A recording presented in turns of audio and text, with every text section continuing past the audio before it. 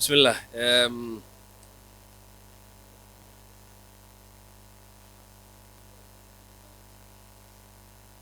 Alhamdulillah wa salatu wa salam ala Rasulillah Muhammad sallallahu alayhi wa sallam. Good morning, so Duwada. I hope you had a restful night. It's day 2 of the AfroAsia Institute for Strategic Studies, Bridging Vision with Strategic Reality, happening here at the Sarova Pan-Africa Hotel. And yesterday we had lengthy but very knowledgeable and informative discussions which are centered around different themes from different speakers. We started off yesterday with the question of sovereignty, territorial integrity, and the question of self-determination. A presentation which was followed by Professor Macharia Munene, who is here with us, the African nationalism in a unipolar setting, and also the regionalization of the conflict in Ethiopia by Professor Mohammed Hassan, who also has a 15-minute virtual clip today on the role of the United Arab Emirates in the Horn of Africa region. And then Dr. Abdel Fattah Ismail Tahir, who talked about the repercussions of the infamous January the 1st Memorandum of Understanding between the federal government of Ethiopia and Somaliland. And also Sheikh Abdurrahman Bashir, who spoke in Somali, but the translation, which centered around the navigation of the geopolitical challenges, Somalia and Djibouti in focus, and also on Ethiopia, an insider's perspective on the past, the present, and the future. Sheikh Abdul Hirsi also talked about Somalia's foreign policy, the need for reorientation, and the principles that underpin and the national interests. So today we are going to be having sets of different speakers again, and in the afternoon we are going to be having a panel session, which 60% will be the opening up of the floors to fill your questions, comments, or queries to that effect. Our first speaker of the day is going to be Milena Bereket, and I'll just give you a brief synopsis of her biography, though this is just a compressed version of it. Milena Bereket is an Eritrean national who was raised in Haifa. It's in occupied Palestine. She has a master's degree from the School of International Service at American University, where her research focused on marginalization of Africa, on international relations theory, and holds a bachelor's degree from Mount Holyoke College. And Milena has over 20 years of field experience as a development and gender specialist. At one point in her career, she was recruited into the World Bank via Junior Professionals Program for Afro-descendants, where she spent 5 years. She has also consulted for various development agencies, including the Africa Development Bank, the IFAD, UNAIDS, the International Labour Organization, and the UNFPA. She's currently based in the Eritrean capital Asmara and is affiliated with the New Africa Institute. And while she comes, I'll call on those who will be disadvantaged. But we are going to be having the live translation. So Zakaria, please provide Sheikh Bashir and the others who might not be in a position to understand the language so that they can follow the live translations that we'll be doing. Any other party that Yakalo Obahan machine translation? I think you, yeah, please raise your hand so that okay, Sheikh Bashir, yeah. And we are going to be having a Somali speaker as well. So, Milena, good morning and welcome. Asante.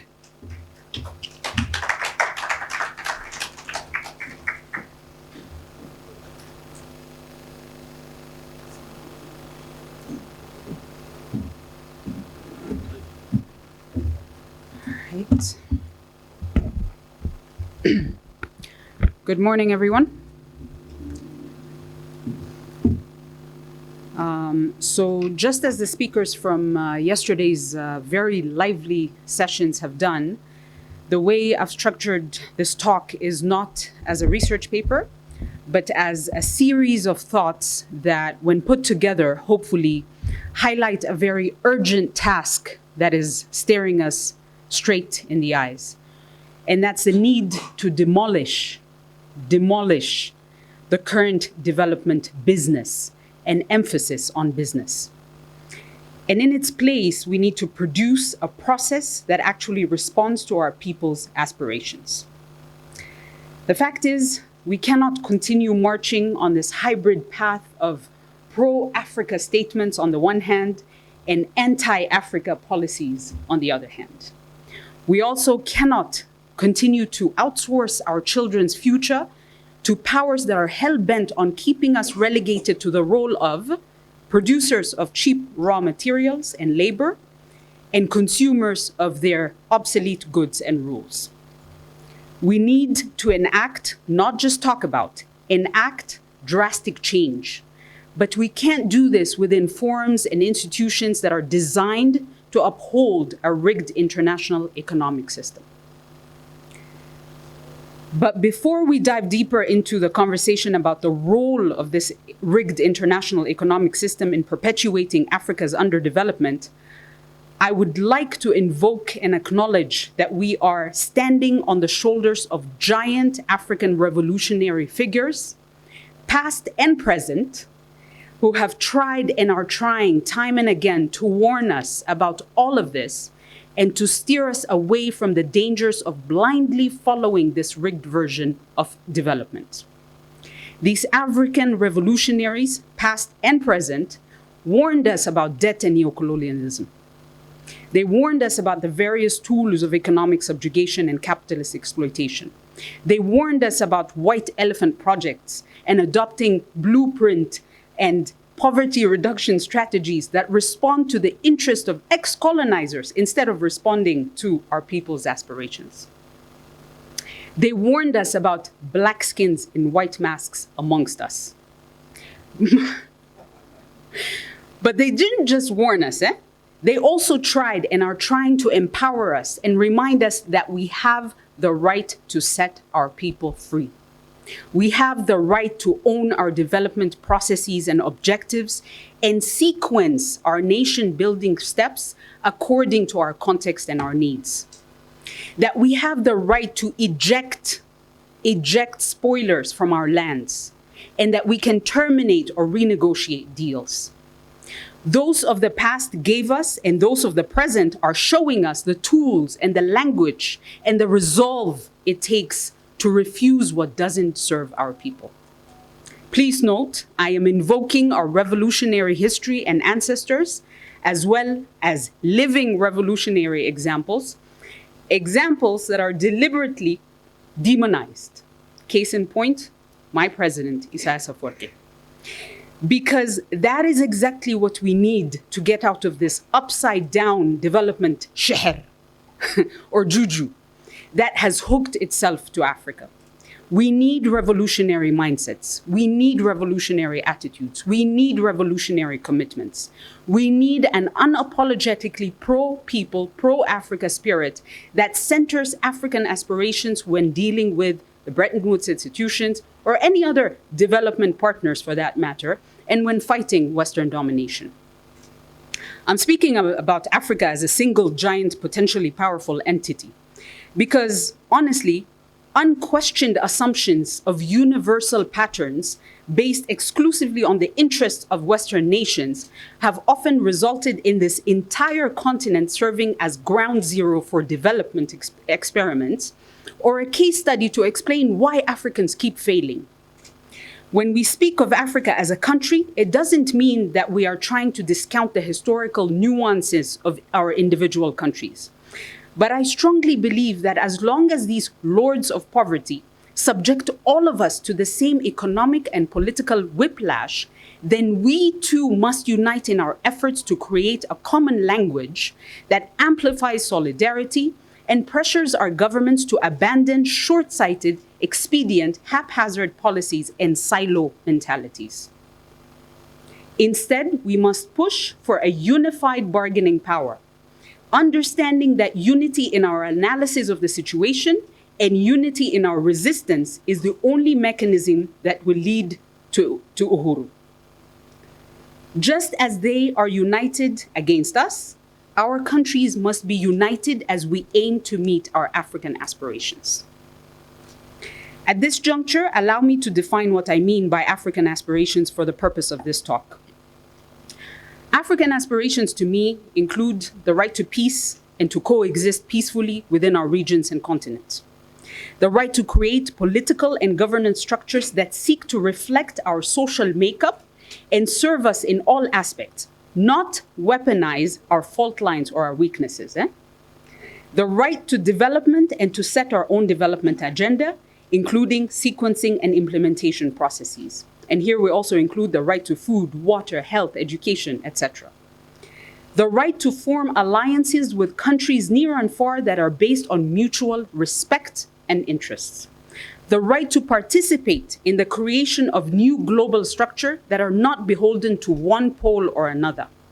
Or the right to occupy our rightful place in existing global spaces and to drive their complete overhaul, not just cosmetic reform. The right to produce and contribute to global knowledge production that forms the basis for setting international norms, rules, and relations. And lastly, the right to anchor all of the above, all of our policy decisions, all of our interactions on the well-being of future generations. I don't claim that this is a comprehensive list of our aspirations, but at least it's a starting point for examining Africa's status in the world and how the current global environment supports it in its quest to attaining these aspirations. I must now say that the gatherings such as this one and the launch of AfroAsia Institute couldn't happen at a more opportune time. It is a testament that in spite of the many attempts to gag our revolutionary heroes, whether through assassination, sabotage, demonization, their spirit remains resilient and it keeps manifesting itself through our understanding, through our recurring realization that things are not okay in Africa. And in many, many parts, things are not okay because the development and financial landscape that Africa was thrust onto at independence and finds itself navigating today was not created by it, for it, or even with it in mind. And almost 7 decades later, we're unable to extricate our people from this hoodwinking landscape and build a truly meaningful, Africa-focused, Africa-centered alternative. As far as the current global economic architecture is concerned, the fact is, we were never consulted about its rules. Never. Let alone consulted. Africans weren't even considered humans worthy of respect or rights at the time when these rules were written. And yet, they've bolted these rules to our doorsteps, and we've been forced to obey them ever since. And you know what happens to a country or a leadership that actually says, wait a minute, these rules are not actually working for my people? Democracy finds them. And you know what I mean by democracy finds them, right? Exactly. The international economic system and the system is within which Bretton Woods institutions function is rigged. And it's rigged in favor of yesterday's colonizers. And it's there to maintain, albeit in a very politically correct language, the exact same systems of exploitation and subjugation that existed during colonialism. Furthermore, the racist mentality that drives these systems is the exact same racist mentality that just a short while ago was perfectly fine with apartheid, Jim Crow laws, lynching, colonialism, and of course, enslavement of our ancestors. Knowing all of this, one would not be faulted to think that these organizations that function as the proprietors, the sole proprietors of development knowledge, are actually tools of imperialism. They don't work for us, ladies and gentlemen, because they weren't designed to work for us. And so the African condition that this system of continued economic exploitation has caused, with the help of its very obedient African comprador class, leads one to conclude that as long as we continue to shy away from having revolutionary attitudes when we deal with these bad Samaritans is a concept that I borrowed from Ha-Joon Chang, a former economist, then in 25, 50, 100 years, we'll still be talking about the same stuff and the same challenges. We'll be in the same or even worse position relative to Africa's potential and relative to Africa's aspirations. When thinking about the role of Bretton Woods institutions in its relentless underdevelopment cycle of Africa, we must always remember that in July 1944, when America invited its allies to a place called Bretton Woods in New Hampshire, African countries were still under colonialism. And there was a ruthless system of primitive accumulation in place that was designed to siphon off raw material and resources from our lands, the periphery, and create piles and piles of surplus in their countries, the core. We must also remember that the Articles of Agreement that later formed the World Bank and the IMF are based on pre-written plans that the British and the American came to the meeting with. The other countries at the meeting didn't have much input. We must also remember that these same powers who preach democracy and accountability to us run these mafia institutions in the most unaccountable fashion, with the US always ruling the World Bank and the Europeans always ruling the IMF, both through what they called a gentleman's agreement back in those days. When Africa was eventually inserted into the conversation, the IMF and the World Bank didn't actually change to meet its needs. They acted to maintain the economic subordination of African colonies that were now declared independent to Western monopoly capitalism and geopolitical maneuvers. They promoted their own corporate interests over African national interests. They enforced policies that cemented neoliberalism and ensured the corporate capture of development processes across the continent. And we all know the horrific results of structural adjustment programs of the 80s and the development blueprints that were shoved down African throats based on the Washington Consensus. All of this with absolutely no regard for national objectives and strategies. These bad Samaritans kept showing up at our doorstep with advice and loan in one hand and cold-blooded conditionalities in the other hand. Mind you, conditionalities that they themselves did not enact when they embarked on the journey of nation building. Liberalize your trade, drop all tariffs, privatize everything, including basic human services, health, education, water. Trim your public sector bare bones. Open your markets. Forget about protecting your industries. In fact, why even think about creating industries? No. Just give us your raw material at dirt cheap price and we will shower you with finished goods. You want to build roads? No problem. We will give you loans that you will spend generations to service. They didn't tell us that we will spend generations to service, but this is how it worked. Mind you, these loans that they gave us and continue to give us are in reality made up of our own money. I really need you to understand this. They are made up of our own money, meaning they're not giving us anything, but our own wealth back to us, now calling it loans and grants and whatnot. How? Remember the exorbitant amounts of surplus that they accumulated while we were colonized? That's what I'm talking about.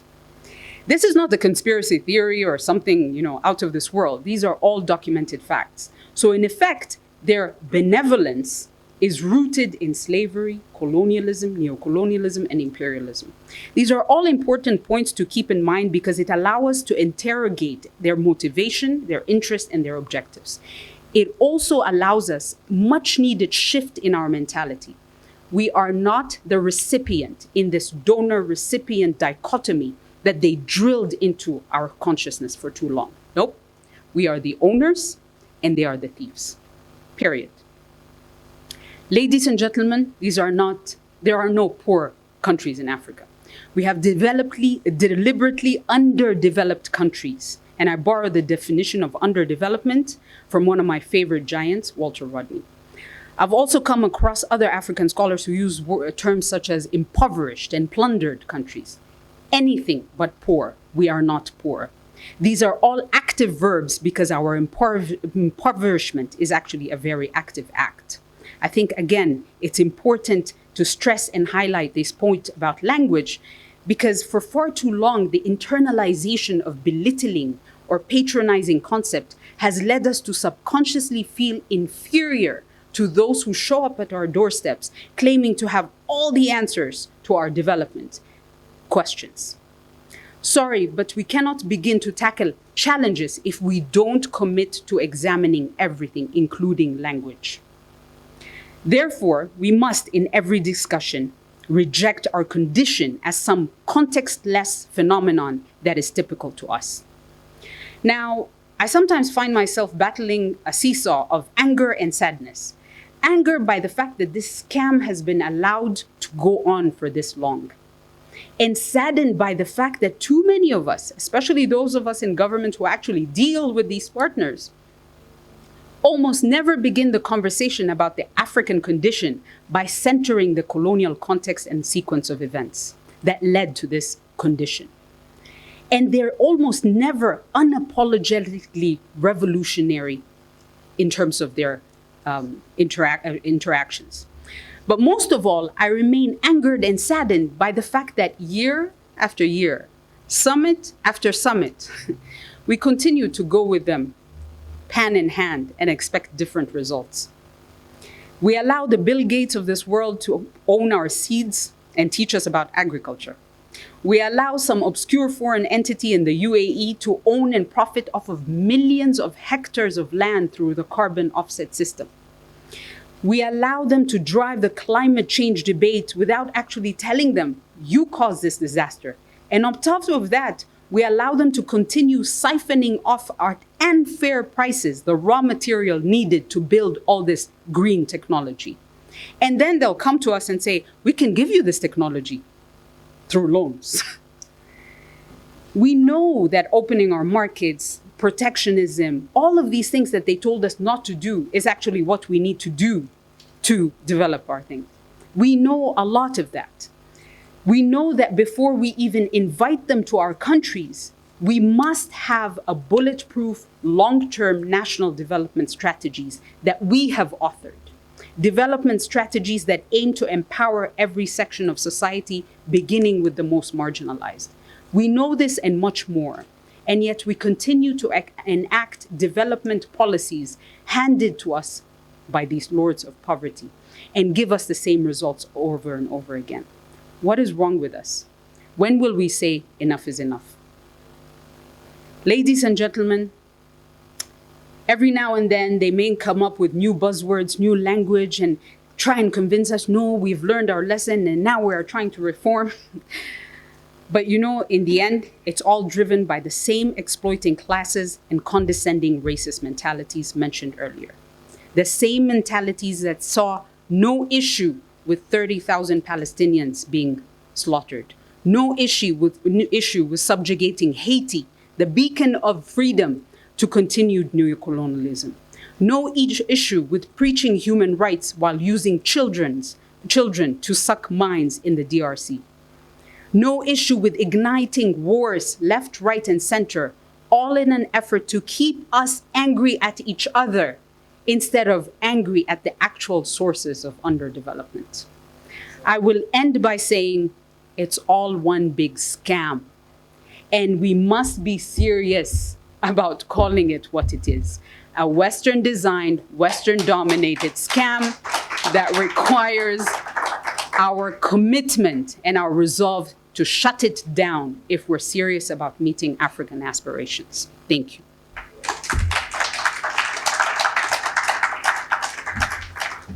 Thank you, Milena. And starting off on a good note, because the time is of essence. In that light, and the roles she talked about of foreign actors will line up with a virtual video from which is 15 minutes. Then I welcome the Right Honorable Prime Minister after that, so that he can make his presentation, and then also get the account of the other speakers who will be here with us, including my sister here, Honorable Farah, also Ahmed Hashi. You'll all be here for your presentations. But up next is this video, because Professor Mohammed Hassan yesterday talked about the regionalization of the conflict in Ethiopia. This, a 15-minute video, will be on the role of the United Arab Emirates in the Horn of Africa region and the consequences. He's a professor, historian, and authoritative figure on the formation of the modern Ethiopian state. Mohammed is a seasoned diplomat who served as the Ethiopian ambassador to the EU, which is based in Brussels, in Belgium. Professor Mohammed quit his ambassadorial position in protest of the TPLF administration, who he felt had become tools of imperialism for their expansionist role in the Horn of Africa region. Dear brothers and sisters and comrades, I was asked to contribute to this conference with the title, The New Role of United Arab Emirates in Our Region.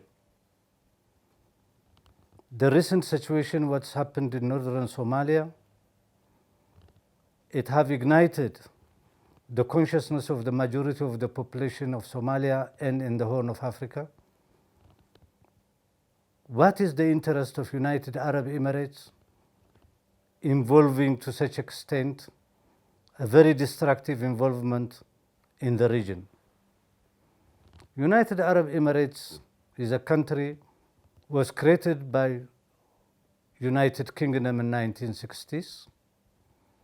By 1970s, because wealth is discovered and became gradually a rich country because of the oil, and the leadership at that moment existed was bin Zayed, a traditional conscious man, to a certain extent a very wise man, who have understood United Arab Emirates must live with its neighborhood in peace and cooperation.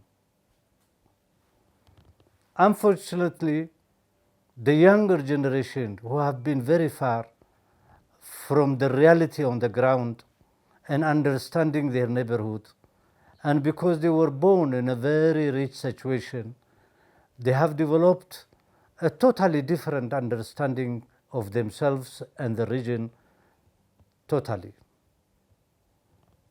The one who's leading now United Arab Emirates, he became the Nero of United Arab Emirates.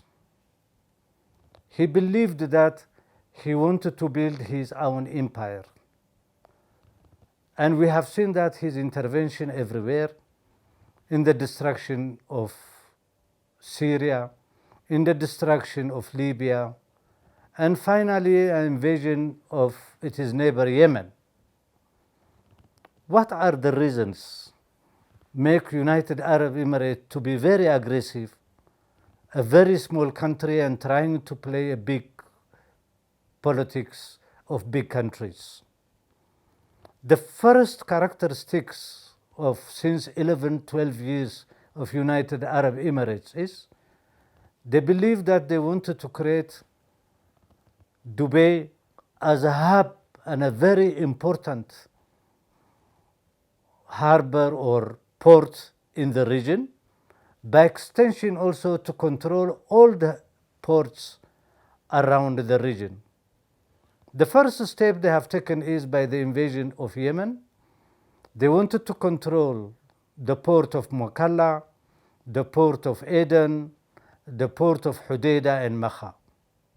By extension also, several years back, they went and made a contract with the Djibouti government to invest in the port of Djibouti. Later on, this agreement came and they were chased away from Djibouti. Even though they wanted to court and the court decided in their favor that Djibouti have to pay, their assumption and their logic is they wanted to control all the harbors from Port Sudan until Kismayo and Yemeni harbor, and to connect it, harbor when I say is the ports, to connect it with Dubai, and Dubai to be the hub of all these harbors. I think they have read their book wrongly. Dubai didn't exist when Aden, the South Yemen, when it was a colony of Great Britain, when Britain controlled Aden in 1839, understanding one day the Suez Canal will be opened and the British took over from the French the Suez Canal to protect their jowl, their colony, India. And they have taken Aden in 1839 as a fueling station. But gradually Aden became one of the most important ports, whereby, like Dubai now, it was a known shopping center. I think the leader of United Arab Emirates, he wants to bring Aden to Dubai and dominate the region. This is one of their strategies. To dominate the ports in the region, they wanted through destabilization, not through cooperation. It is possible to cooperate and to deal in a business-like relationship, but they opted destabilization and overthrowing the governments and interfering in the sovereign nation's internal affair. By extension now, United Arab Emirates have also put in their pocket the Prime Minister of Ethiopia, Dr. Abiy. By extension, another force which is contending against the government of Sudan, the Rapid Deployment Force Hameti, he is also in their pocket. The third is also they have influenced and the control is Chad. By extension also, they have also a strong relationship with General Haftar. General Haftar, he was one of the POWs who have been captured in the time of the war between Libya and Chad. In the time of Hussein Habre and Idris Deby as his vice, they defeated the Libyan troops and captured more than 3,000 officers and soldiers, Libyans. And Hussein Habre sold it to United States, to Reagan. They brought them first to Kenya. From there, they took them to Latin America and they kept them. Imperialism thinks a little bit further, hoping one day to use them, and they have used them in Libya. General Haftar now, he controls part of Libya, and he is subsidized also by United Arab Emirates. For this case is that it angered their policy of destabilization inside Libya. Recently, the Algerian government have stopped all economic and diplomatic relationship with United Arab Emirates. The second factor of United Arab Emirates is stealing African gold. Their major concept is the smuggled African gold. To give you one example, that by supporting Hameti, and Hameti dominating a gold mine in Darfur, almost more than 90 tons of gold of Sudan was smuggled to United Arab Emirates. At this particular time, a lot of gold smuggled from Zimbabwe and a lot of other African countries and was smuggled to United Arab Emirates. The recent development in United Arab Emirates' economic appetite, United Arab Emirates had built one of the most sophisticated gold refinery. So United Arab Emirates is embarking on the looting of African gold, and to achieve that, it supports destabilization in the African continent and in a lot of other countries. Unfortunately, Dr. Abiy of Ethiopia, for not understanding, cutting and destroying all its relationship within Ethiopia and its neighbors, now it became a protege of United Arab Emirates. And of course, they have understood and studied him, their psychology, by throw for him little alms, what the Arabs call sadaqah, and they have understood him, and they bought him to be part of their project, like the project of Sudan and Chad, and like Libya, Haftar. I do believe that the people of the Horn of Africa, they will be conscious and they will understand. And I do believe that this theft and Nehru craziness, one day it will awake the people and the intelligentsia of our brothers of United Arab Emirates people. And I'm sure that this craziness one day will be stopped. It will not bring any solution to the people of United Arab Emirates. This is a pure theft, and it wants to create an antagonism and hate among the different peoples of the region. I salute the people of United Arab Emirates. I salute the wise, the far-sighted intellectuals of United Arab Emirates who wants a democratic situation in their country, in a country was ruled by one man, where there is no constitution, where there is no election, where there is no any legitimate criteria to rule, and while the population's money is used and abused for one individual ambition. For this, I advise the Prime Minister of Ethiopia to rethink and not to fall in the trap because the small money they give him.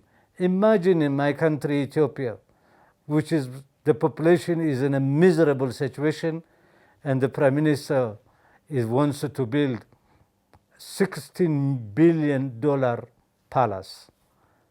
Just before I came to Nairobi, in Belgium, the popular press of the Dutch-speaking, it published a very big article by putting the picture of Dr. Abiy.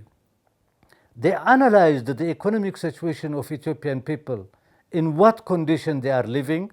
They put his picture in the article, and they said that this man, he wants to build a palace of 9 billion euro. Now, for the fourth day, they are writing continuously.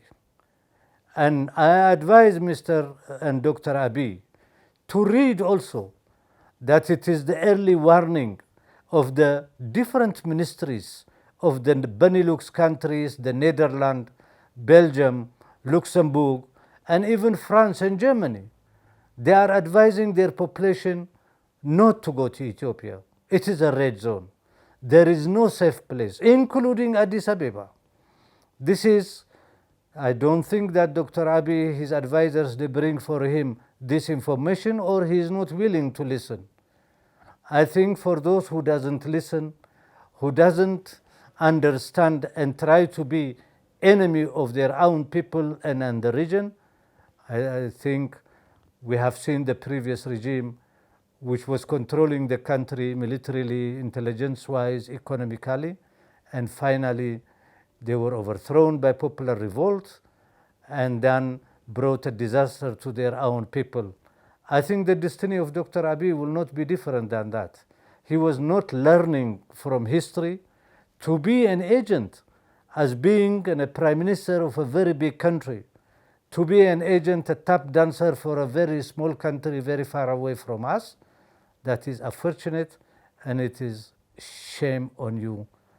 This is my contribution to my brothers, to AfroAsia Think Tank Institute, that it is we have to do further studies on this, what the Arab call it in their word, التمدد العماراتي, the Emirates expansion, for how long it go. One forgets and the advice of a prominent Kuwaiti intellectual who have given a speech in one of Arab television. He says that being small to try to play a role as a big one is a disaster, he said. Kuwait at one time, it felt that she was very strong and a big one, and it played and danced a very wrong tango, and we paid the Kuwaiti people the price, and everybody understand what does it mean, the price of 1990. I advise the intellectuals and democratic forces, our brothers, sisters in the United Arab Emirates, to think twice that they have already created enmity and antagonism with them and the Yemeni people. I hope also now they are inciting and creating antagonism between them and the Somali people, and further by extension also between them and the Ethiopian people. They should be very careful, and they should think about it, and they should do something about it. And I thank everybody for inviting me, and particularly Professor Abdul Wahab. I wish you all the best. Continue, and I think time, if we work very hard, I see the end of the tunnel. There will be a light. We should not be frustrated. We should be strong. We should reach to our young people. We should give guidance. And I'm sure we have a lot of clever young people who can learn very fast, who can understand very fast, wherever it is, whether they are in diaspora or in our respective countries. And thank you very much. Professor Mohammed Hassan, that brings to an end his presentation on the role of the UAE in the Horn of Africa region. Next up is Professor Ali Mohammed Gedi, the Right Honorable former Prime Minister of the Republic of Somalia. Between 2008 and now, he studies and researches on the formation of political parties and setup of a democracy and multi-party system in Somalia. He is the founder and promoter of the Somalia Patriotic Party, SPP, and its establishment together with other members of the society. He is also a political commentator and consultant on the protracted crisis in Somalia, while compiling experiences and lessons learned in politics, security, peace, and stability, and also the reconciliation process, as well as the demonstration of democratization of Somalia and throughout the region.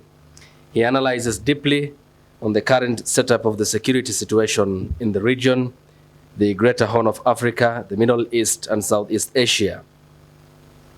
He also did research on the increased piracy and terrorism activities in the Gulf of Aden and the Indian Ocean. He was the Prime Minister between 2004 and 2007 during the transitional federal government of the Republic of Somalia, during which he undertook the hard task to revive from scratch an administration and governance system that for many years was not stable following the collapse of the central government in Somalia. Between 2016 and now, he is advisor to institutions in Somalia and stakeholders through public and private partnership in political, socio-economic, and cultural sectors. He is the founder as well and leader of the political party, as I have mentioned, to enhance multi-party democracy, inclusivity, and the path to democracy.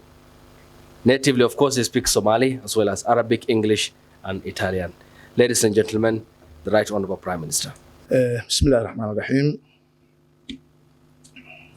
Excellencies, distinguished guests and delegates, experts from across our region, Assalamu alaikum and good morning.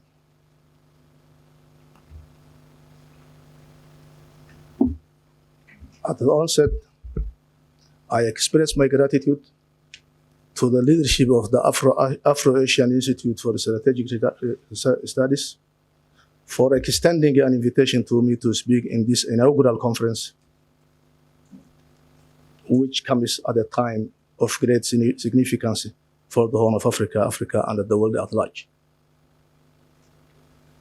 Ladies and gentlemen, my topic is economic dependence, resource and raw material contestation in the Horn of Africa. And it is not only the Horn of Africa, but it is all Africa in general. There are questions to be thrown to the audience. In Africa, do we have political independence? Do we have economic independence? Yes, we have political independence because the African countries are members of the United Nations and other organizations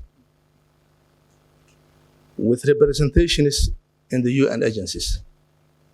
But it is not enough, in my opinion.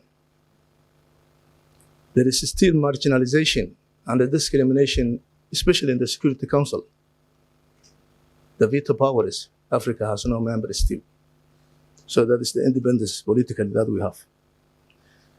Economically, here the title of the topic is economic dependence. We still depend on the West. I want to throw one good example, and many speakers emphasized it yesterday. By training, I'm a livestock expert. In Somalia and in the region at large, we believe that we sell meat to the Gulf states and elsewhere. We believe that we sell meat to them, but we are giving it for free other four products, byproducts from the livestock sector. The bones of the livestock and the horns of the cattle are manufactured, and the cups we are having with tea and coffee and the dishes are made of it, those byproducts.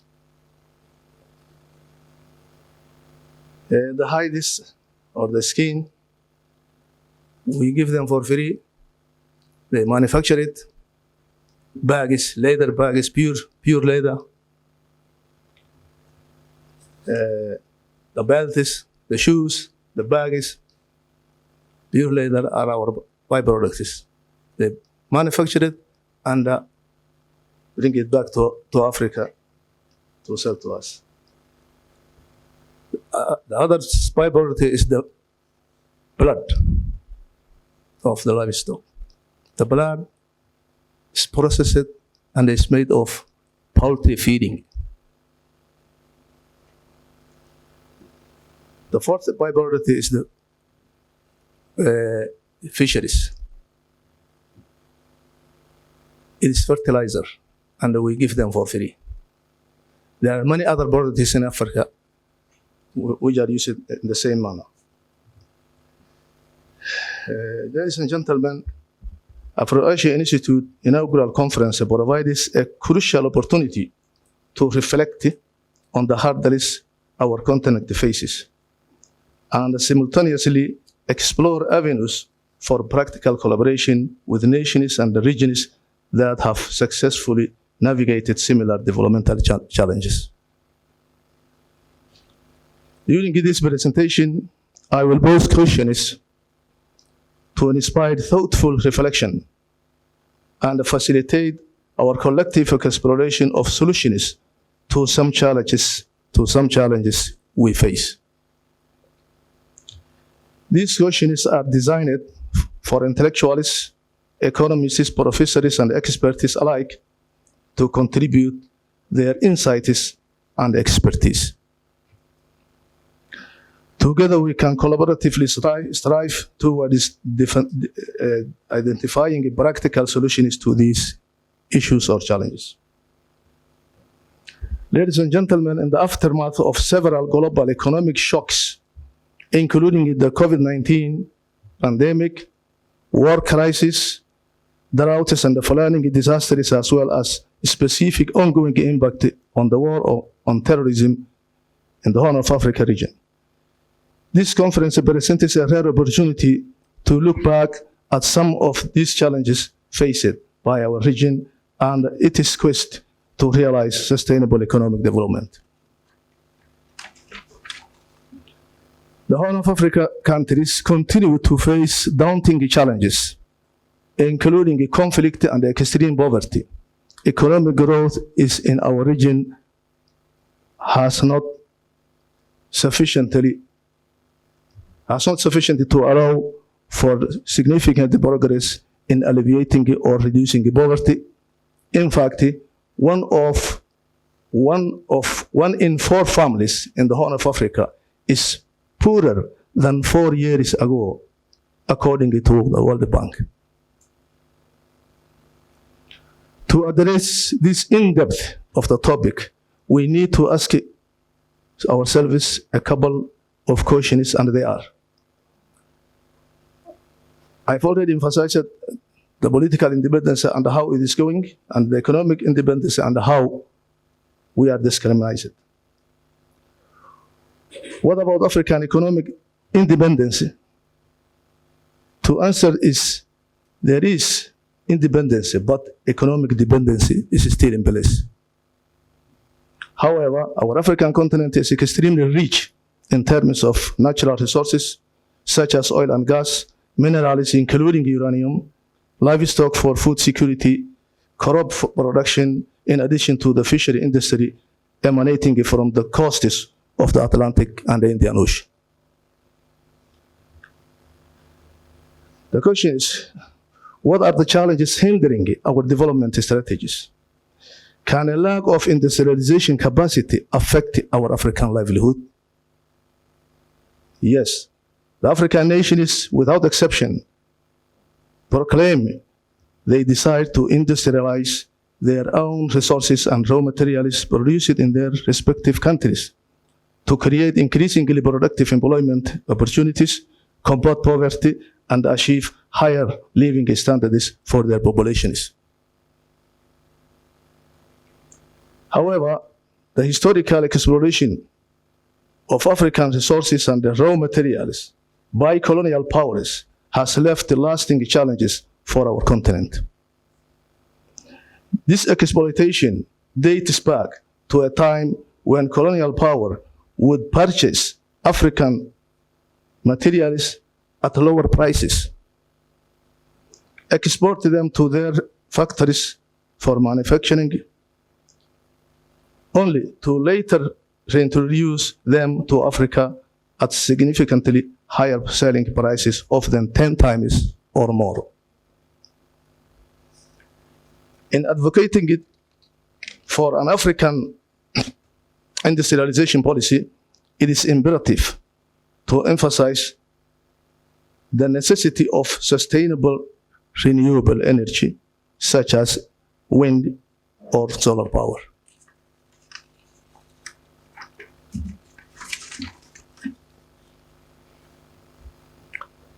Cheap energy is essential for manufacturing our products in Africa. Consider this scenario. To industrialize our resources and raw materials, it necessitates factories or manufacturing plants.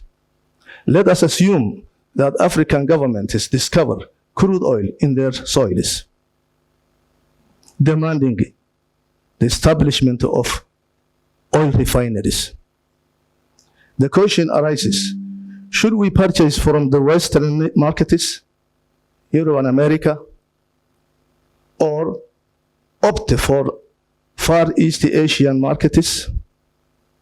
Let us compare. Another factor is sea and air transportation, marketing, and the travel routes challenges in Africa. Industrialization in our continent requires addressing challenges in sea and air transportation, marketing, and the travel routes. For instance, shipping routes from the Horn of Africa coasts to the Far East Asian ports often go through the United Arab Emirates, posing logistical challenges that need exploration. The answer lies with the experts in this conference. Why? We cannot ship directly from our ports to the Far East Asia, to India and Indonesia and Malaysia. Furthermore, the resources available for the governments in the region to support their populations continue to be squeezed by rising debt service costs, while access to traditional financing remains highly constrained. Almost all of the countries in the Horn of Africa, and Africa in general, are in some form of extended credit arrangement with the IMF or the World Bank, because they have balance of payment problems. This explains we are living beyond our means and getting deeper into debt, which indicates a need for sustainable financial practices.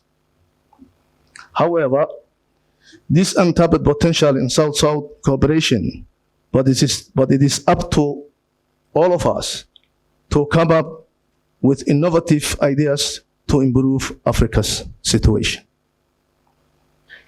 The launch of this AfroAsia Institute for Strategic Studies is an important milestone in promoting collaboration and the dialogue between African scholars and experts. This platform will empower us to direct our efforts towards research programs that enable our governments and the private sector to raise global awareness. The focus will be on guiding the world to recognize Africa's crucial role in global food security, emphasizing that Western world relies on Africa for food security and not the other way around. This institute will serve as a platform for policymakers, business leaders, and civil society organizations from the Horn of Africa region to come together and address key strategic issues.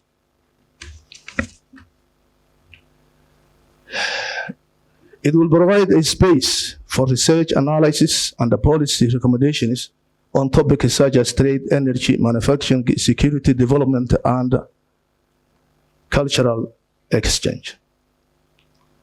The Institute's launch signifies a commitment to deepening the relationship and the collaboration between Africa and Asia, fostering greater understanding and promoting cooperation between the two regions.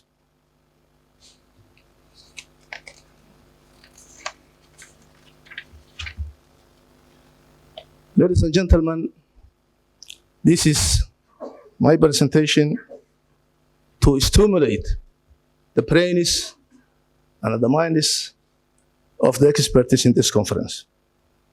Finally, I look forward to the outcome and the deliberations of the 2 days of a serious exchange of ideas with the aim of building a better future for our African continent. In conclusion, I support and encourage the presentations and the papers of yesterday and how Ayub, that young leader, guided us. Dr. Mirena repeatedly said, African aspirationists. We need African aspirationists in order to win the game. Thank you very much. Thank you, Right Honorable Prime Minister. Much appreciated for putting the effort to make the presentation and for the timely presentation that you have made here, knowing that we are going to be having other speakers as well. So we stay strict to the timelines that have been provided, which is 15 minutes to be exact. Next up is Honorable Farah Maalim. He is a veteran lawmaker, the current MP Dadaab constituency, former Deputy Speaker of the National Assembly, Kenya, during the Grand Coalition government, MP Lagdera constituency at some point, regional opinion shaper who has worked to promote a more peaceful and prosperous Horn of Africa and wider East Africa. He will be talking about the topic which is very, very sensitive, talks about the new scramble for African resources and the length scale so far to protect the resources, dignity, and preservation of the same. Karibu. Thank you. I'm glad some of the foremost commentators on these things in our country, in many different fora, are here, both Professor Macharia and my good old friend Hassan. A scramble for African resources. The length that was scaled to protect national dignity and preservation. The catchword is scramble, African natural resources, the dignity and the protection of the dignity and the preservation, I hope, of that dignity. The scramble for African resources started hundreds of years back, very many hundreds of years back. And it was in every sense the resources, including the human resources.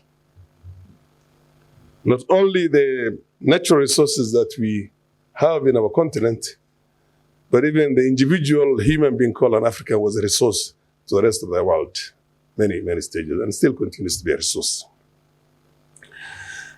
And what are the resources we are talking about right now, the natural resources, aside from the human resource? We're talking about minerals. We're talking about lands. We're talking about our forests, which have been for the longest some of the best rainforests in the globe. The timber, the rubber. You have to understand one of the very first things to be extracted from Africa is rubber in Liberia and Sierra Leone. You're talking about the marine wealth, the fish wealth. We're talking about the ports, because for those of you who probably do have a very scanty knowledge of the history of this part of the world, the Mogadishu port is called Banadir. Banadir comes from the Arab word or the Persian word Bandar. And Bandar is a port. So this was the land of the ports, all the way from Berbera, Kilwa, Bagamoyo, all the way to Beira, and the rest of them. So we have had those resources for the longest. We have had functioning resources of that nature for hundreds of years, since, of course, in the past. And then there's the paradox of the plenty. When you have a lot of things, you have a problem in how you manage them. And then there is the resource curse. When you have resources, the resources also have issues that they come with them. The exploitation, the rent-seeking elite, the corruption, the contestation between the different communities that have access, or those who do not have access to the resources. So resource curse refers to situations in which some countries have natural resources that generate a lot of income, but the income does not generate corresponding growth in the economy, but stagnation, destruction of the environment, and violent conflicts. I think the Niger Delta, it's called the Niger Delta? The Delta in Nigeria, where Ken Saro-Wiwa came from, is one of those ones. To give you an example, Nigeria has been a major oil exporter since 1965. In less than 30 years, the Nigerian oil revenue has tripled or quadrupled or gone tenfold. It has increased tenfold, but its overall per capita income has stagnated. Poverty has more than tripled over the same period of year. Nigeria, in addition to that, also boasts the biggest number of millionaires in dollars in the continent of Africa.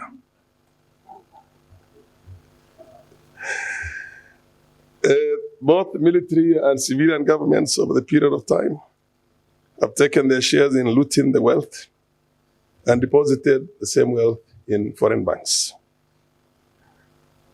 Whereas we have this replicated in many countries in the continent, there are few cases that you can be proud of.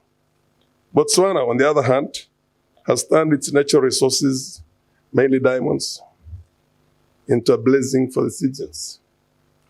Botswana has the second highest per capita expenditure on education and has enjoyed the globe's second highest growth rate since 1965. A nation of only 1 million people. Botswana's GDP per capita is 10 times that of Nigeria. Of course, there are other countries that have also had these natural resources, and it has not turned out to be a curse for them. UAE is one country I have in mind. They have used it very well. So much so that it has become a superpower right now that threatens the whole continent and the whole world, because UAE has turned its natural resources income into a powerful blessings. It's minimal. It's got one of the least debts in the world. Inflation is very low, and an exceptional social welfare, and benefits its own citizenry. Now, The failure of natural resource wealth to lead to the expected economic growth and development impacts has impacted negatively into the traditional historical modes of sustenance or mainstay of economies in those different countries. For example, Africa, in its own humble way, was pretty much an agricultural continent. Whether it is livestock, as the Prime Minister was telling us, or it is the subsistence agriculture, we had those ones. But the moment you get these blessings, people abandon that. And this additional windfall itself is not used to develop other sectors of the economy, like industry, like powerful infrastructures in other areas, energy and the rest of it. So it creates the rent-seeking elites who are more preoccupied with accumulation and consumption as opposed to putting energies into industrialization, production of service developments. This is where the problem is. Public expenditure, whenever you get these natural resources, the tendency is that the government's budget increases and triples and keeps on going up. And clearly, to meet the gas or oil windfall, and then social tensions between the different contestants on that. That's why how you end up with coups and counter-coups and ethnic problems and all those rivalries. The only thing is that when a country is resource rich and those resources by and large are plugged into the what do you call the pipes of the traditional dominators of that. I'm talking about the West. You gave it a collective name. What did you call it? Unipolar, yes, that collective. They make sure that those tensions do not go out of hand. For example, you'll never see a very powerful tension in a country like Angola because they have that oil there. Nigeria will have all sorts of tensions, but at the same time, the system will not collapse because the companies are there, Shell and Chevron and God knows all the rest of them are there. So then there's, of course, this always simmering things. In countries like Angola, Chad, Equatorial Guinea, Gabon, and Nigeria, oil revenues now account for over 50% of the ordinary government revenue. Over 50% of the ordinary government revenue. And when you look at your own country still, that tells you that the traditional mainstays of the economy itself, other production areas, are losing at the expense. The more you get this windfall oil, which is free, the less you concentrate on other sectors of the economy, and basically that's what happens. Lately, to some extent, because of conditionalities, as they put it, they maybe they'll end up having more reserves in Western capitals. They will end up reducing on their own debt, what do you call the debt itself, total debts, and other things. But when you look at the serious efforts to invest that and to make certain powerful changes domestically to create other sectors of the economy to compensate for that, they don't do it.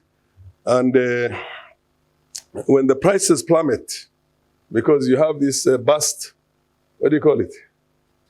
You have between the boom and the bust.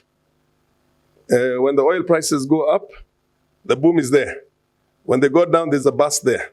So that bust, again, the country suddenly becomes a very poor third world banana state, and you can see that in the streets of all those capitals. They face those consequences, and then there's always going to be some fiscal imprudence to try and compensate for that, and you have problems in that.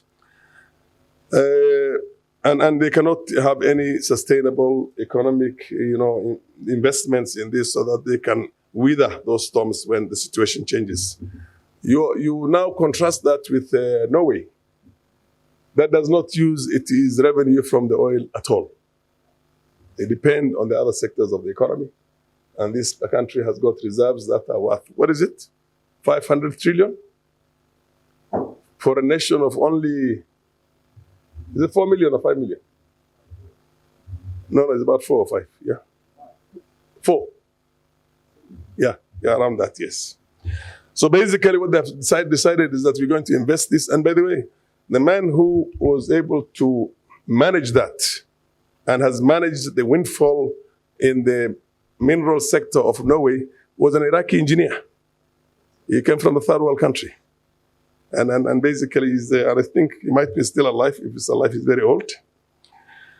So the best policies that some countries, African countries, have been able to do to achieve, well, a little bit to, Now, the other thing that we have to look at is that our natural resources traditionally were taken by the former colonialists, by the former imperialists. But who are the ones who are taking now the resources, the mineral resources of the African continent, or the scramble, who are doing it right now? China, India, South Korea, name another country. That's where it's going right now. And basically, as Professor Wainaina has put it yesterday, when you have not prepared your leaders very well, and there's always has to be a contract on some of these things, and they deal with institutional frameworks that essentially have been worked on very well by very well educated, very well experienced, very well trained and prepared people, and you have only the president to give the nod and give an answer to that. Always those contracts are lopsided, so we end up losing it. China, India, South Korea, to some extent Malaysia, have lately emerged as major trading partners of our continent. India's imports from Africa are mainly minerals, just minerals, raw materials, no value addition. Minerals, they also include occasionally some small things like coffee or cotton. In the case, of course, cotton is still a raw material. Even the coffee, for information, will most likely be taken to those places in the form of a bean, coffee beans, so that the processing is done, the value addition is done, the grinding, the roasting, and all that is done there. The major trading partners of those countries that are very rich in minerals. Nigeria, South Africa, Angola, Egypt, Algeria, and Morocco account for 90% of the trade between of the continent's trade between India and the African continent, over 90%. And you're talking about close to 100 billion. It's 98 billion right now is the trade. So it's all in the form of raw materials that essentially, Morocco, I think, has been a little bit of an exception in this case, and South Africa, because there's a company that is doing the phosphates, am I right? There's a company in India that has been largely acquired up to 60% by Moroccan interests that basically produces those, processes that phosphates and then sells it into the market. In South Africa, because of the traditional, the Indian communities hold on the Anglophone sub-Saharan Africa in terms of business. Kenya, Uganda, Tanzania, South Africa, Malawi, all those ones. There's always been a powerful Indian class that essentially is still doing that. They're still ending up with investments in big families in South Africa that also have some serious investments in India. So in a way, and that is something called, what do you call that? Transfer billing. Transfer billing. Transfer billing is when you have two companies in two places, both are owned by the same family. So to avoid taxes in one, you bill less, and you do it vice versa, depending on exactly how you want to increase on your. So India right now, 20% of India's crude oil now comes from Africa, and I emphasize the word crude oil. Now the question that I ask myself is that why can't we process it and send it in the form of processed oil? We can do that. And that is basically what it is. Not only crude oil, and that accounts for from 0% in 2005, 0% in terms of some of these things, because the Indian economy has more or less literally leapfrogged for the last 20 years. Crude oil now is 60% of India's imports from there. And gold accounts for about 15%. Phosphoric acid, because of what I told you about the phosphates, is about 3.8. You have the LNG, the liquefied gas. Yeah, gas also, yes. Also accounts for something. And then the most interesting part of it, shelled cashew nuts. Now you ask yourself, why do we have to export cashew nuts in a form of raw, not processed, shelled cashew nuts? which means they go and get processed in that area up there. And the same also goes when you go to Indian exports into Africa. I mean, to try and create some kind of a trade balance, because they insist on having that trade balance so that there's no deficit. What do they export in here? Healthcare, owned by Indian firms. Pharmaceuticals, which of course they bring into the country. Their own textiles. So basically you are making room for their own finished products. Their own industries have already processed them and they come in here. Basically take the money. Automobiles, Tata. Service sector, the IT. You see what I mean? The IT, they're the best in IT here. And when they come to do the IT here, they create their own infrastructure here. Africa has made it so easy for foreigners to come from anywhere and set up a company in less than a day. And the next thing you know is that they are competing with your own, budding. Ordinarily, in any economy, there's always, particularly a growing economy, they have to have certain positive discrimination for your own locals so that they can be developed and they can come up. And then immediately the Indian experts who are doing business with the US and everyone will come in here and compete with you. So your own, technocrats and your own small startup firms on that have no chance. Have no chance. So, and then when it comes to infrastructure also, they build up roads, they put up power stations. So they take the foreign exchange from here. So that way, we are there. And I'll just give you one thing that happened in 2009. There was the India-Africa Hydrocarbons Conference. India-Africa Hydrocarbons Conference. And the things the areas that were identified were 5 for cooperation between the African continent and India. And incidentally, although Milena says that let us have our own collective bargain and call ourselves Africa, because they are also the other side, and I agree with her entirely. And most of these big economies also see individual African countries as being too small to deal with. That's why they call 50 African heads of states to come and sit with them. And they have only one prime minister from India, or maybe one, whatever, I don't know what you call the Chinese one. Is there a prime minister or a president? Yeah, and then the rest of it, or the US or UK, and 50 of them line up there for photo opportunities. But then, let me tell you, they identified 5 areas to have cooperation with Africa. Buying more crude oil from Africa, number 1. Investing more in upstream opportunities. Upstream essentially means, upstream and downstream in the oil sector. Investing more in the upstream. Upstream is the importation of that same finished product.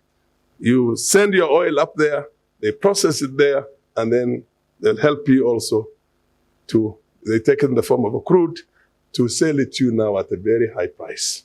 That's the upstream. The downstream is, of course, the petrol stations and the rest of it here. So investing in upstream opportunities, exploring opportunities to source more liquefied natural gas. To do the prospecting and also to go into contracts, you're not only prospect, and basically to get those liquefied natural gas out of the sea, what do you call shell, the shelf, or get it out. But then basically that's another area they need so much of it because it's a growing economy and they need these raw materials. Then making available, number 4, making available Indian skills, talent, and technology. That's what we take back. And that is not given to you in the form of, say, we are going to bring our own skilled, what they call technocrats, to go and train your people in institutions of higher learning, in technical colleges, in polytechnics. No. They will come in, basically, as part of that investment process. They're coming in, basically, you create those markets for them, making available skills and talent and technology in a cost-effective way for the benefit of Africans, and then saying supporting community development programs in Africa. When you see Kaloska, I'm sure you've seen Kaloska. You know Kaloska? Kaloska is a very powerful multinational Indian company that manufactures pumps up there. And basically that is literally selling it to all the irrigation schemes in the third world countries. But they're there to show you that the community, we're working with the community. It's got something called corporate social responsibility. So when they talk about communities, is that tokenism? You know that tokenism, yeah? To ensure inclusive growth. Like I told you, the bilateral trade with India was 98 billion. Bigger than any trade they have with any other, not with the Europeans. And this is how it is. Now, when you look at the foreign direct investment, and there is a reciprocal process in here. The biggest foreign direct investment from Africa to India, you'll be surprised. So when I talk like that, you'll all get excited and say, oh my God, so we're investing in India. It's $64.17 billion. But it's 64 point something plus 137 and 112 billion dollars. It's 64.17 and then 137 million and then 112 million. But that $64 billion is Mauritius, which is another African Indian island. They have the capacity, because it's another Singapore. Mauritius is literally the richest when it comes to the African continent, per capita and growth and everything else. But they have that reciprocal because it's the same ethnic Indians. Indians are very territorial. They will only deal with fellow Indians. And then the only other ones who have done investments from Africa, FDI, to India itself, is South Africa, which I told you because of the Indian hold also on the South African economy. And this is the same South African Indians. And the other one, of course, which is the only genuine one, $137 is actually $1 million, is the one of Morocco. Morocco has got a functioning, a very powerful, and a very profitable phosphorus, industry in India. China, much bigger.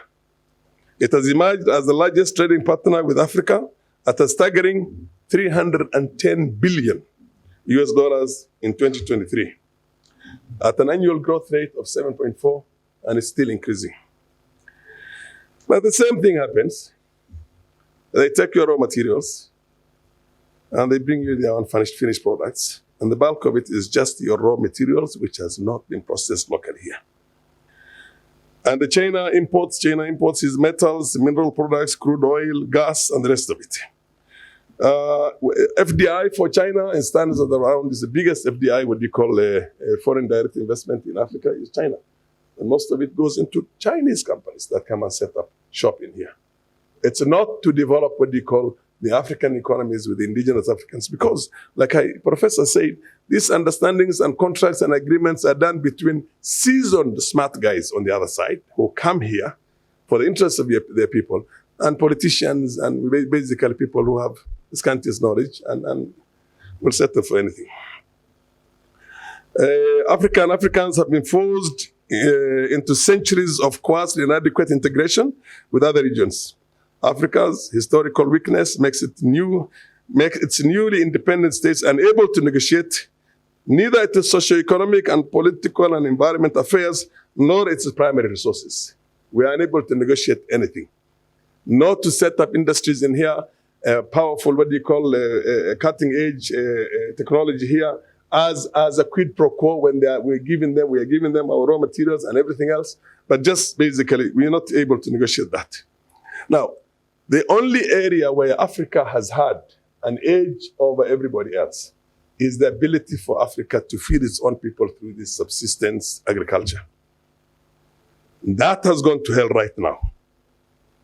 And what is going to happen is that Africa's agricultural land are up for grabs by more advanced, wealthier nations. The claims that Africa has vast tracts of idle agricultural land is another exploitative justification to acquire our lands and take them for long-term lease or buy them outright. So basically, the only thing our people could do was to engage in agriculture, because that is an area that we don't need to have a lot of technology. Even that's been taken over. As you're talking today, American firms, multinational corporations, have already leased on a long-term basis 4.33 million hectares of African land. Another raw material. UAE, 2.79 million hectares. Saudi Arabia, 1.307 million hectares. UK, 1.1 million. India, 838 million hectares.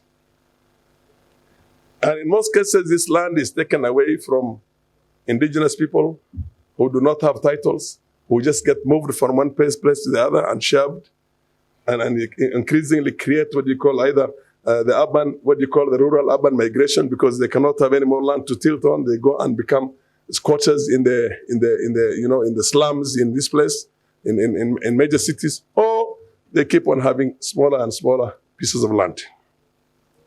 So I hear always rights. And Milena is looking at me. Yes, Milena, we have those rights. But let's agree on one thing. We have needs and we have duties.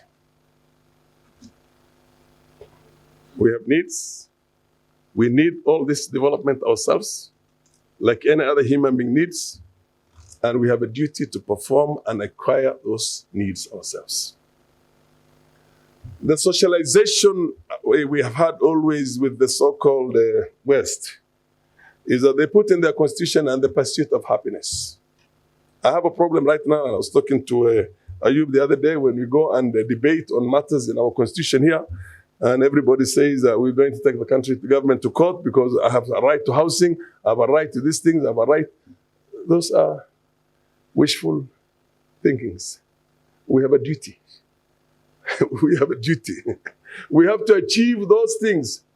They say in their place, the pursuit of happiness. Your happiness is your economic, emancipation. It is your technological, educational, whatever emancipation, your military emancipation. Work for it, go towards it, and then you're going to be recognized. And, respect. Respect itself is earned the hard way. Your enemies only respect you when they know that you are as strong as them or even stronger. So let's move towards that. When they tell us, as Milena has said, and thank you very much, Milena, for that, they tell you privatize your public companies, government should get out of business, do all sorts of things. The idea is so that they can come and take over everything. They've taken over the resources, natural resources. They've taken over the lands now. They've taken over the corporations. So basically, the land, one of the biggest impetus in inviting industries to come to you is that there are people who are skilled and people who are not very expensive in terms of wages. Now, when they take your lands and they achieve their food security plus their surpluses plus their businesses by tilling your own land and paying your boys and girls paltry sums to work on those lands. Those of us who are from Kenya understand that very well. We have the flower industry in here, one of the most lucrative areas. But the workers in there earn as low as $50, $60 per month, for a whole month, and put in a sluggish, difficult 10 hours. But the bulk of that money, all that flour ends up in Amsterdam, and people are making millions and billions out of it. It's the same people who come from those sides and come and exploit you here. But the governments will never assist on these areas because of the primary, original genesis of the formation of governments and states in here. When the colonialists left, they left their own seeds here. So the people, and I want to say this, and I don't want, where is the Abdhirsi? At least in Kenya, because we talk about these things in the past tense, they happened before. The richest family in this country is the very first family of this country. The first prime minister who became the president and died in office. That's the Kenyatta family. The second most richest family is the Moi family. The Moi family. The third richest country, family, they also say Kibaki is not a poor man. He's a very rich man, an extremely rich man. And the one who has taken over all that now, overtaken and literally has defeated himself is Uhuru Kenyatta, because he, as Uhuru Kenyatta, is richer than the Kenyatta family today. 10 years being the president of this country is richer than that. And that is the culture that was left everywhere. They had the people in Gabon, and the only country that said no to it were two countries. Eritrea came much later. But in the initial stages, the countries that said no to it was Equatorial Guinea, yeah, that refused also that pact. And they remember how much they have destroyed it throughout history until now. Now probably there's a little bit of. And the other one was Nyerere, Julius Nyerere, Tanzania. Today, Tanzania is the most egalitarian country in this part of the world. And there's more hope in Tanzania than any other country in the region here, save for Eritrea. Let me tell you about what you say, democracy. Hassan knows that we have not had a democracy for the longest. Hassan, did you have any democracy? We've never had a democracy. Democracy in Africa is the Western way of keeping you in shackles because they determine who becomes the president. They determine. It's a sham. It's a hoax. It's fake. It's fake. We say in our country, it's not sufficient for you to win in elections, but you have to be the one who counts the votes. I have seen personally when I defeated somebody with 6,900 votes, and all he did is he just created another number and he was announced as the winner with 23,000 votes. It's never been there. Never been in the history of the whole northern Kenya, not even 14,000. I had the maximum, which was about 14,000. The man had about 6,000 something. And it was announced as I defeated with about 6,900 votes. And it was announced. And that's what happens. That's what happens in all. 60% of the members of parliament in my parliament are rigged in. Hassan. And that has been the case for forever, for the longest. For the longest, for all that I remember. So, we shouldn't be saying democracy, human rights. Nobody cares about human rights. Really?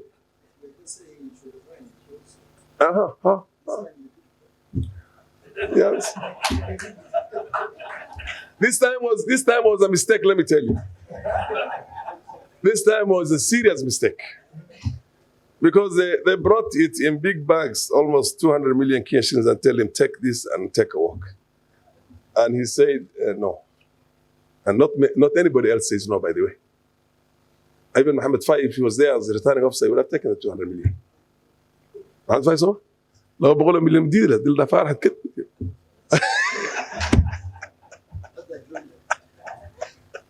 And so basically what we don't have a democracy in here. And anywhere where you are told that there's a democracy, it's a farce and facade. For those of you in Somalia who think there's something called democracy that you have not experienced lately and that you really love it and you run towards it, the West has created two forms of democracy. One for itself and the other one for the lesser humans.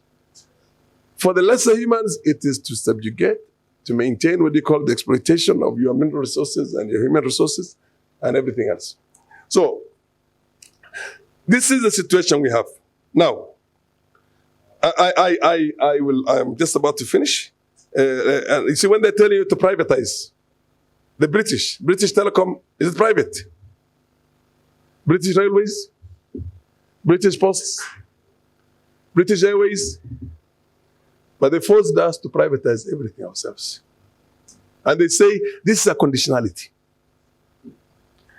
So basically, when you take a conscious decision yourself, and you have that widely integrated within the continent itself, in which you protect your own natural resources and make sure that anybody who wants to plug into these natural resources must be prepared to take it when a value is added to it. When it is processed. If it's a crude oil, why should Nigeria not be able to process its own crude oil 60 years later? 59 years. 1965 is when they exported the first. Is it difficult to have a refinery? A refinery is the easiest technology. And then we say our minerals, everything must be value addition has got to be here, from here. We don't do it. So basically, we need to do that the same way countries like Korea and all the, Singapore and Mahathir Mohamad's Malaysia, all of them are done. By the way, I had an opportunity myself to attend a prestigious postgraduate institution for one of the modules of my master's degree in business administration, which I did in some of those small sojourns when I was thrown out of parliament and had nothing to do. So I ended up doing it. And I went to South Korea for that small module there. At the time of independence, South Korea had only two resources. One was seaweeds, and the other one was comfort women for Japanese.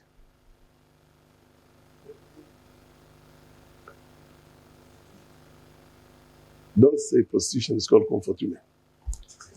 But basically, Korean women who would go into Japan and be used in that human trafficking for their flesh and body, and they would send money back home. And I was there. The economy today, our PPP is 2.9 trillion. And the president of that country came to Kenya at independence and borrowed $800,000 from Jomo Kenyatta, to travel around the world, got scholarships for 3,000 young boys and girls, and sent them to top technical colleges. He was not asking for medicine, he was not asking for engineering, but other things, he just sent them for engineering. They are now the biggest shipbuilders in the world, some of the biggest. They produce the cars. And by the way, there are 38,000 American Marines or Rangers there. You will never see a Korean girl with any of them. You get my point? What will he tell a girl who's earning $10,000 and is an American Marine earning, a couple of $100? And now contrast that with Philippines, which they come with all. You never see. Have you ever seen Americans who work in Japan and the rest of them and bring home Japanese women? No. Because they're higher class. So it's and that's what they are. From that poverty to what do you call 1.7 trillion nominal GDP. Our nominal GDP in Kenya is 115 billion. 115 billion. They are more than 10 times. No, the PPP is more. What do you call the purchase power parity? Even them, the purchase power parity for them is 2.9 trillion. But the nominal GDP is 1.7 trillion. So they are 10 times more powerful than us in economy, and much smaller country. So basically, for us to be able to, the marine resources, you go to the sea, Somali marine resources. Let me, for a moment, transgress into the Somali areas. The Chinese come with 30 ships to come and scoop your fish, and they pay the government $1 million. And by the way, that blue tuna, I don't know whether it's a blue tuna or yellow tuna. Blue tuna, I have seen one blue tuna, 600 kilograms, sold for $1.8 million. And these guys are taking thousands of tons from your sea. And all that your government asks for, a few million from them. So the onslaught and the scramble, when you say scramble means a rush. Am I right? Scrum, those of you who used to play, what do you play? Does anybody play rugby? Move fast with a force. Scramble for Africa is now more than ever. And not from the traditional exploitative unipolar West. It is from everywhere. Everywhere, including a small, tiny country like UAE, has got ships and ships off the Somali coast and is scooping your natural resources in hundreds of millions every week. So this is the sad situation. Now, and by the way, let me tell you, if we don't do anything, all this will be contracted. Do you know where Guantanamo Bay is? Does anybody know where Guantanamo Bay is? It's in Cuba. Does Cuba have diplomatic relations with the US? Why does the Americans have a base on Cuban territory? They were given that exclusive lease in 1934.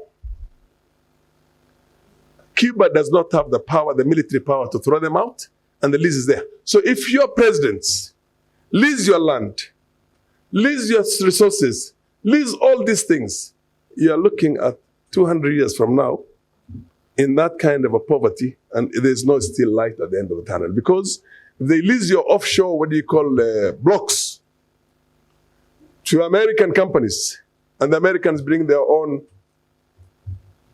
naval warships, how will you reclaim it? So those of you who are in parliament, you better make a law now in Somalia. We tried it in Kenya. We have a problem. Nobody knows where's Hamhashi. Nobody knows the Talo Turkana. Yeah. Does anybody know who owns that?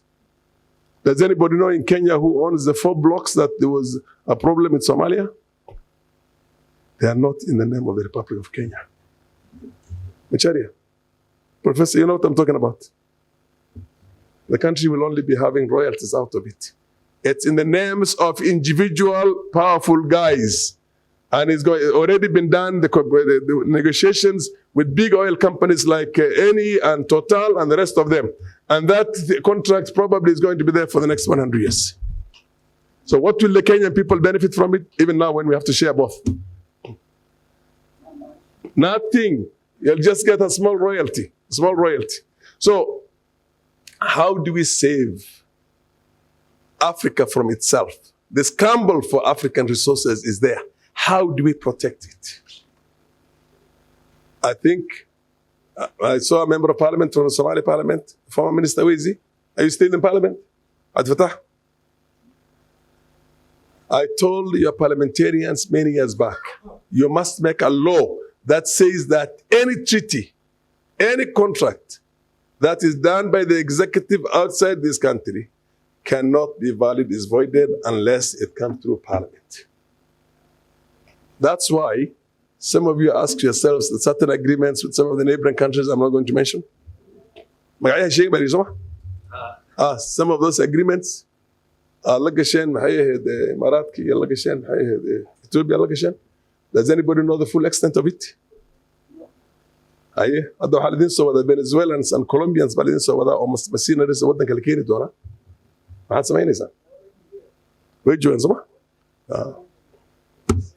Garabkiina Allah galo.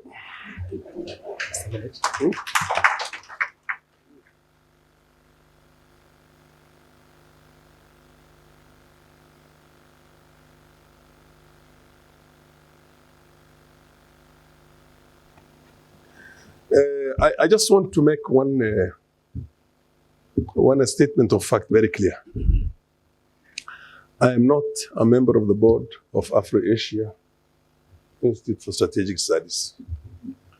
Myself, our Prime Minister, we supported it, we're helping them, many others, Abdurrahman, all of us are basically supporters like the rest of you. The board has Professor Abdulhab, and 2 other foreigners so far. So this is an institution as much as yours as it is. Maybe you own it more than me because I'm a politician. I'm an interested party. You get my point? Those of us who are in politics, me and we're not going to use this. Even عبد الحرسي حر إنه نقدم مدحويني بنت له الدري بكلام صحيح.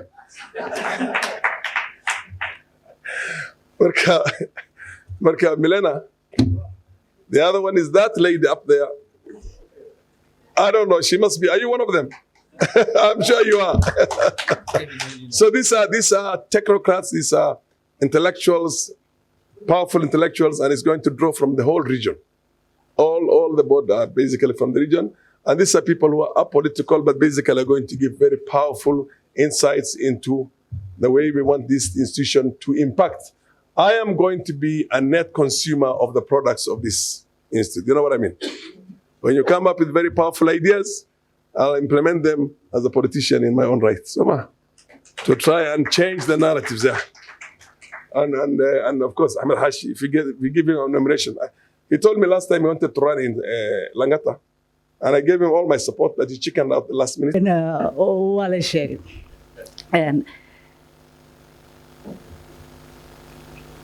dagaalka wuxuu dhacay anoo yar oo waxba si fiican u kala fahmay waagaas dagaalka markuu dhacay dadkii xamar laga soo dhufiyeen ku jiraan ee la soo kaxay anigu waxaan la soo baxay abtigay Allah u naxariistay maxamed sheekh Cismaan qofkii yaqaan direct waxaan la keenay wasiir hore ahaan jiray Italia dadka diblomaasiyaasha ahaa diyaaradda Talyaaniga gumeysi warkiisa oo cadaan lagu soo qaaday qaxootiga badda soo maray VIP-ga lagu keeno qabowga lagu keenan kamid ahaa oo xogaa meesha ku koray kadibna markii la yiri siyaasadda loo naqanaa familka loo geeyay dhaqankeena gabdhaha kaligood meel ma joogayaan qoftaan waxa la yiri goorba intaan yaraayo afkayga dheeraa waa la ogaa madaxayga ka shaqeynay wax ka dhageysanay waxaan qoftaan xamar lagu maceli karo waa meeshan in lagu haayo iskoolka aada waxa soo dhan idinku sheegaa waxaan rabaa in la fahmo waxaan ku jirnaa waqti qofka Soomaaliga ah ee wax fahmayo shaxda la ciyaarayo isku aadan fasiran kara oo calool xanuun ku nool yahay qalbi xanuun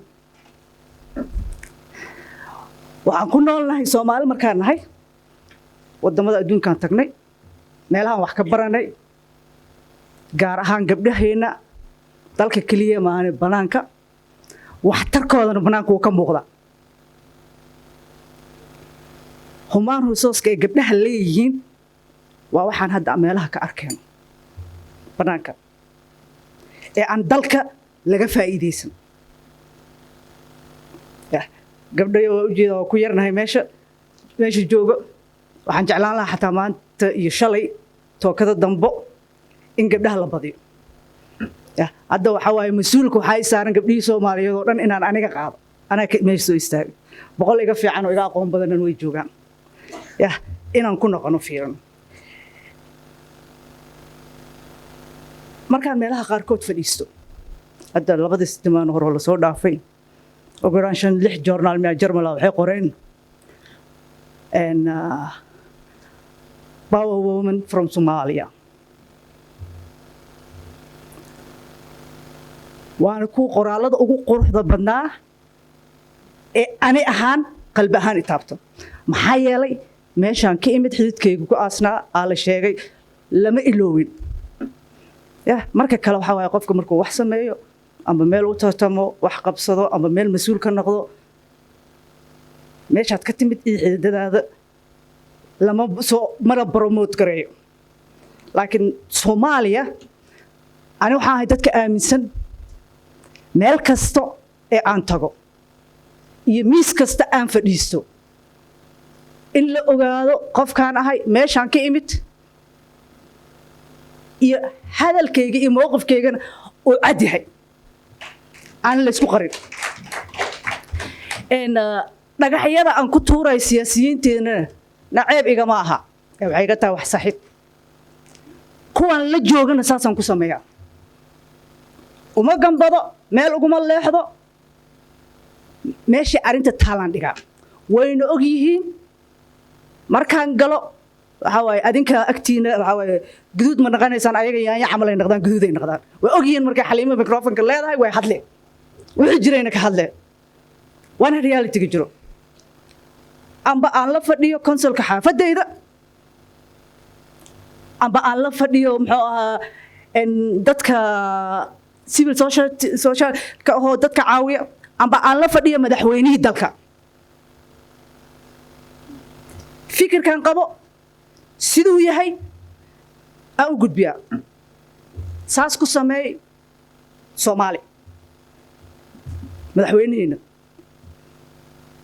طبعاً اللغة كسب حسن ودفاع عيسو مدحوينها هذا ومدحوينه هذيك الصومالية تاع أنا الصومالية حلبان كاجا وحلبان كي حقا الله هاي إن الله حساب تمام حقا الله مركان أجيدو إني وحقل دينين سحد أباهن أنا مستقبل كي لقى هذا مستقبل كعروتي لقى هذا نحالك أوجي لقى هذا aad ku qamaaraysid amba oo kula fudud yahay fikirkaagana meel dhow yahay uusan gaarsiisnayn bari iyo bari dambo xaqaan u leeyahay inaan hadlo xaqaan u leeyahay inaan faraqa kugu dhago xaqaan u leeyahay inaan qaladkaaga sheego xaqaan u leeyahay inaan yira aad dhaho dadkana halaagay waa raggeena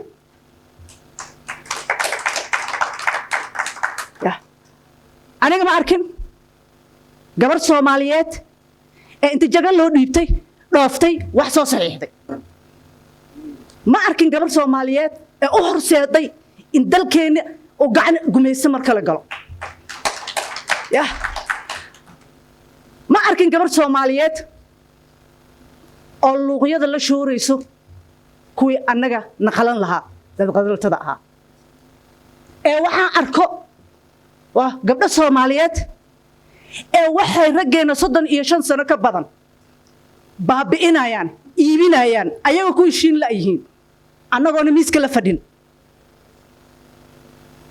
caruurtooda korinayno markay meelaha isula fadhiistaan fadhi ku diriyada caruurtay ku faanayaan jaamacadaha ka soo baxayo dadka wax la qaybsanayo quruxda badan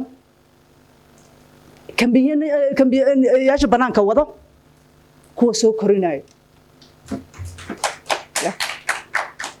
kuwa ay nolosha nafta ay oxygen-ta uu ku nool yahay amba Soomaaliya ay wali ku nooshahay siinayo waa annaga kuwa loo baryayo inay xataa 20% meesha ka helaan baarlamaankan waa annagi kii aan dhalnay aan soo korinay ee wuxuu yahay aan ka dhignay ee aan meesha soo keeno soo fadhiisina isla kaas wuxuu u diidayaa gabar Soomaaliyeed inay inta miis la fadhiisato mustaqbalka dalkeeda kala hadasho maxaa yeelay waa 50%kiiba maxaa yeelay annaga muslim hadaan nahay lama ogola ma aqaan aayadaas Sheekh Cabdiraxmaan iyo Sheekh Xirsi way joogan waxaan jeclaan lahaa in la sheego waxa aayadaas annaga Soomaali kaliya u suurtagelayso ee Tansaaniya aan ahayn madax looga yahay Pakistan looga noqon karo wadamada kale oo islaamka looga noqon karo ma aqaan inay annaga aayad Soomaaliya ku soo degto gooni ay jirto uma malaynayo waxaan shalay idin dhahay hal adkaysto taasay ka mid tahay aliga raala hada kisar waa idinku soconaa kisar maxay tahay waxaad la isku hays diin maaha waa siyaasadda waa awood waa waxaan u jeedno ee xataa aan idiin ceshan laanahay sababtoo markaan afka furno waxaan leeyahay naaga baa tihiin markaan aniga isku dayo cunugayga inaan ceshto ilaan dhaqankaaba iga awood badan waxaa waaye waa naag markaan kelmad iraahdo wadaadkii siyaasigii kii dib jirka ahaa bannaanka fadhiyey jadwalihii kulistihii kulli waa isku wada mid hal dhinacay ka soo wada jeesanaya sababtoo naaga hadasha gabadha hadasha kuwa dhufayska iskula jiraan hal cod ku hadlayo yah waa maxay waxa sababtaas keenay dhaqan aan leenahay diin aan leenahay xataa haddeen u ekeen aadan ugu adkahay shalay sheekh xarsi wuxuu yidhi I'm proud inaan ahay Soomaali wadani ah waxaa rabtiin igu wacan saas ahay Soomaalinimada kama gorgortamo gorgortanna ma geli karto wadaninimada gorgortan ma geli karto yah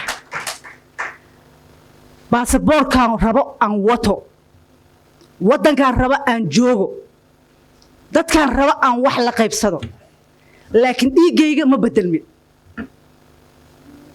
Soomaaliyaan ahay Soomaaliyaan ku dhimanaa Soomaalinimadeedaan la taaganahay meel kasta la taaganahay yah waxa yaala waxay tahay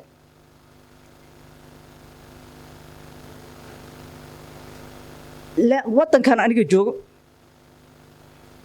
aniga hadda 40 galay yah yah waa sheegaya inaad jarmalo wasaas lagu garanay kursigan ee aan qaxootiga u qabta hadda jarmalka waxa igula tartamayay 5 rag oo abukaatiyaal ah ku takhasusay sharciyadaas ana ka qaatay maxay dan la tahay qabiilkayga i weydiiyeen qabiilnimo laandheernimo ku qaatay maxaa dadkaas waddankaas u dhashay wax ku bartay joogo aan aniga ugu qaaday karti aqoon iyo dadka codeynayay inay u fahmeen inaan aniga ayaga kaga hagaagsanahay yah generationkaas meesha joogana maxay ahaayeen sababta loo yimi aniga iyo mid kaleeto ahaa kuwa ugu yaraa midka 55 jir meelahaas ahaayeen aniga iyo mid kale isku aadaneen waxaa la yidhi kursiga young generationka waa in la siiyaa halkeen u socdaa yah aan Soomaali u tujurno yah dhibka gabdhaha Soomaaliyeed loo geysanayo yah kelmad markii la yiraahdo sag waxa lala soo baxaa kaarke oo qof weyn aan naqatay adiga waqtigaagu u dhamaaday waxa way qabrigaaga in qayb ka qodan tahay camal yah anoo hadda dad la taagan wax la tartamay la qaybsanayo oo la sheegay generationka hadda mas'uulka inay qabtaan yihiin inaan ahay ma ka yeela adiga oo laga yaabo in iga level hooseysid inaad iga dhaadhicisid inaanan hadda aniga waqtigaas aan ku jirin ma fahmaysin labadan fikir aan isqabanayn waxyaabahan haystay ka mid tahay waxaan kaloo rabaa hadalka ugu dambeysho oo faarax macalin marka habeenaa waxaan ku casuumnay spaceka ee maskaxdeeda ka baxay la xaliim yare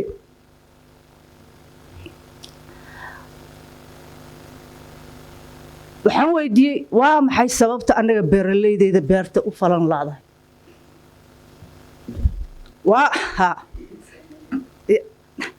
waa maxay sababta dadkeena ayagoo magaalooyinkooda degan ee inta u soo baxaan u soo barakacayaan sida muqdisho kale u imaanayaan ilaan waa ognahay muqdisho waxa wadnihii dalkeena dhibka haystaan ognahay yah waxa qarxaya iyo waxa dhacayaan ognahay maxaa keenay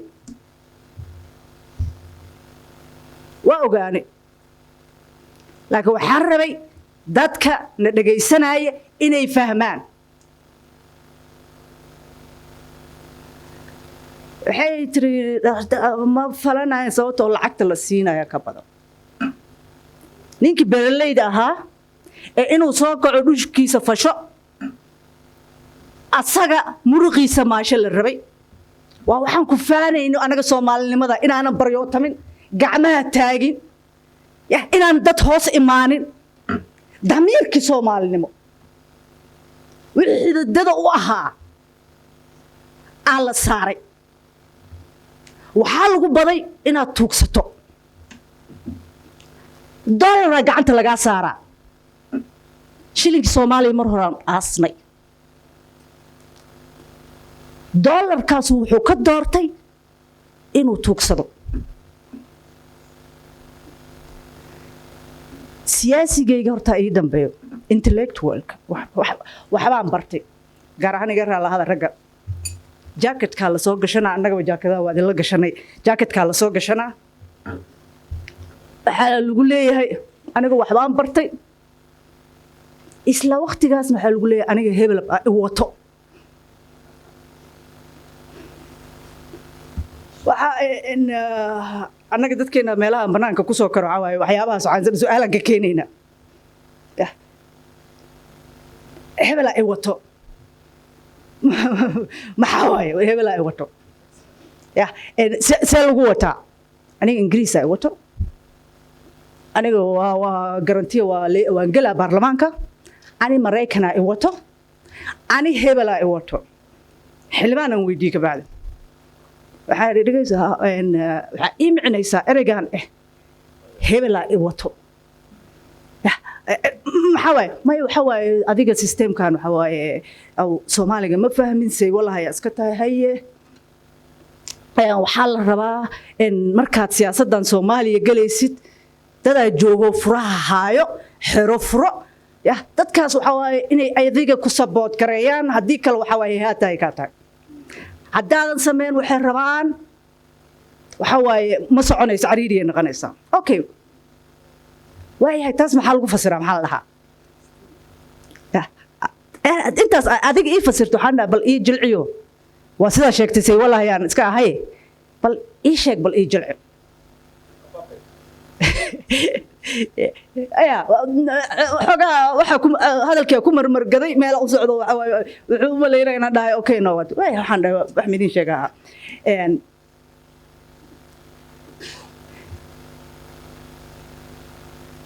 ayaa hore kuwa waxay soo qoreen awood lixaad aad timid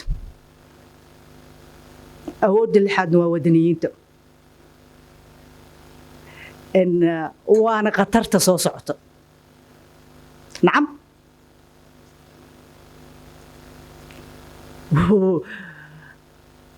waa waxa gumeystii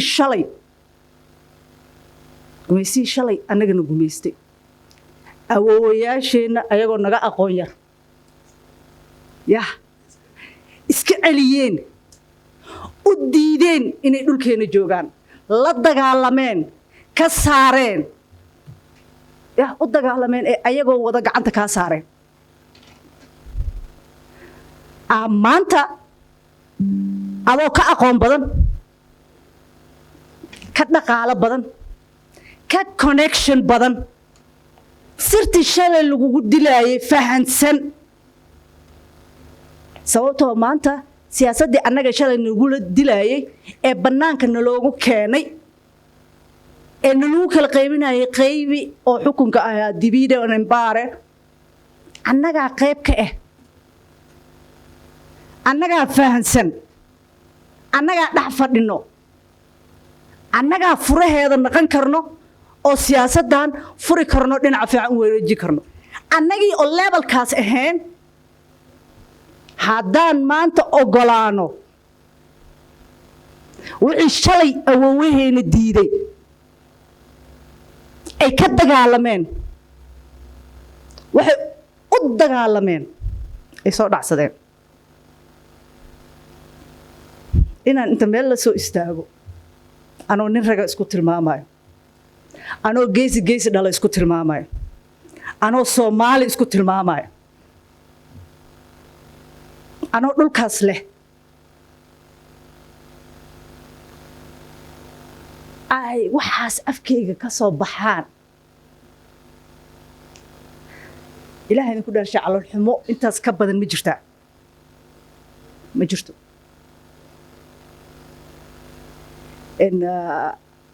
way fiicnaad in qofku ugu dambeeyo aan noqdo sababtoo adinka Africa oo dhan iyo East Africa ka hadasheen waa waxa rabay inaan Soomaaliya ka hadlo waxaan u jeednaa sisteemka naloo keenay sisteemka dhexdeena ka shaqeynaya wax kasta ummad kasta waxay leedahay diin dhaqan dastuur dastuurkooda wuxuu ku salaysan yahay diintooda iyo dhaqankooda dastuur la soo koobi gareeyey waddan aanay igu diin ahayn igu dhaqan ahayn ifahmayn laygaga soo koobiyey dalkayga ma ka hirgeli karaa maya dalkeenna soomaaliya dastuur ma lahaa haa maxaa cuna dastuurkii ma lay sheegi karaa waa maxay sababta noolagu dhaadhiciyey ee aan u qaadanay inaanan annaga dastuur lahayn ee dastuur cusub aan u baahannahay waa la soo qaatay xildhibaanu way maqlayaan waa la accept gareeyey sida waxyaabo badan noola marsaday ee aan u ogolaanay waxaana laga dhaadhiciyey annagoo diidan waqooyiga soomaaliya waa keligeed waa somalilan soomaaliya kama tirsan waxayda gooniyaa loo siinaa waayahay waa ogolaanay isla markaas xildhibaana intana laga soo doortaa baarlamaanka naloo fadhiisiye yay turjumayaan yay u joogaan xildhibaanadan joogo maxay yihiin maxay ugu mid yihiin baarlamaankeenna hadday kaliga taagan tahay maxaa loo istaajin waaye yaa la rabay su-aashaas inuu weydiiyo ka jawaabo isla markaasna meelaa loo geey waa maxay waxaa socdo qaybee xukun waana la googoobayna xeraanu lagu xiranaa sida xoolihii si annaga dhexdeenna noolagu kala shaqeeyo oo noolagu kala turjumo si annaga dhexdeenna cadownimo gooni ah noolagu abuuro ee aanan annaga dhexdeenna isku qabin qofka soomaaliga ah markuu qof kaloo soomaaliya geeska kale ka arko ma weydiiyo yaa tahay intay ka timid ma weydiiyo waxaad ka timid muxuu ahaa soomaali etoobiya tahay ama soomaali kenya qofka waa soomaali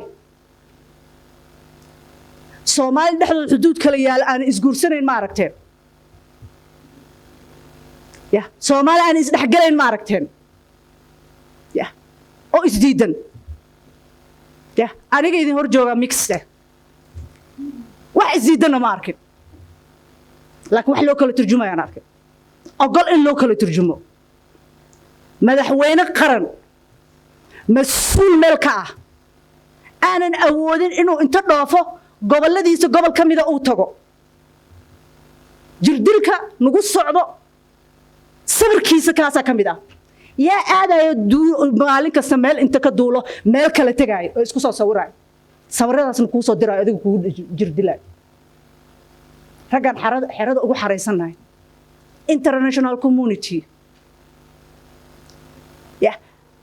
wuu dhoofayaa axmed madow la kulmaya la soo quraacanaya wuxuu la soo qadaynayaa muuse biixi wuxuu la soo cashaynayaa deeniyo afka taagayo xanaaqsan mid hadli karan intoodana kuma jirto wir ha yiraahdo madaxweynaha qarankaa soo aadaa ameel aadaa kulligood qoryahooda la soo baxayaan haddaan waxaygii laysiin waxaan raba haddaan laysiin dantaan le haddaan laymarsiin ma soconayso maxaan u jeednaa annaga hadda ayaantaan socdo safiir level safiir diblomaasiyaanta waa taqaanaa level safiir qof aad dalkaaga geeska gees inta u duulo oo adiga ku soo iibsanaya adoo u jeedid dantaada ilaan uma duulaayo uma socdee naagtan jiriga ingiriiska naloo keeno ayadan UN u fadhidaa la leeyahay sidoo kale inta meel ay soo mareen ayaan hore Facebook Twitter kusoo tweet karay odaygaas ingiriiska inta xildhibaan iyo inta muxuu ahaa gobol iyo inta siyaasiyiin uu la kulmay ee Soomaaliga madaxweynihii dalka lama kulmin muxuu sheegayaa yaa kontroolayo mas-uul ka ah dadkan shisheeyaha ah ee dalkeena jooga ee annagana kala iibsanaya yaa la rabaa inay ka hadlaan ee kontrolo yaana ka hadli kara waxaa ka hadli kara kontrooli kara qofka aaminsan lahaanshaha inuu dalkan asaga leeyahay mas-uul ka yahay qof kastee soo galana oo asaga inuu ka amar qaato hoos yimaado ay tahay waxaan leeyahay ilaalsanaya laakiin bal ka warama haddii aniga leeyahay anigi lahaanshaha inaan ilaaliyo rabay haddii leeyahay maxaan ilaaliyaa ilaan aniga leeyahay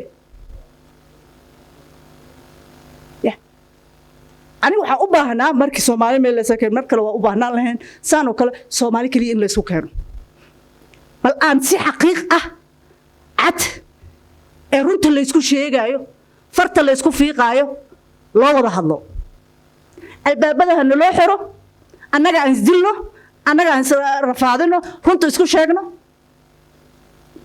haddaan wax bedeli karno annagoo qoslino garbaha isaysana banaanka baxno siyaasadda meelahan kale aan ku jirno wax kale ma ururka saddexdiisoo dagaalama dhexdiisoo tartamaa markii la karaayo banaanka iyadoo la qoslayo la baxaa gacmaha la haysto laakiin waxaan ka hadlaynaa urur iyo wax ma ahaanay waxaan ka hadlaynaa waa masiirka dalkeena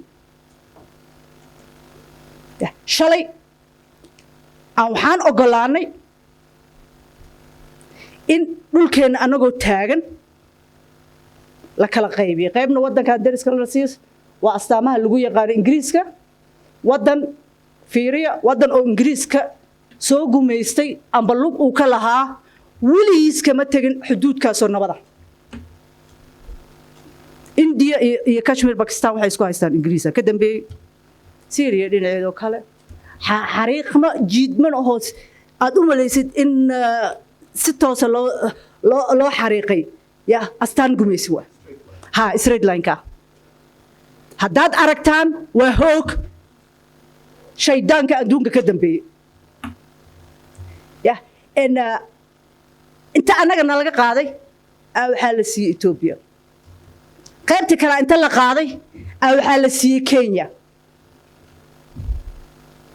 Djibouti waxaa la yiri fasaxata adiga ma ku darsami kartid ba amara la hoos dhig ka hadal ma laha intii yareed ee noo hartay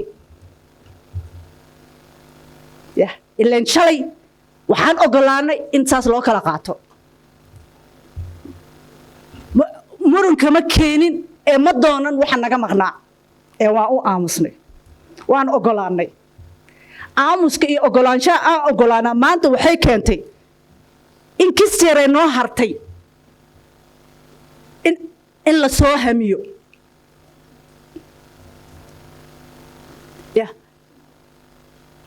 kistaan yar noo hartay in la soo hamiyo yaa lagu adeegsanaa waayahay yaa waaye dadka lagu adeegsanayo ma awoodaa abi inuu inta soo baxo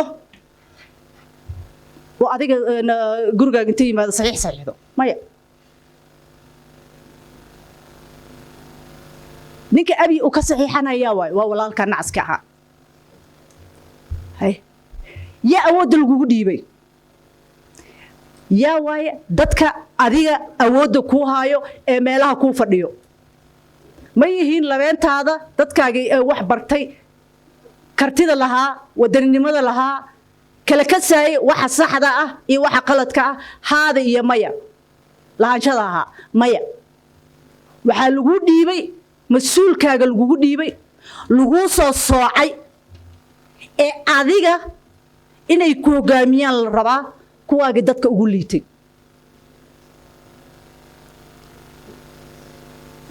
kuwaaga dadka kuwa ugu liitay ee aadan xataa reerkiisa inaad ka ilaaliso ay ahayd ama sir dal mas'uul looga dhigay xildhibaana la soo dooranaa leeyahay kisir taabto mar dhaw soo xirina breegayna aadeenay xildhibaana la dooranayo lagu leeyahay ha xildhibaanadu yaa soo dooranayo yaa go'aan ka soo gaarayo oday dhaqameeda go'aan ka soo gaarayo okay system 4.5 aan si cudurkooda doonaba habatee oday dhaqameedka go'aan ka soo gaarayo ma wuxuu noo soo soocayaa reerka halyeegiisa geesigiisa aqoonyahankiisa ee baarlamaanka markuu fadhiisto Soomaali dhan uu matalaayo fahmayo wuxuu matalaayo culayskay leeyihiin situationka dalka ka jira iyo dariskiisa iyo xaaladda adduunka ka taagan tahay maya wuxuu ku soo doorayaa oday dhaqameedkaas midka lacagta ugu badan siiya masiirkaaga diil ah yaa laga rabaa inuu ilaalsado annaga shacabka ahayn annagan maxaa naloo diray inaan oday dhaqameedka difaacno war oday dhaqameedkayga wax ka sheeg xabadayga la soo baxaya qorigayga kaarkay aabaysanaya waa kii aniga masiirkayga gadaya nacaska gacanta u saaray intaas ee naloo soo dooray lacagta ay ku gadanayaan odayga ku gadayaanna kuwan dalka ka ilaalin lahayn soo dhiibeen oo mirana meel lagu soo fadhiisinaya kuwaasaa baarlamaankaaga ka turjumayo dastuurkaaga go'aan ka gaaraya kuwaasaa ku rabtaa inay dal ku difaacaan markay meesha soo galaana maxay ku tartamayaan maxay rabaan lacagtii loo soo dhiibay ee kursiga uu ku gatay asaga hami kaga jiro inuu soo noqsado waa inuu motion keentaa madaxweynaha isbaaro caalami ah u dhex dhigtaa baarlamaanka dhexdiisa si oo madaxweynaha programkiisa u fushan hadduu fushanaayna waa inuu lacag dhiibaa annagii maxaan nahay daawadayaal shacabka dana waxaan daawanaynaa si levelka ugu hooseeyo annagii masiirkeenna iyo dalkii faraha uga baxayo maxaa loo baahan yahay kabacdi waxaa loo baahan yahay shacabka inay awoodda raggan la keensaday ee marionetka la leeyahay midba midka raba la jiidanayo sida shaxda camal looga ciyaarayo in laga qabto yaana ka qaban karo waxaa kaliya ka qaban karo dad fahansan waxa dalka ka jira waana sababta waxaan samaynayo aan u samaynayo aniga hooyaan ahay 4 cunugaan haystaa 2 baarlamaan aan ku jiraa 2 jago waaweyn oo baarlamaan waxaan ka hayaa federaalka midna tayna shaqo la'aan ay yahayn shaqo igu filan iyo howl igu filan waa haystaa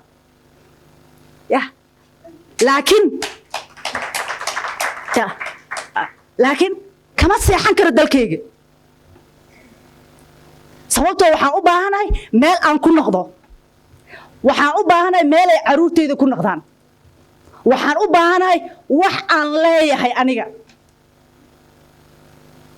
wixii raba ha lee sheego hadda markaan soo baxay madaxweynaha iyo jansiska kunyaan la joogay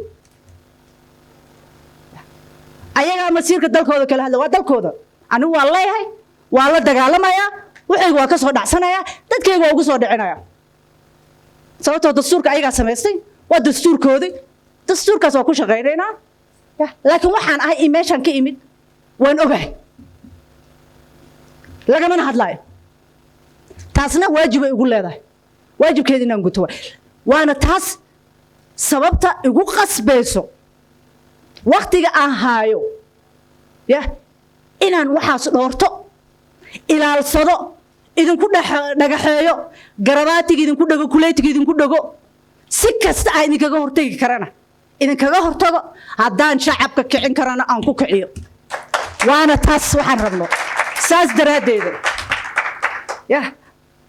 dad badan oo wax fahansanaan taago og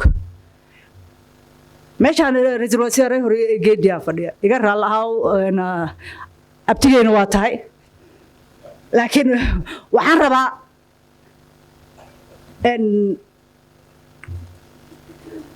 inaan fariin yar abtigay kale xasan u geysto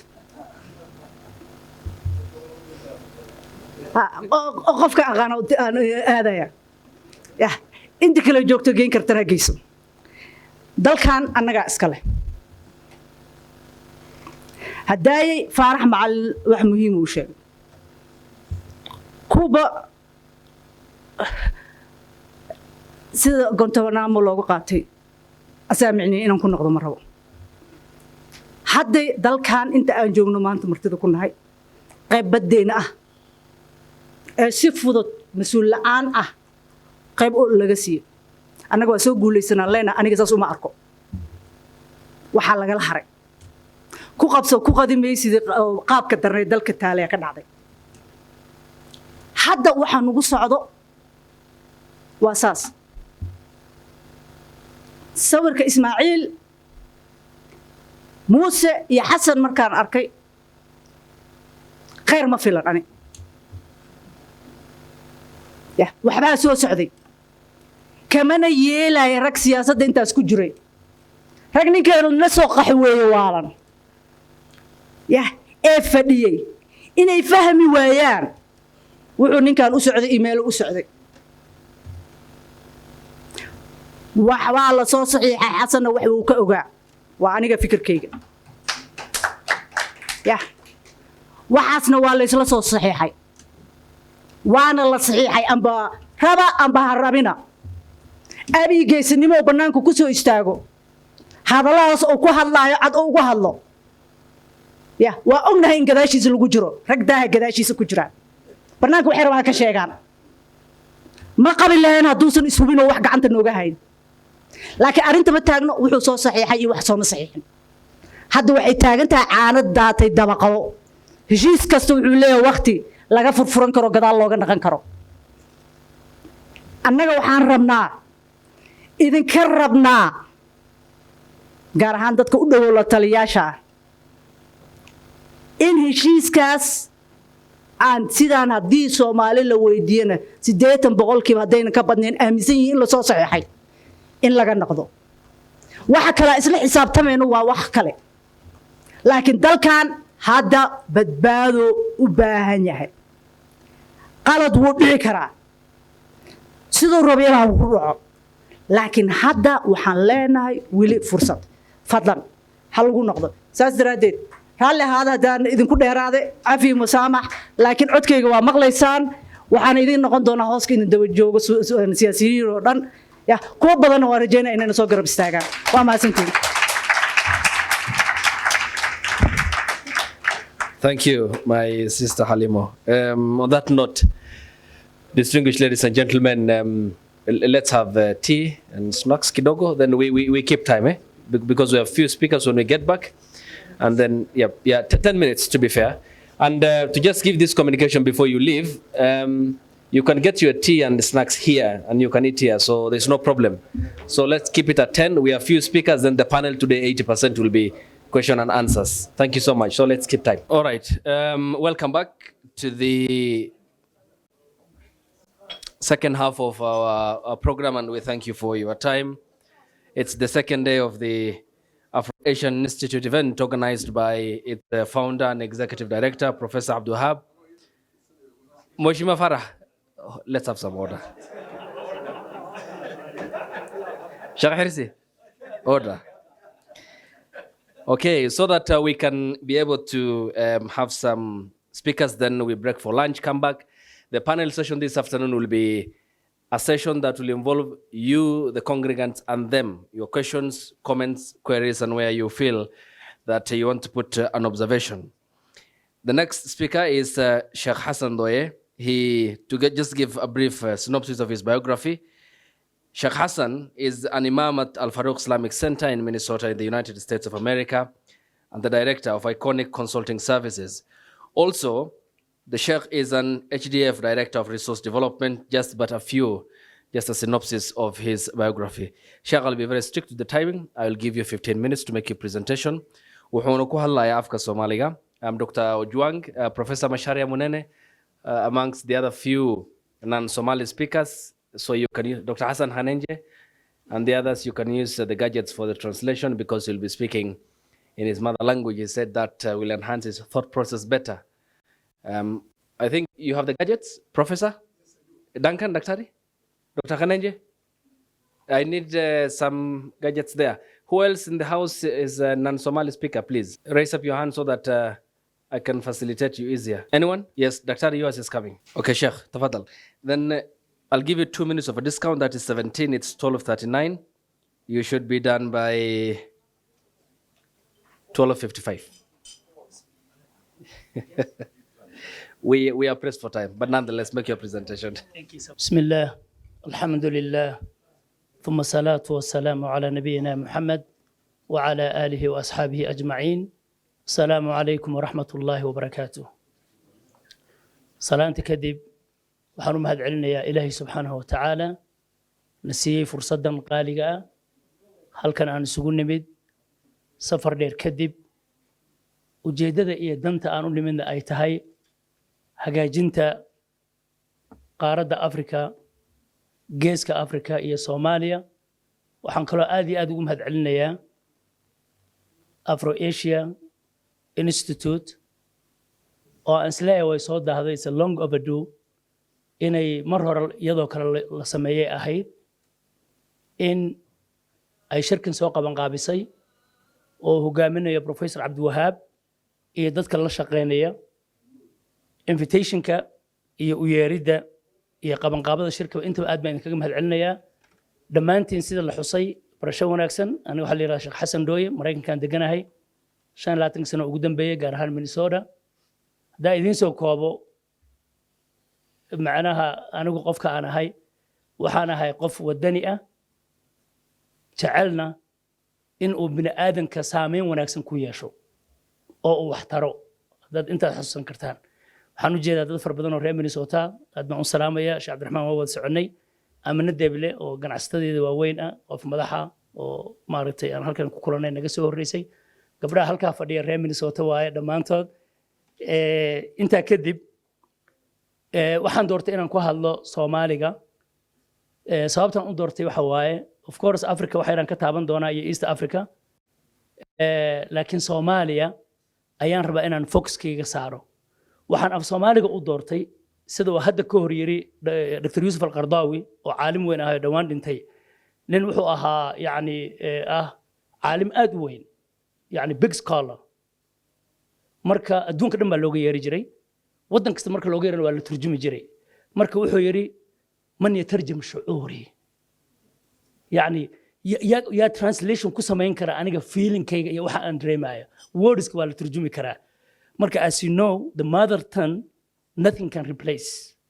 when you trilingual and your thought process is your mother language, the rest of the language you just translate in and you put in inner brain, inside your brain. So I want to escape that inshallah, and waxaan rabaa inaan shucuurkayga iyo aniga inaan isla soconno. walaalayaal, waxaan ka hadli doonaa isbeddelka hoggaanka istiraatiijiga ah iyo tusaalayaasha bariga Afrika. waxaan ka hadli doonaa barwaaqadan oo ina dhex taallo aan daawanayno, inaan qaab kale u fiirino, of course qarannimada iyo saamaynta caalamka uu ku leeyahay geeska Afrika iyo Soomaaliya. marka ugu horreysa aan ku bilaabo, shir ka dhacay Chicago ayaan ka qayb galay bishii September oo loogu magac daray US Africa Business Roundtable. Chicago wuu ka dhacay, wuxuu kaloo ka dhacay Los Angeles.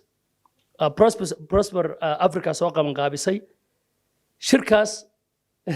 inaga qaaradii waa ka sii soconnaa, Africa waa ka sii soconnaa, East Africa waa ka sii soconnaa, Soomaaliya waa ka sii soconnaa. shirka waxaa lagu soo bandhigay warbixin xog muhiim ah oo facts ah oo safiirka Kenya Maraykanka u fadhiya presentationkeeda ayuu ka mid ahaa. wuxuu leeyahay 2050 marka la gaaro, by 250, 1 in 4 humans, a quarter of world's population, and 1 of 3 working age people will be living in Africa. 2050 marka la gaaro, haddii Ilaahay nafta noo daayo, 4 qofba mid ka mid ah wuxuu ku noolaan doonaa qaaradda Afrika. 3 qof mid ka midana wuxuu ka shaqayn doonaa qaaradda Afrika. waxaa kaloo lagu soo bandhigay Africa populationkeeda 60% inay ka yar yihiin 25 wadamada marka aan ka nimid dadka waaweyn baa badan dadkii yaryaraana waa yar yihiin waxaa ka jirta marka human resource problem shaqada markay noqoto iyo wax soo saarka dadka yar ayaa wax soo saara marka predictionka waxa waaye adduunku inuu yimaado 2050ka East Africa oo halkan wax ka tabcado xoolo ku samaysto uu dego uu ka shaqaysto haddaan luqad kale idinkugu dhigo gaar ahaan Soomaalida guryaheena waxaan u iibinaa dadkeena Soomaaliya jooga saan Mareykan iyo Yurub u aadi lahayn kuwa Mareykan iyo Yurub joogana waxay u shaqaystaan say Soomaaliya guri uga dhisan lahaayeen sidaasaa macnaha la isu dabamarsan yahay Africa East Africa population keeda waxa la yiraahdaa waa 500 milyan GDP-gana waxa la yiraahdaa waa 305 bilyan dad 500 milyan ah oo boqolkiiba 60 ay 25 ka yar yihiin oo strategic location ilaahay ku beeray haddii caqligoodii maskaxdooda isu geeyaan maxay samayn karaan waxa ku tusinaysaa marka saddexda hogaamiye ee Afrika ka jira inuu u baahan yahay reform in lagu sameeyo ama isbedel mid waa kaliya taliya waa dictatorship midna wuxuu ka fakarayaa wuxuu dhaco iyo calooshiisa midna waa doohane oo waa maqan yahay meesha si accidental ku yimid saddexdaas ayaynu u dhaxaynaa Kenya oo kale hadda East Africa meelaha ugu fiican bay ku jirtaa xagga economiga xagga horumarka xagga technology-ga shirka waxa lagu soo bandhigay wasiirka Kenya socday oo teknolojiyada adduunka iyo Mareykanka waxa soo dhan hogaamisa Safari Valley ayaa halkan laga furayaa Moderna oo vaccine ka sameeya headquarter-kooda halkan ka furanaya Kenya shift weyn bay sameysay taxiga bay ka cafanayaan laan bay siinayaan awal waxay ahayd in qofka shirkadda ajnabiga oo Kenya imaanaysa boqolkiiba intaas ay dawladdu yeelato ama ay dadku yeeshaan hadda waxaas ma jiraan Kenya aad bay isu furfurtay Mareykankuna aad buu u boost garanaya waa soo socotaa marka tartan baa lagu soo jiraa meelaha East Africa ugu horeeya ka mid tahay waxa lagu xusho waxa ka mid ah dadkeedo oo aad luqadda Ingiriiska ugu hadla aqoontooda oo dhisan ay macnaha oo literacy-geedu aad u yar yahay iyaga oo xagga amniga ama stable marka loo fiiriyo meelaha ugu wanaagsan ku jirta of course dalxiiska iyo hawshina way ku jirtaa sidaa daraadeed waxay suura gelisay marka la isku daro 2022kii Kenya in ay Mareykanka u dhoofisay 890 milyan maaragtay Mareykankuna uu Kenya u soo dhoofiyay 600 milyan oo uu yahay trade-ka isdhaafsadan 1.5 billion dollar in ay Kenyana boost economic siinayso dhaqaale Kenyana ay siinayso marka muhiimadu waxa waaye sida la xusay oo Farax Macalin iyo gabadha walaashay Eritrea ka imaatay ka hadashay qaarad hodana oo qaniya ayaan joognaa waxaanan kala garanaynin ma resource-ka iyo nimcada aan haysanay abundance-gan baan u baabi'i doonaa oo inta la inoo dhameeyo sida native americankii oo Canada xagga ku noolaa oo si on la inoo dhameeyo baa lala wareegi doonaa mise wake up call bay noo noqonaysaa waxyaabaha socda for your information as you know why Mareykanku uu Nagasaki iyo Hiroshima maxaa bamka loogu dhuftay why Vietnam loogu dhuftay ee bamka just one message buu diray inuu Mareykanku China u diro inuu super power yahay cidna la hadlin 3 days in a row ba millions of people isla dilay oo nafta laga qaado bam lagu dhuftay marka ka bacdina East waa isdiibeen and China became a super power hadda waa u socotaan Gaza waxa ka socda u jeedaan where is the human rights where is the democracy kasoo gudub sidaan iri maadaama Soomaaliya aan rabo inaan ka hadlo Soomaaliya waxa laga hadlay caqabado badan inay haystaan aad bay u badan yihiin caqabadaha iyo dhibaatadana haysta maadaama 30 sano dhibaato la noolnahay caqabadaha Soomaaliya haysta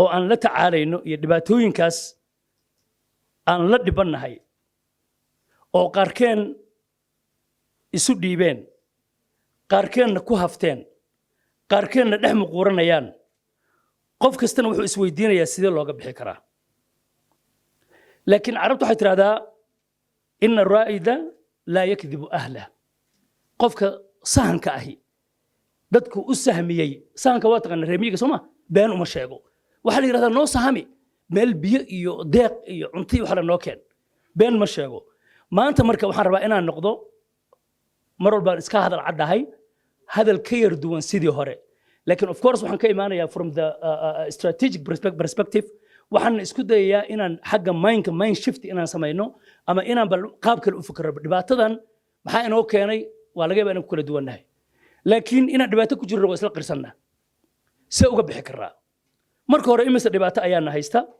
caqabadaha saameeya ee innagana haysta marka laga rabay intii hore loo soo sheegay 7 ka soo qaadaya lama keenin aragti cusub oo ka duwan wixii aan horay u soo tijaabinay lack of national narrative ilaa hadda kuma aanan guulaysan inaan dhahno caqabadaana haysato oo waa national narrative lack of leadership waa isla qarsanna hogaam xumo inay hayso is-aaminaad la'aan Soomaalidan ka hadlaya wax walba u sheeg Sheekh Sharif kacbada ka soo wac inuu ku aamino qofka Soomaaliga aad buu adagta marka national iyo dawladnimo ka hadlayno xaga ganacsiga maaha faragelinta shisheeye waa midda afraad Somaliland and I will emphasize today Somaliland inshallah and I will try to give you a recommendation inaan qaab kale oo sidii hore ka duwan dhibaatada Soomaaliya iyo saameynta qurbaha ay ku leedahay ee taban mar kasta oo Soomaaliya wave ka dhaco dhiba hirkiis wuxuu nagu soo gaaraa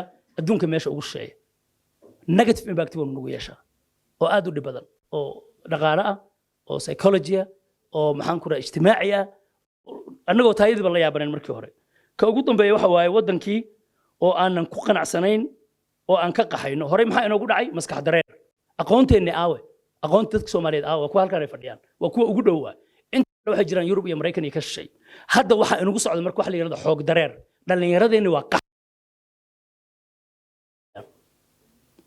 opportunity bay raadinayaan nolol bay raadinayaan hope bay raadinayaan hadda group 5 waa maqasheen meel kale maraa laaye waxaan rabaa marka laga hadlayo cilmi baarista bulshada oo ay ku jirto xiriirka caalamiga ah waxa lagu xisaabtamaa ama laga dhaqaaqaa 5 qaybood ama 5 arrimood ayaa laga dhaqaaqaa midda koowaad waxa waaye description horta ma qeexnay inagu Soomaaliya maxaa ina haysta maxaa xal noo noqon kara ma qeexnay midda labaad explanation ma sharaxnay understanding ma fahanay interpretation inagu ma u bixinay qeexid aan leenahay regalbeedka noo qeexa maalin walba ICG iyo hebelka iyo kan iyo tuurar baabana lagu wareeriyayba inagu ma sharaxnay oo ma fasiraad ma u raadinay anta ugu dambaysa waxa waaye direction ma ka hadalay meeshaan u dhaqaaqayno waxaan ka soo qaadanayaa arintan Daoud Ogle kitaabkiisa weyn oo qoro caanka al-umq strategy ama strategic depth by the way opportunity waxaan u helay inaan Istanbul kula kulmo la casheeyo isagii Erdogan qaabkii Soomaaliya ku tageen wixii oo dhan uu ka hadlo aan waqti dheer isla qaadano waa bugaad cajab badan leh shanta qaybood waa inaga maqan tahay ولا هو بنكو جرا يتيسي ربن إسرائيل وإن إنجو يالنا ظروفتنا يا باهدنا وإنجو أي نقاحنا وإنجو شرحنا وإنجو فسرنا وإنجو فهمنا كبعدنا وين أنا هالكاس أمرقاقينا أنا قصدي أنا أركب مركا كورجال دير كدب ما دام أن قف ناشوناليست أهي وذاد أهي باي ذا هذا وذاد رونا تهي وأهل الدين وين الناشوناليست نقطة غير من نقول كرتين قبل من نقول كرتين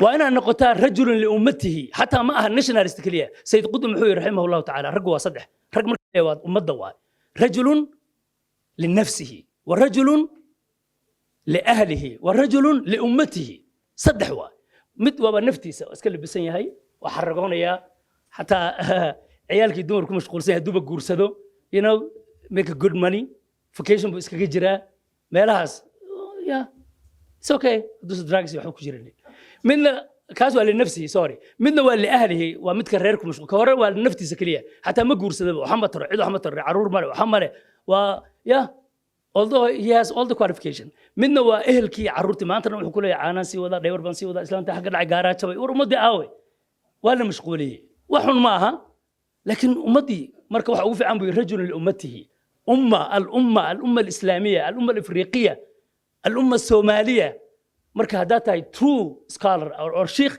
وأنا تقابل نوع عسو فكرتها مركب أنا كدولة يا أرنتان إذين شيء إن شاء الله ما دام أن كهذا اللي إن problem كاجرو waxaan rabaa inaan u gudbo recommendation kayga marka todoba problem baa idin soo sheegay midka ugu horeeya waxaan u baahanahay aragti cusub وأنا عقل عصب لنا معنا فدرال أو قبيل كوسليسن يا 4.5 يا أضي يا رير يا كن يا نين أو أنت تي هذا شخص بقى أنت تنقضي قف محوية مسكين واعي ولمن كره وحنوسن كره هدو واش ملو ولا نسا هدو حل كتك محاسب ما نسا وذا رجون تدو إن معناها أن لني ما إنه فكري أركت عصب أركتاس واحد نقول كرتا أنا أركت إذا أحزاب إن هلا صومالية حزب هداد هالشو أيديولوجي شكل سو بدرسه فكر بس بدرسه حزب إسلامية أو ذلك شرعة حكومية أو ودنيئة هدور متكل هاي ما هذا أنه قومية النهاي متكل ليبرالي النهاي متكل سانا النهاي يجا أطلع قفل بوحج عليه هاي هلا يمادو سيستم لجوه الشيء وأرنت الله بعض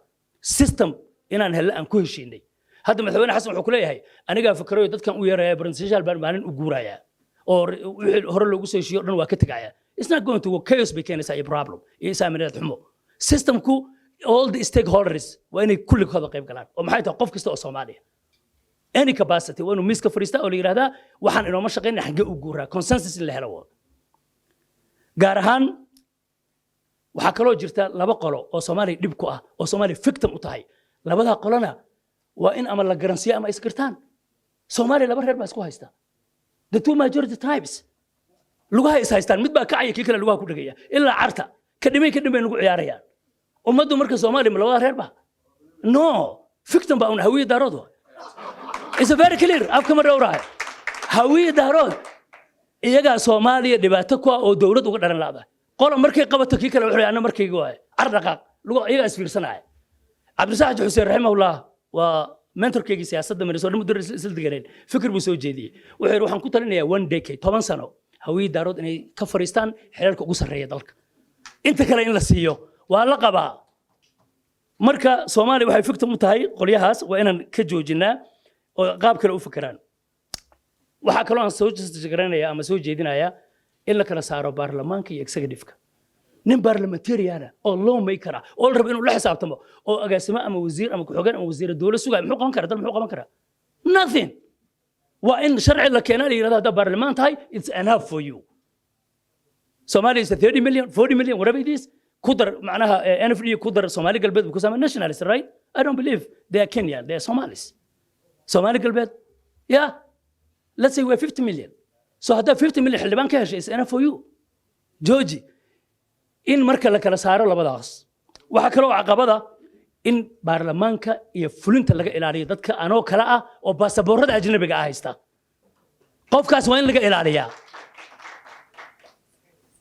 باسبور أجنبية قف هايستا أوكي تكنيكرات بات أقوم بعليه ذلك عاو وزارة الله شقة أجازم النقو معنا شغلين كرقبو كونسلتنت النقو لكن ترى ذلكم ماشي كجو أيسو نين باسبور أجنبي هايستا أو دارتي أو كبقية ودنك إن لقسوا عليه أو كبقية محنكور هذا إن حق الله فرديستو هدور بإسبايع هدير وهرب بفر لك قاضيبة وبتشوز قف كاسو معناها وإن لقيت جوجي أرنت أيضا وحيبان سوي جدينا يصلح حلقة وحلقة صدحات حقان حمو lack of leadership problem كصوماليا قالوا دون تقول أنت هدي قال ميلها لقى برايو لقى كركر مردي مريو وحقان حمو lack of leadership واحد إنك أنا هيست أدونك ما صومرين أدونك رم يصومرين I want to give you example China ما أنت محوية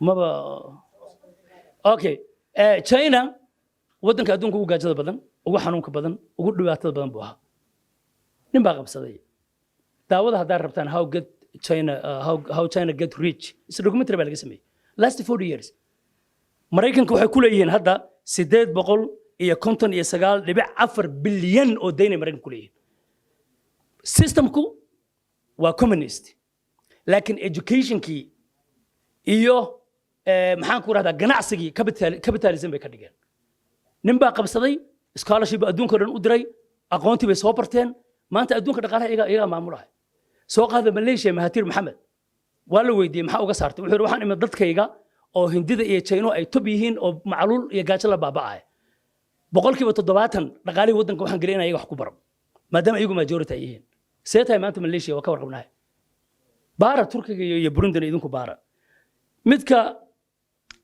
saddexaad shisheeyuhu laba danbuu leeyahay mid waa amni qowmi ama waxa loo yaqaano national maxaan ku raahdaa security midna waa resource keena labadaasna way isku xiran yihiin haddaan la hadalno oo shisheeyaha fog baan ka hadlayaa waan is afgaran karaa waa ka wada hadli karaa shishooyaha sokeeya especially Kenya iyo Ethiopia waa hunguruxuma waxa haysa Soomaali maanta waa tabar daran tahay intaan aan ka goosto badda xaggan aan ka galo xaggan aan ka galo xaggan aan ka galo waxaan leenahay it's not going to work ma shaqayn doonto haddii hadda shaqayso Soomaali ma baaba'ayso way jiri doontaa wayna soo kama doontaa marka hunguruxumada joojiya Afrika waa naga badan tahay inta Ilaahay ku siiyay waxba ka soo saaran oo isku duruuf baan nahay marka laga rabo dawladda iyo systemka bal intaada horta horumari Europe iyo Mareykan waxa u soo socdaan wadankooda waa soo xarufiyeen it's dead qaaradan cusub ay rabaan oo dihin laakiin waa isku Kenya iyo Soomaaliya iyo Ethiopia isku duruuf aan nahay waxaan soo saaray mare marka adeer intaadaba ka badane intaada iska iimaansan leeyahay waa bobsiinaya Somaliland waxaa la joogaa xilligii runta loo sheegi lahaa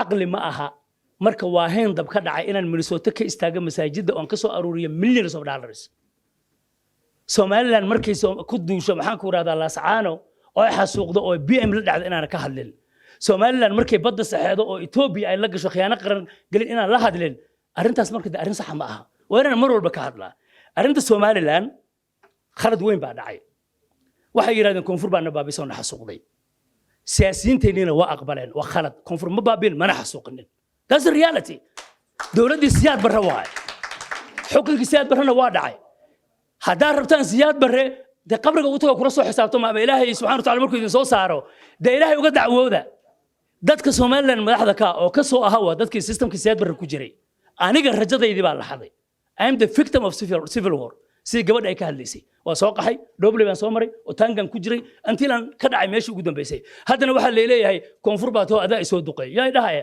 Muuse bixiyo korneela oo tagsigii Soomaaliya ku soo bartay oo pilot laga dhigay baa dhahaya Riyaal ay dhahaya oo nabadsugidu ugu sareeyay waxay dhahaya Faysal Ali Waraabe oo filada ka shaqeyn jiray waxay dhahaya Silaanye oo wasiir iyo safiir soo ahaa names inta kale ku darsada hadaa rabtaan idinka marka Somaliland koonfur ma baabin waxana ma yeelin waa in dawladda Soomaaliya ay joojisaa guilty by association number 1 waa arintaas oo Somaliland qaabka loo dhigay shirarka in la joojiyo waay oo la leeyahay Somaliland ba wada hadlaysa no dhibaato jirta civil war baan galay waxbaan soo gaaray Soomaaliya wada hadasho gaar ahaan shirkada ugu dambeeyay what capacity uu madaxweynuhu kula hadlayaa maxaan ku radaa madaxweynaha Muuse Bixi he's not even he's president hatta ma xilku waa ka dhamaad suushiis ula gali karaa waa in marka aan dhinac kale u fiirina arinta kale oo Somaliland ay tahay waxa loo ogolaaday xuquuq ay salahayn waxay yiraahdeen waa go'aynaa midnimo ma rabno Soomaaliya ma rabno amxaara nooga kindhow xuquuqdii hawadeen isticmaalaan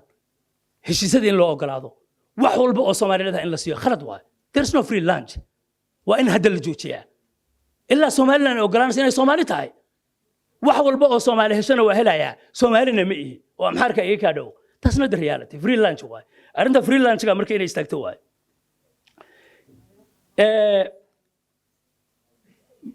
midnimo iyo wadajir waa lama taabtaan xagga sharciga iyo aqliga iyo aqoonta qodobkan aan uga baxay kuwa kale iska deyn doona waxaan ku darsan doonaa panel baan leeyahay Soomaaliland baan ku gabagabeyn doonaa aad baan u mahadsan tahay qodobka waa todobada xalan hayay kii saddexaad waa midnimada iyo wadajirku dhibaato ma aha kala go'una faa'iido ma aha annaga culimada ku eedaysan aqoonyahanka Soomaalida ku eedaysan waa inay aan dhahnay ahayd Ilaahay wuxuu leeyahay wa'tasimu bihablillahi jamii'an wala tafarraqu wa amra wa Ilaahay xarigiisa diinta ku midooba hana kala taginina waa aamusnay waa in la yiraahdaa war kala go iyo googo diintuna ma ogola aqliguna ma ogola curfiguna ma ogola siyaasaduna ma ogola adduunka globalization iyo xulufaysi u socdaa Soomaaliland qodobka in laga hadlo waa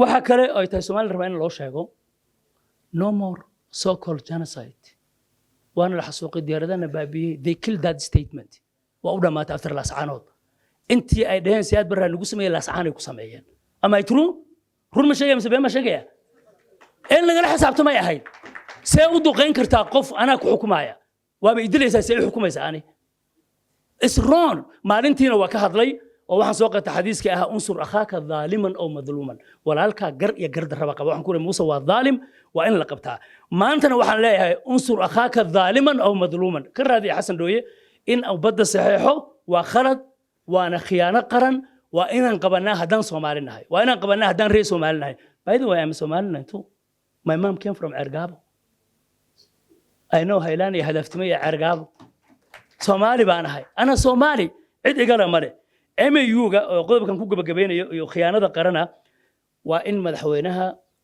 Soomaaliya iyo baarlamaanka arrintan khiyaano qaran waaye waa national security waa national interest waa in sharci laga soo saaraa oo Muuse Biixi hadduu maxay ahayd fad ama hafadin waa lagu fadsiin Soomaaliya reebaydhabo waa in Muuse Biixi iyo Taani oo dagaal ku jiray iyo Kaahin waa in la maxkamadeeyaa oo crime lagu soo ogaa oo la indict gareeyaa oo dawladda Soomaaliya ay ku xukuntaa oo laga xayuubiyaa oo laga mamnuuca inay adduunka xor ku maraan absolutely sharciga qaanuunka dawliga sheegaya qaanuunka Soomaaliya sheegaya Soomaaliya kamid yihiin there is no sugar code anymore MAU-ga baarlamaankii Soomaaliya ayaa waxay ka dhigeen gabadhii walaashay hadday way taabatay madaxweyne xasan bayda way aad baan uga mahadcelinayaa baarlamaankii Soomaaliya waxay ka dhigeen MAU-ga la saxiixo kama jiraan madaxweynuhu immediately wuu saxiixay aad buu u dadaalayaa dawladda Soomaaliya kuma ihi mucaarad waxaan u ahay mu'ayid wax alla wixii wanaagay samayso waa taageerayaa wixii khaladana waan saxayaa waana hagaajinayaa anigoon duminaynin waxaa la rabaa marka inaan saa u fahano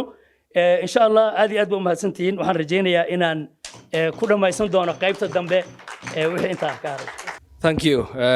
At the best interest of time again, Ahmed will be next, but Dr. Ojwang, 15 minutes. He is the Dean of School of Law, African Nazarene University, and commented on many affairs. Now, Professor Duncan. Thank you. The last time we interacted, you were finalizing on your current title. Oh. Abari. Ladies and gentlemen, I greet you with a clean heart. Where I come from, you can tell the level of greeting. Somebody can greet you, but not with a clean heart. So we usually say, I greet you with a clean heart, and I do. Professor and speaker, we cherish you, and we are very grateful. All I can do is a few sound bites for these few minutes.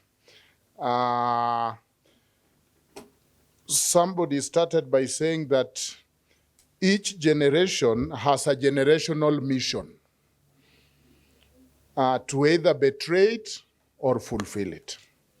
I think this generation, speaker and professor, we have our generational mission, and the choice is either to betray it or fulfill it. I want to talk about the great power competition, what is going on in Africa, but more in terms of sound bites, generally to give you the layaway of what is going on. That one, we have accepted that we are in multipolar world, where there is more competitions and new entry, unlike the traditional. Realism tells us that the strong do what they can and the weak suffer what they must. And there is several theories on state relationship, but I think this is more realistic. The strong do what they want, and the weak do what they must. They suffer what they must. In other words, that we live in a world which, if you know sport like soccer, we call soccer a finite game because it has rules. But we are in the world, operate in a world where it's almost like there are no rules. And so it's very confusing. You are playing, but there are no rules. Or if the rules are there is exceptionalism. Some people get away with violating them. Some people are sanctioned for violating them. So it is a confusing world. I've picked a few examples, and I want to give you this example. I will talk about the new entry, because we know the traditional one. I'll talk about Turkey right now in Africa, Egypt, Israel. I'll talk about Gulf Cooperation Council, which is involving Saudi Arabia, Qatar, UAE, Kuwait, Bahrain, and Oman, and how much they have given, up to $137.3 billion investment to countries like Egypt, Sudan, Ethiopia, Djibouti, investing in agriculture, manufacturing, construction. This is a very new entry. Turkey, close ties with the, of course, federal government of Somali, including, I believe, military base. Egypt, more assertive. We know that they are trying to work towards influencing God, working with Ethiopia, Israel, and then the traditional power like Russia, like US, and all that. I've listened to many conversations. Let me start, for example, on climate change. And it appears that Africans are told, you go plant trees, as the Western countries, we are going to pollute, and you plant trees for carbon credit. And that appears to be the deal. I've talked to some environmentalists, and I'm saying, what is the understanding? Where are the land in Africa for us to plant the trees as the West pollute, so that the carbon can absorb? That is just an example of how skewed this trade is. In Kenya today, if you go to Laikipia, you will find a lot of British citizens owning huge land. They will tell you, we have come to protect poaching and wild animals.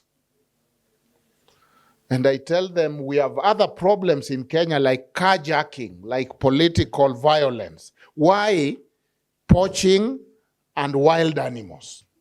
Because it's the easiest way to get a huge land. You put one wild animal there, you get a license to carry gun, and you can shoot the Maasai and Samburu who come in your land. You own the stream, and then you take that land and you register it as a World Heritage Site. And so there is a part that you find a plane can come direct from Britain, land there in the ranches, and if you ask them, what are you doing in Africa? We are protecting wild animals. But to protect wild animal, I have 200 acres with 2 buffalo in it. I now have a gun because I'm protecting nature. It shows you how skewed the environment is. I still believe that how we used to trade, remember before colonization, was barter trade. You remember barter trade? It is very hard to carry injustice with barter trade. I come with my goat, you come with your maize, we can all see this can go with this. The Western world became very smart that we cannot succeed with barter trade. So today they tell you, you go buy a sack of maize. A sack of maize right now is 4,000 Kenya shillings. Come and buy a flash disk for 4,000. If it was barter trade, you will say, surely the energy it takes to produce a sack of maize, as a whole sack of maize, 50 kilogram, 190 kilogram, to change it for a flash disk of a laptop. You will be told, you go sell your cows. Come buy an iPhone, which is about what? 200,000. If you found me with about 10 bulls, that I'm going to the market to sell these 10 bulls so that I buy a phone, you'll say there's something wrong with my mind. But because it's not barter trade, you are told you go to the cow market, sell your bulls. You come to the shop, ask how much is this fawn? You are told 250,000. That is about 10 bulls. Pay, take your fawn and go. So the money thing, the injustice is not very clear because you don't equate very much. And then you are told it is market forces. Market, like it's witchcraft, forces. There's some forces somewhere. Yet, somebody is telling me this tea of mine is not as valuable as technology.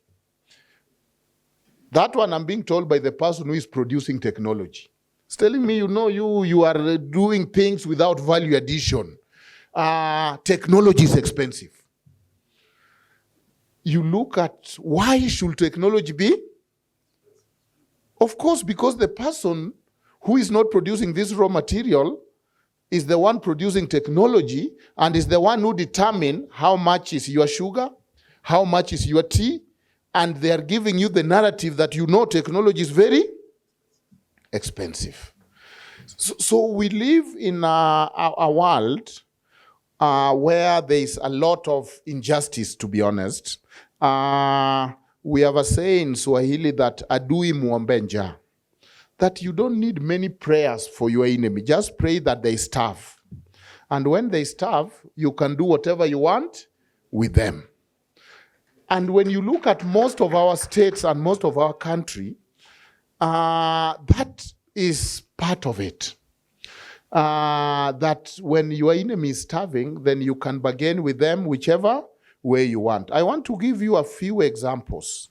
I want to give you, for example, I've been looking at a Mansude Art Studio. Mansude Art Studio is a studio of North Korea that makes statues. The Mansude Art Studio makes statue, and I'll show you 7 countries they have made their statue in Africa. Each statue is about $60 million. And so most of the countries give them huge land. These statues are made, and you'll find that it is made in terms of North Korea propaganda. The people look more like Kim Jong. Yet it's supposed to be celebrating the African heroes. And then you get to understand that who is speaking for the Africa consciousness? And where are our sculptors? Where are our designers? So one of the Mansude Art Studio, they first built the African Renaissance Monument in Senegal, which is 49 meters at $60 million. Then they built the statue of Sam Nujoma in Windhoek. That Mansude Art Studio from where? North Korea. Then they built bronze statue of unknown soldiers, built at 60 million. They built in 2011 the statue of Samora Machel in Maputo, Mozambique.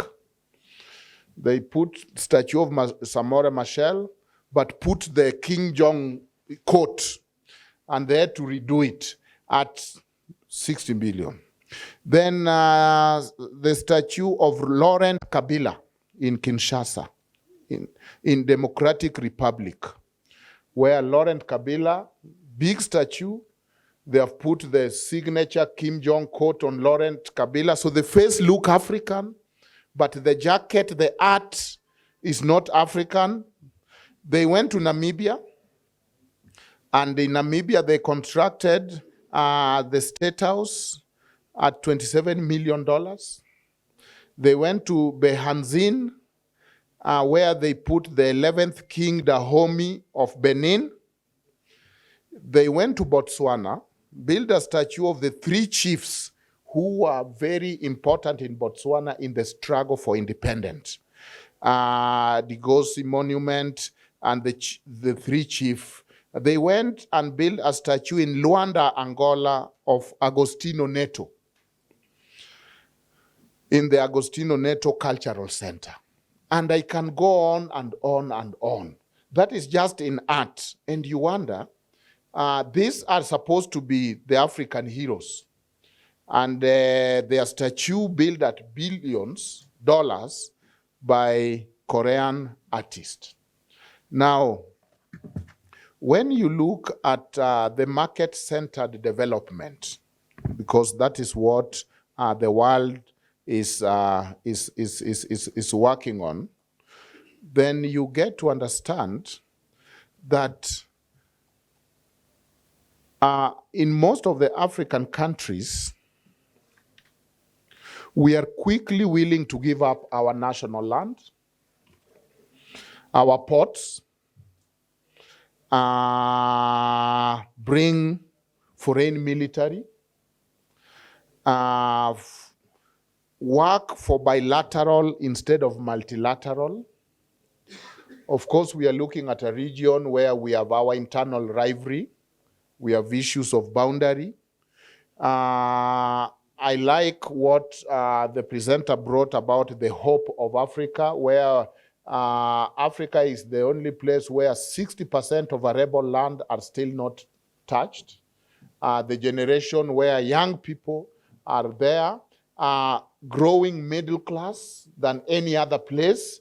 And so look like the world is seeing something we are not seeing. The friend from Minnesota said, when everyone is running to Africa, Africans are running from Africa. That is an irony, because they are seeing that the future is in Africa, in terms of wealth, in terms of work, in terms of land, in terms of the middle class growing, in terms of the resources. But in this chaotic world, what it takes is leadership to look at all the obstacles, look at all the rivalry, plan a path so that strategically ahead, so that countries can move ahead. And without that strategic leadership and strategic vision, why do I support this initiative? Most of our thinking on foreign policy are funded and done by foreign countries. If you know the various model of making foreign policy decisions, whether it's rational actor, whether it's bureaucratic or whatever, for most of the African countries, very few take their resources and say, we want to sit, study the world, study what is going on, sit and strategize what is our advantages, what is our disadvantages, and we want to see how we can leverage around our weakness, manage around the strength, and work for the future. Most of the time, if we do something like this, it is because it is initiated by a donor who obviously have an interest, and sometimes the interests don't align. I'll give you an example. About 2 years now, myself and even I saw Hassan Kanenje, we have been working with IGAD. IGAD has a task force on Red Sea, because that is 70% of the world sea trade passes through Red Sea. Red Sea have challenges. Everyone is coming, the tragedy of common, dumping there, illegal fishing, what Somalia is facing. We have piracy, very small portion, but big portion is that the big powers are, you know what Bush said, we'll rather fight them there than here. And so in the Red Sea, they have serious surveillance of intelligence. That is where they will rather fight from than fight their enemies from the border in the US. that is where 70% of sea trade and more than about 40% of international trade is passing. You go to the Arab side of Red Sea, it is very strategic. You come to the African side, both lateral and non-lateral state, each port is owned by a foreigner. Each country is more working with the foreign powers and foreign states. So the task force was supposed to bring African states together, both lateral and non-lateral. You know that the internet cable is passing through Red Sea, to discuss a common approach as Africans. Why should Kenya go and negotiate individually with EU, while it can work together with other neighbors and go as a team and will get a better bargain?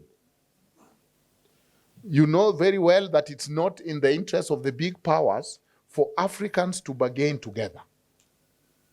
And so they will come for bilateral rather than multilateral and tell you, Somali, if you are still joking, I have a better deal in Rwanda. You better sign this thing or I'm going there. Is pitting and playing this country over this country over this country, and at the end of the day, all these countries are losing. So the Red Sea Task Force was to come with a common approach. We are looking at the big powers like even the US. Do you know the bigger percentage of US foreign aids go to two countries, Israel and Egypt? And the rest of the countries, foreign aid in the US, I think it's only 1% of their budget. So it's not that they are very generous as we are meant to think. It's about 1 or 2% of their budget. And out of that 1 and 2%, 70% is going to two countries, Israel and then the rest of the countries share that small percentage. But when you look at our side of Red Sea, it's chaotic. When you look at those other sides, it's very strategic. They know he's coming in. Then we are told, you know, this is a common good. It belongs to everyone. The people who live close to Red Sea are not seeing the benefit. Then the non-lateral states have to get into very serious negotiation. And then you realize that we have not commonalized our interest. And because we have not commonalized our interest, you find this one is talking to UAE, this one is talking to Saudi Arabia, this one is talking to Russia, this one is talking to US, this one is talking to Nini, and we are involved in proxy wars. What our sister passionately was saying, that even if you sometimes you look at our members of parliament, their allegiance is not the people and the country. The string is being controlled somewhere else. So in conclusion, we are in a multipolar world where there are almost no rules. We talk of US exceptionalism. For us to be strategic, we must harness our strength. We must study the situation, know whom to align with. The biggest power, as I conclude, the biggest power of US and the West is not even the guns.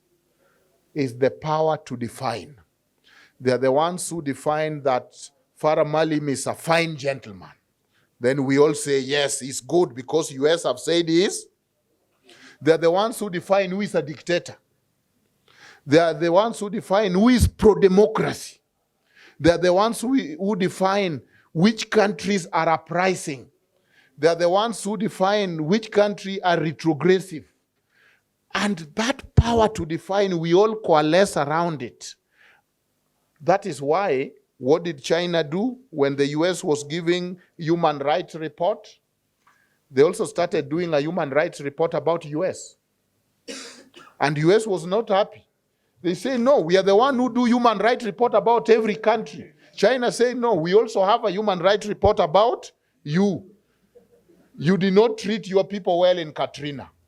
You ignored them because they are black.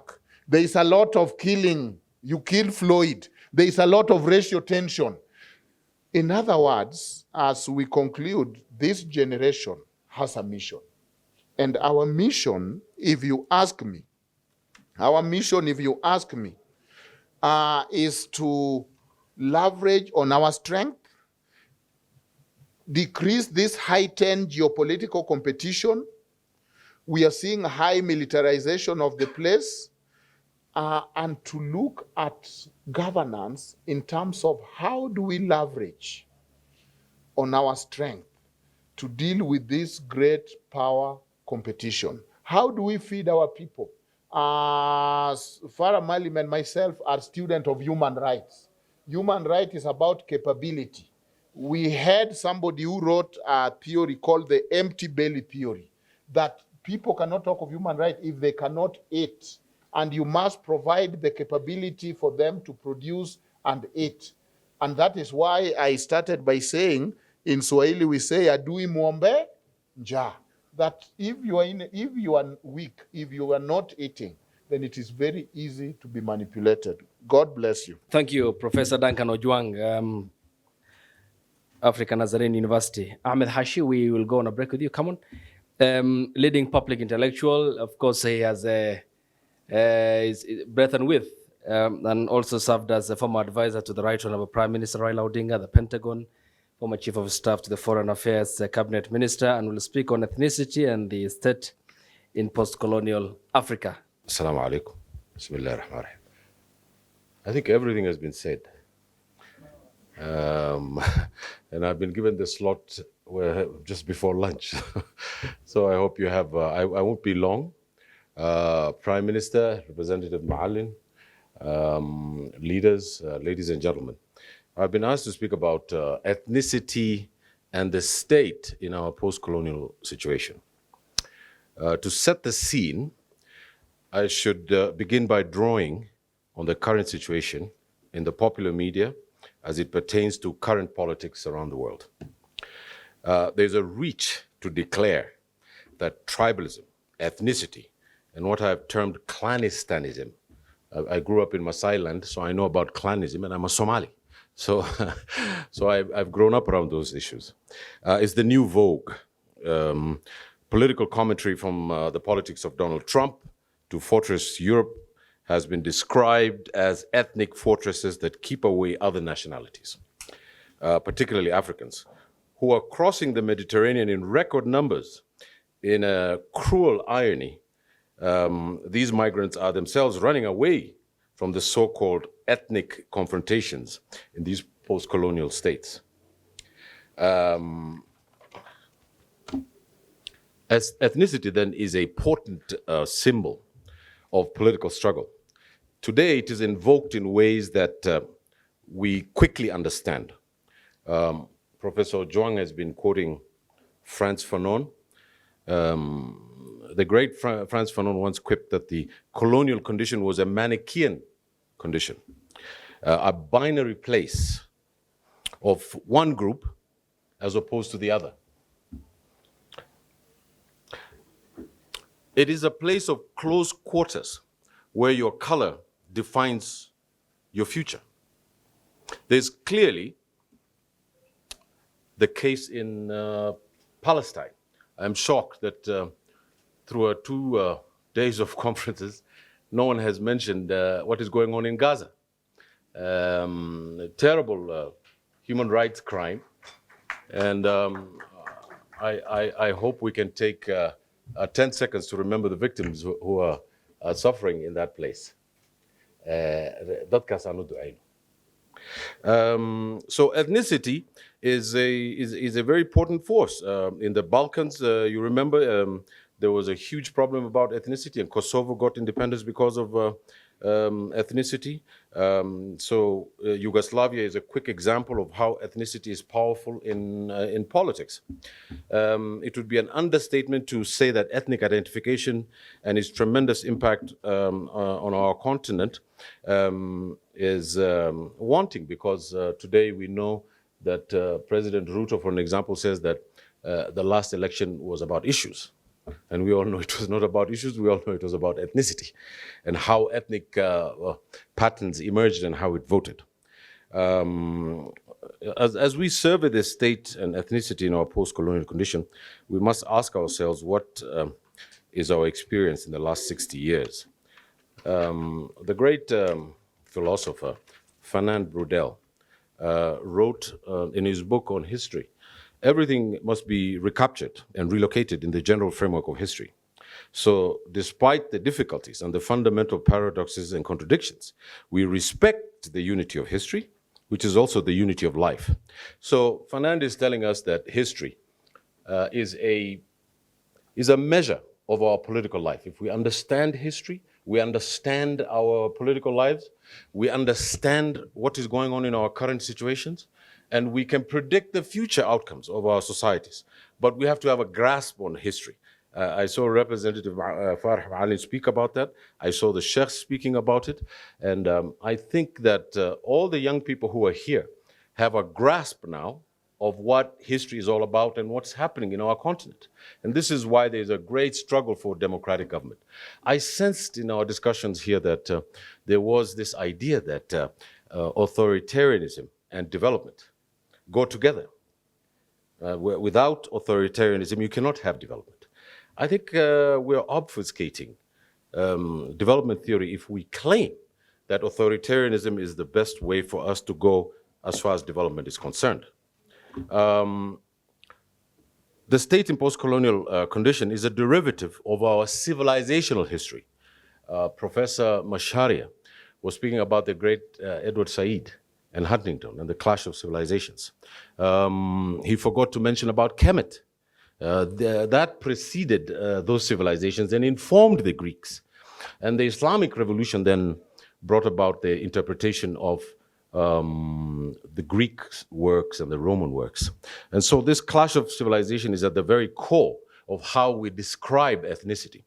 I'll give you an example. In West Africa, before the coming of the white man or the Europeans, you had places like the Edo State, Benin, you had the Islamic caliphates in West Africa that had developed states, proper states. And funny enough, they were very democratic. Women led some of these states. So it's important to call out this issue of authoritarianism and development, because pre-colonialism, we had states and we had ethnicities. But the critical thing is that when the colonial system came, it forged new ethnicities. You see, nations were being forged in places like Nigeria well before the Europeans came. And when Lord Lugard came and decided to create the mandate, the ethnicities of the Edo people or the Benin people or the other ethnicities that were there were then refashioned and recast into different ethnicities to serve capital. And I'm using Fernand Braudel as a motif simply because in his book, Philip the Mediterranean and Philip II, it tracks how finance capital creates ethnicities, creates conditions for nations, and creates invented nations. So you have an invention of a country, say, like Ethiopia. You have an invention of a country like Kenya. You have an invention. But these inventions then become permanent, and they become normalized, and we accept them. While we know they are unnatural in many ways. So we have to understand capital not only in the unilateral way in which my senior learned has described, but from a concept of hegemony. So if I describe hegemony, hegemony is when the Chinese have military power. But I can't call them hegemonic because I'm not speaking Chinese. I'm speaking English. Correct? You go to the internet, it's in English. You go to pop culture, it's in English. You go to the groceries, it's in English. You go to any airport, you want to speak English. They expect you to speak English. So hegemony is having McDonald's and Kentucky Fried Chicken. Apart from having military power, industrial power, and huge states, there must be consent from the people to accept you as the hegemon. So today in world affairs, the hegemon is the United States. And this uplifting of China as a competitor, I think, is a false narrative, if you look at all the indicators. And I don't want to go into that. So I urge you to look into the southern Italian Antonio Gramsci's book called Prison Notebooks, who has spoken about hegemony and how the political conditions for it is derived. I remember speaking at a program that Representative Farah and I are on KTN, and speaking about the totem poles of ethnicity and nationalism. I think it's important for us to understand very clearly that nationalism is not an African affair. It is from the French Revolution. The time between the 15th and the 18th century, probably the most critical time in human history, because the major political force of our time is nationalism. And then we could see all the speakers who were here speaking about defending the nation, defending the country, defending sovereignty, defending. I argue that we have a common home now called East Africa. And I think that that common home is going to solve much of the political and economic problems that we have today. Somali irredentism is a bad word. Irredentism is a word that was created actually just for the Somalis, to stop them from claiming what was naturally theirs. And we have to look at the nomenclature of these words and how they create these ethnicities. And it is important for us not to say that these other countries don't mean anything. It's right that Professor Machare said that Julius Nyerere said that we have to keep the boundaries, otherwise they're going to be chaos. But he did not add that we could create super countries like East Africa, so that Kenya, Ethiopia, and all the other countries can sit at this table with the future Somali government and know that our economy is working, our trade is working, and we're East African citizens, and that we do not need to have conflict, but we can have cooperation. So I think it is very critical for us to think beyond a boundary, beyond our angst, as it were. That's a very critical point for us to know and to understand. I put it to you today that the political economy of the state and ethnicity in, say, elections, for an example. Representative Maalim was speaking about how his election was stolen. And he called me a chicken for not standing up in Langata. So it's not true, obviously. I was going to be appointed foreign minister. And then the Americans came along and said, no, we are going to give someone else the seat. And this is not a tremendous thing to say. The former prime minister himself is on the record saying that on TV, and Mr. Maalim has repeated that. So I firmly believe that if we get out of our nation states, because I firmly believe that the nation state is a caricature of the 20th century, the 19th century. It is not a caricature of the 21st century and the 22nd century. The fact that East Africa is alive and well, you could just go to Isli and you could see East Africa. You see people from Burundi buying stuff. You go to people from Ghana, people from Nigeria, come to Kenya, to Isli to buy things. East Africa is there. I'm a fourth generation Somali here in Kenya. My great-grandfather came all the way from Somalia here. There were no boundaries then.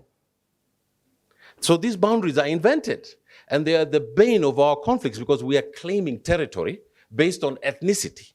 So the problem is the state. The state itself is the problem. Why is it a problem? Because it is a manufactured consent. How does a state that, as other speakers have spoken about, how is it that a state that is actually a predatory state, that takes resources away from you to the metropole, be able to be democratic and govern democratically? It cannot, because its very nature is predatory. If you look at a map of Africa, all the trains go to the coast from Cairo to South Africa. There is no train that goes inside to create trade. So I believe firmly that if we create a vision of manufacturing, a vision of industry that brings us together in a common home in our own region, we will be able to create jobs, we will be able to create proper institutions, and we will be able to do things in a better way. Lastly, I've been asked to be short. The great Anthony Appiah from Ghana said that we now live in a global stage of tribes. The world is made up of tribes, but on a global stage. So what do we need? We need two things. We need ideas and we need institutions. What ideas do we need? We need ideas that have religious import.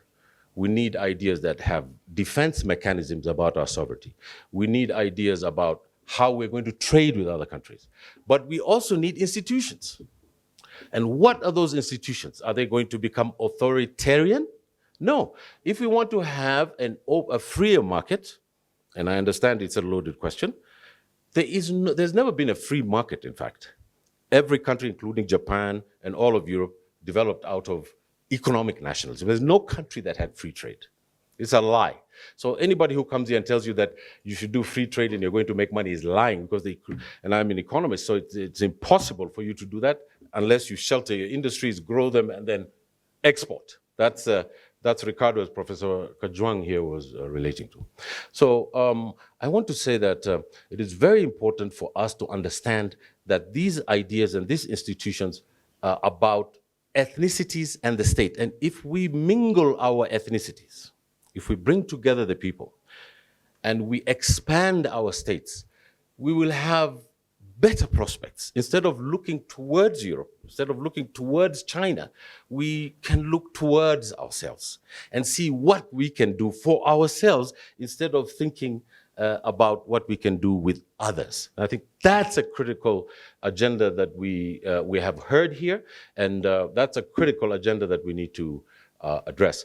Finally, because I don't have much time, I want to add that recently to the Somali-speaking people, Mohammed Warsame Walawal, who died in Hargeisa recently, is a great Somali poet whom I admired a lot.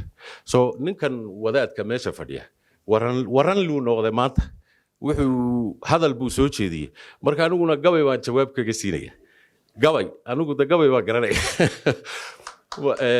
marka waxaan u sheegayaa hadraawi baa wuxuu yidhi wakhtigu 100 docsana dersu kugu dhiibaya durdur kugu siinaya adoo dardaaran qaba ayuu dagaal kugu riixaya dil buu kugu oogaya markaad deldelaad gasho ayuu misna kugu diidaya daraato wuxuu ku yidhi intuu ku diru haddana dabaal kugu sheegaya marka waxaan uga jeedaa hadalka waxaan uga jeedaa walaalayaal Soomaalinimadu the Somali nationalism has to be part of the East African nationalism.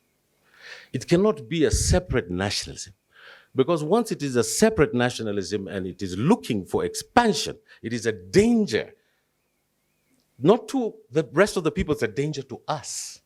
The collapse of the Somali state happened under the aegis of invading Ethiopia. It did not happen because there was an internal problem. Had we not invaded Ethiopia and fought that war, the Somali state would be alive today. It's not the rebel movements who did it. It's the American forces and the Soviet Union that decided that Somali state had to go. So it is important for us to send a signal that we are part and parcel of a region, and we're not separate. This separateness has cost many, many countries its downfall. The third and last comment is this. If we're to have ideas and institutions, as Anthony Appiah has said, we must have our own forms of democratic life. We must have our own forms of constitutional life. We must have our own forms of making sure that our society has some kind of pluralism. Representative Farah was talking about South Korea. President Park used to shoot the chaebol chairmen who did not deliver. They did transform South Korea into one of the great economic countries in the world. But right away, they changed into a democracy because they knew that the authoritarian system was not going to work endlessly. So I don't believe, and my sister is from Eritrea, is listening to me, that authoritarianism and sovereignty and isolation and nationalism is the answer for the 21st century. I believe that regionalism, openness, democratic government, and government of the people, by the people, for the people is the way forward. Thank you. Thank you, Ahmed. So let's break for lunch. It's now 10 minutes to 2. First prayers for the men, it's Simba, Nojambo. Then for the our sisters, Fahari, I pray that everyone has a lunch voucher. Okay. Who doesn't have a lunch card?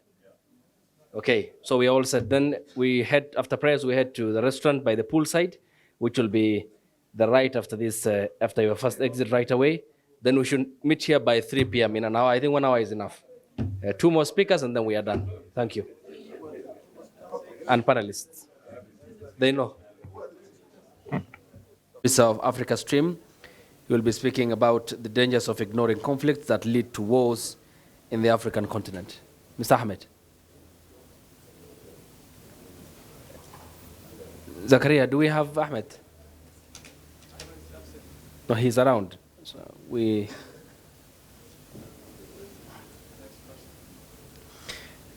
Okay, the next person will be taking time, so I will welcome now the next speaker who is with us, Dr. Dahir Ahmed Farah, to just give a brief bio of who he is. He is an educationist and also emphasizes and has a specialization on education and political anthropology, a former military officer and a teacher, and also the leader of the main opposition party in Djibouti, which is the Movement for Democracy and Development, Karibu. So he will be speaking in Somali, and for those of you who will be unable to, Dr. Dahir Kabalo is here, so he'll be brief. Markawad. Marko Ahmed Damayo. Not now. Yes, okay, thank you. Yes, Ahmed, please come. We earlier made your presentation, so Dr. will come after you. Assalamu alaikum. So I am Sudanese. I know many of the brothers and sisters look at me and think I'm Somali, but we're cousins, we're relatives, so that's why I look Somali. I'm going to talk a little bit about the conflict in Sudan. If you will allow me, I'm going to talk a little bit about the history, because there's no point just talking about this conflict without understanding the origins and what led to it. And with all this death and destruction, there's important examples that we can learn from Sudan relating to other countries in the African continent. Okay, so as I said, I'm from Sudan. When I travel around the world, I tell people I'm from Sudan, particularly Muslims, the first thing they say to me is As-Nas, which those that speak Arabic means the best people. And why they say this is because our hospitality, our friendliness is known worldwide, much like the Somalis. I'll give you a quick example. When I went to Sudan, I was a teenager. I remember trying to find my auntie's house, and I stumbled into the wrong house. And the family were having dinner. The first thing they say to me is, Faddal, Faddal, Faddal. Welcome, welcome, welcome. I explained, no, sorry, I'm running late. I have to go to my auntie's house. They say, who's your auntie? I gave them my auntie's name. They sent the young boy to the house and told my auntie I'll be late because I'm having dinner with these people. Brothers, if you don't mind, if you could just, please, thank you. Sorry. So I say that to say, how do such a wonderful people with such a brilliant reputation get involved in a conflict where Sudanese people on one side are fighting Sudanese people on the other side? And the answer to that, in my opinion, is back to the question of uneven development. Sudan I think in 2000, was ranked as the most uneven country in the world. Not the most unequal. I think South Africa has the highest inequality. Nigeria has the highest people living in extreme poverty. But Sudan is the most uneven because the difference between the tri-state capital of Khartoum, Bahri and Omdurman and the periphery regions is so vast. Yeah? The country is basically the capital city, and as soon as you get out of the capital city, there's no development. Schools, universities are very, very few. And this started under the British colonial administration. The British saw the Northerners, which my family are from, as the perfect class to run their administration. They left zero to little development in the South. The only schools were built by the Christian missionaries, which brought their own problems into the post-colonial state. And this is not just something that happened in the South. It's also something that's happened in Darfur, which is the size of France. Also something that's happened in the Nuba Mountains, the Blue Nile. And this is the essence of the conflict. The guy that leads the Rapid Support Forces, Mohammed Hamdan Dagalo, aka Hemeti, he was a goat herder from Darfur. So the reason why he thought he could engage in this conflict is because before this recent escalation, or this war started in April 15th, he was a relatively popular man. Not because he's a good man, he's a terrible man. Not because he was an intelligent man, he's a very stupid man. But because he represented something. He represented, for the periphery regions, an example of themselves. Someone that comes from these regions that are underdeveloped, that are marginalized, that can represent the whole of Sudan. After decades of Sudan being represented only in Khartoum, Bahri, and Omdurman. And we see this in all African countries, many African countries. If you step outside of Nairobi, the development isn't there. But the problem with Sudan is because it was so large, it was once the largest country in Sudan before it was divided into two, the problem was more pronounced, more defined. Okay, so the current conflict started on April the 15th. It started, I believe, 5 days before, in Ramadan, 5 days before Eid, between two leaders that claim to be Muslim. They start fighting in Ramadan. And the issue is an issue of a proxy state. I was discussing with the elder over there about this. But the problem I've got is when we reduce it just to a proxy state, what we do is we place the blame over there. Yeah? A scorpion will sting because it's a scorpion. That's the nature of the scorpion. The UAE, Saudi Arabia, United States, the UK, France, all these people that have interest in the Red Sea, they're going to have interest in the Red Sea, whether we like it or not. It's about finding unity amongst ourselves and addressing the economic difficulties that some of our brothers face. Yeah? There was a famous quote, I believe, from the 1930s, where it was talking about the leader of the Holocaust in Germany. And the guy said, I believe it starts with, they came for the communists, but I wasn't a communist. They came for the journalists, but I wasn't a journalist. They came for the Jews, but I wasn't a Jew. And then they came for me and there was no one left to speak for me. And I think this explains the Sudan conflict perfectly. We sat in Khartoum, Bahri and Omdurman, we enjoyed our tea, our mulahiyya, our fool, and we just ignored. We paid no attention. And we were warned that these conflicts that had happened in Nuba Mountains, in Darfur, would come to our doorsteps and we ignored them.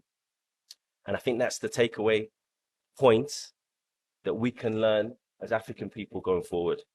As we're building Somalia, as we're building Kenya, as we're building Ethiopia and Eritrea, all the other countries represented, we have to make sure that all of our people are prosperous, all of our people have the right to education, to good healthcare, to peace. Peace is not the absence of violence only. Yeah? If your children can't eat, you're not in peace. Yeah? If you're marginalized from the government, you're not in peace. If the irrigation programs ignore your region of the country, you're not in peace. I could go on longer, but I was told I've only got 10 minutes. So I'll leave it there. Thank you very much.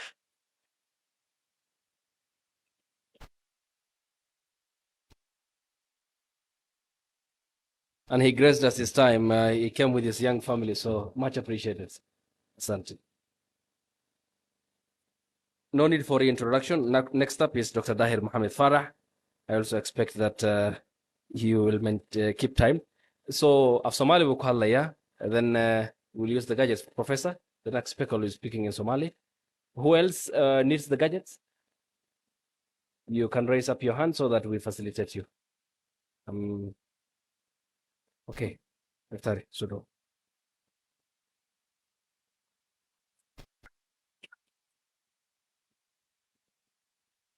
mahadsantiin bismi illaahi raxmaan iraxiim aad iyo sanay ayaad u mahadsan tihiin af soomaaliga waxaan u doortay waxaan ka mid ahay dadka aaminsan in luqadi haddii la isticmaali waayo la xoojin waayo la qiimeyn waayo inayna de hore u soconaynin afaf qaalaadoo kala duwan baan kala wadanaa qaar jarmal wataa qaar ingiriis wataa anigu faransiis iyo xamaan wataa xoogaa ingiriisana waan ku hadlaa qaar baa carab wata marka mar hadday farsamo ahaan suuro galayso inaan afkii hooyo ku hadli karaya aan wax sharaxi karo de maxaan uga meermeeri aad baan mar kale ugu faraxsanahay inay arrintani suuro gasho tinktankani amba maxay ahayd inay golahani uu suuro galo waxaan rajaynayaa inuu noqdo kii aan fikradeenna sidii gabadhii ay lahayd dadkii wala horreeyay bay lahaayeen fikradda innagu aan leenahay innaga naga timid kii halkii ay ka soo baxaysay ee lagu intifaacay inuu noqdo ayaan aad u rajaynayaa in cilmi baarista aan samayn doonana inay noqoto tug aan ka soo qaadanno uun wixii loogu yeedhay collective unipolarity-gii ay noqonina ay noqoto tu dhaqankeennii iyo taariikhdeennii iyo waxaan nahayna ku dabaqan annagu waan leenahay dad aad u fikirayey awowayaal aad u fikiraya waan leenahay falsafaddu maaha un tani uu gaalku sheego caqliga weeyaan falsafaddu markaa dad markaan dhaqankeenna ku noqono siiba jiilalkan dhalinta yar leh ee magaalada ku barbaaray in dhaqankii inta badan looga sheekayn ee loogu sawiray dhaqankii inaan waxba aan naga dambaynin oo waxaa gaalka mayn wax kale jirin loogu sawiray inay dhaqanka dib ugu noqdaan wax badan oo cajiiba oo ay malayn karayn ayay kala kulmayaan cilmigu maaha kan iskuulka loo tago waxa aan u daneeya anigu educationka iyo waxaan daneeya political anthropology-ga li'anno waa labada mijood ay bulshadu ku joogsan karayso waxbarashadu waa tii tabinta ay bulshada wax ku ahayd ee ku sii waaraysay tanna waa leadershipkii weeye leadershipkuna kanin dibadda leenooga keeno mahmid baan lahayn oo dadkan shalay baan sheegayey laakiin xadhiggii waa la yar gooyo gumaysigii baa gooyey inaan dib isugu xidhno xadhiggii oonu sidaan awal waxu maamulaynan idhaahno way nagu dhex jirtaa run ahaantii ambaan ogaan ambayaan ogaanine wax badan baa inaga dhex guuxaya laakiin inay conscious noqdo waxaan ognahoo aan garanayna wuxuu yahay inuu noqdaa loo baahan yahay oon ku noqonno aan kana faa'iidaysan intaasi waa iga hordhac raalli ahaada mawduuca la ii dhiibay waxa weeyaan kaalinta Djibouti ay gobolka ku leedahay iyo habka ay ururka igad u waajaho arrimaha gobolka ururkaasi saldhigiisu waa Djibouti halkaasaa lagu aasaasay in yaro xasuusa weeyaan kolka ma aha cilmi baaris waxaan imanka nii soo sharaxay laana waqti badan maan helno dhowr cisho ka hor baa la ii sheegay mawduuca waxa weeyaan waa remarks waxaad ku tiraan afka ingiriiska un weeyaan ku salaysan laakiin wax dee aan u joogo facts ku salaysan maaha waxaan qalbigayga ka soo yeedhaya maaha waa wax la taaban karayo weeyaan 1986 ayaa la aasaasay Djibouti waan joogay markaa mayari waa markii halkii ay fursaddii ay ku kulmeen bay ahayd allah u naxariistee generaal maxamed siyaad barre iyo mangisto hayle maryam heshiiskii u horreeyey uu ka dhacay hawsha loo igmaday waxay ahayd inuu gobolka dowladaha gobolka inuu taageero si loo helo nabad ammaan iyo barwaaqo waa hawshii loo dhiibay wey 10 sano kadib 1996kii ayaa dib loo aasaasay oo dib baan u soo noolaynaynaa baa la yidhi kolka hore waxaa magacu wuxuu ahaa ururka xukuumadaha u dhexeeya ee maxay ahayd inay ku shaqo leh amaba daaran abaaraha si abaaraha looga hortagayo iyo sida horumarka maxay ahayd inay loo garab galayo abaarihii baa laga saaro horumarkii baa lagu soo koobay laakiin wixii hawshii loo igmaday wax badan isma bedelin horumarkii abaaruhu hadday horumar jiro abaaraha waa lala jihaatami karayaa basically sidii un bay sii ahaatay maxay ahayd inay hawshii loo igmaday maxaa u qabsoomaade la is odhan karaa ururkaasi muxuu soo kordhiyey wixii loo igmaday ee ahaa nabadda gobolka ammaanka gobolka horumarka gobolka muxuu ka qabtay waan dedejinaya laana waqti badan ma haysto waxaa ka sokaysa imanka yaan isleeyahay hadday xisaabtadu qaldanayn 8 sano oo waqti badan weeyaan dee marka aan eegno xaaladda gobolku maanta ku jiro waxaa maxay ahayd inay culayska jira dagaalada jira markaan eegno haddeer ilaa shalay waxaan ka hadlaynaa etoobiya soomaaliya waxaa ka dhex urtay baan ka hadlaynaa suudaan oo gubanaysaan ognahay etoobiya dhexeedu oo gubanaysaan ognahay kenya iyo soomaaliya oo isku dhacay baan ognahay markuu madaxweyne farmaajo joogay waxaasoo dhan marka la eego eritrea oo ka maqan igaad weli ayaan arkaynaa oo aanan ka dhex muuqan waxaa dhan marka la eego dee lama odhan karo hawshii way gudatay eritrea leanna waxaa la arkaynaa inay nabadna jirin ammaankiina uu daciif yahay cilaaqaadkii dalalkuna ayna wacnayn waana dee wax la fahmi karo oo maadaamuu yahay urur u dhexeeya xukuumadihiina ayna isku fiicnayn dhexdoodii ururkii wax badan ma qaban karo wuxuu noqonayaa uun wax ay dowladaha ugu weyn ee gobolku ay isticmaalaan ay dana gaara ku fulshadaan runtaa fiican ayuu iska noqday in badan etoobiya ay isticmaalaysay ilaa imakadan xogayaha guud ee xusbigu waa etoobiya ka soo jeedaa eritrea way ka baxdo waad ogeedeen weli hadda si fiican uguma soo noqon kolka dee waxaa la odhan karaa hawshii weli hadda ma uu fulin ururkaasi taasina waxay dhigaysaa in maxay ahayd inay dee dib ururkaa loo aasaa dib loogu noqdo oo dib loo fiiriyo oo dee laga run sheego sidii uu ku fiican wax ku qaban kara in la sheego ayaa halkaa ka soo baxaysa renaissance waxayna afka qalad ay ku yidhaah in loo sameeyo jabuuti haddaba maadaamay saldhiggii tahay ururkaas kaalintay ka joogtaa ururka kaalintayna ka ciyaartaa gobolka jabuuti waa waddan yar saa wala ogsoon tihiin 1 milyan baan nahay 300,000 baan nahay calanka markaan qaadanay 1977kii ninkii dee tegey amba gabadhii tagtay way og tahaye milayga aan maanta wala hadlayno jabuuti aan ka socdaa imanka jabuuti yaan ku noolahay intan dambe saboolnimada taale jabuuti ma malayn karaysiin waddanka oo waxa soo galaya maxay ahayd daakhli soo galaya una qumanayn badeecadda etoobiya oo dhan ba halkaa soo marta 90% saldhigyo fara badan baan kiraynaa lacag badani ka soo baxdaa dhaqaalihii waddanka yaa wixii cashuur laga qaadaya laga qaadaa caawimaadaan helaa waxaa dhan marka la qiimeeyo qof reer jabuutiya oo saboola inuu jira may ahayn inay dadku wala dhalaalaan bay ahayd jabuuti waagii gaalka waa yaab wey waagii gaalka jabuuti agoon koriyaa la odhan jiro qof gaajoonaya ma jiri jirin aan xorriyadayna jirin halana guumaysto laakiin akhirtu gaajada waa lanaga dhabi jiray maanta xorriyadna ma hayno gaajana wayna haysaa aqlabiyaddii halkaasay jabuuti joogtaa waa in laga run sheego weeyaan dee waddanka maamulkiisii sidaa yahay kaalintee buu ka ciyaari karayaa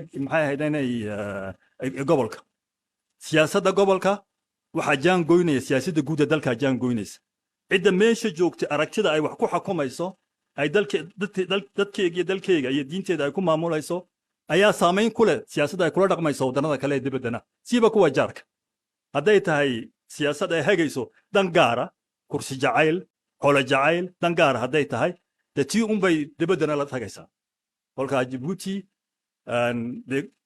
daliil badan baa loo soo jeediya siyaasaddeeda maxay ahayd inay dibadda siiba intan dambe siiba markay soomaalidu oo intii hore waxaad soomaalidu sawir kale iyo cidda meesha joogta ka haysteen intan dambe se dhaliil badan iyo eedo badan baa yaa ka soo yeedhaya soomaalida anigu waayada hore waxaan odhan jirin war bal hoosu eega ha degdegine qaar waxay nagu odhan jireen waa wax kalaad nimankiinani dhan kalaad ka shidmaysiin bay naga odhan jireen qaarna waxay odhan jireen dowlad xumo dowlad la'aan bay dhaantaa dee waxaama burburinaynaa annagu runo duulimaad ma nihine laakiinse dee dowlad la'aantaa bay aakhirka ku dambaynaysaa haddii la daba qaban waaye bal inaguna dhankiina bal indhaha kala furaan odhan jirnay xaggan kale etoobiya dadka soomaalida ee ku noole way cabanayaan soomaaliya canfar baa isku dhacda waad la socotiin waad maqashiin eeda badan baa dadka ka soo yeedho jabuuti bay eedeynayaan waxay taagan yihiin halkaa bay nooga imanayaan iyay dhibaatadaydu ka imanaysaa oo lanoo duqaynayaa bay aaminsan yihiin kolka xaaladda jabuuti sidaa bay tahay gudaha iyo dabaddaba sidaa ayay tahay maxaa xala ayaa de xiga dee waxaa xali waxa weeye marka Djibouti la yidhaahdo waa inuu sida hadda Soomaaliya baan ka sheegaynay leadership fiican Djibouti la helo maamul fiican yimaado si kaalin caafimaad qabto oo wacan ay gobolkan uga ciyaarto in igadna ay qaybteedii uga qayb qaadato sidii igada loo soo nooleyn lahaa ee looga dhigi lahaa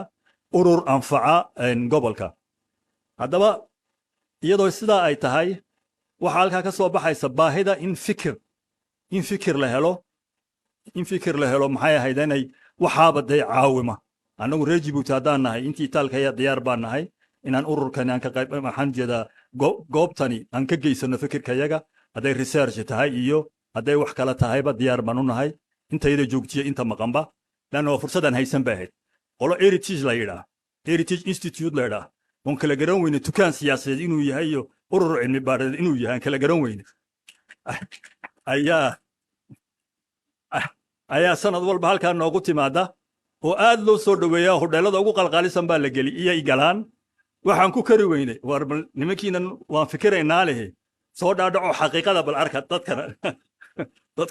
dadkan aad u timaadeen oo bal arka siday u nool yihiin nimankani aad sacabka u timalkaa ninka odayga habaysa soo taagay uu khudbadaynayaa oo niman researcher laba sacabka u tumayo oo waxay wanaagsan tahay ku leeyihin marka waa wax lala yaabo weeyaan marka annagu fursad weyn baanu aragnaa leanna halka cidba nama canaynayn cidba waxba nama weydiinayn waxaan qorqorrana gaaladaa baan u diraynay oon sii daayay odhanayn maantase waxaan helay meel dadka iyagii joogo ayaan helay kolkaa waad mahadsantihiin dhegaysigiinna mar kale ilaahay ha naga dhigo kuwii guulaysta soomaalidana waan u ducaynaynaa iyo dhami ahaan dalalka kale wasalaamu calaykum waraxmatullahi wabarakaatu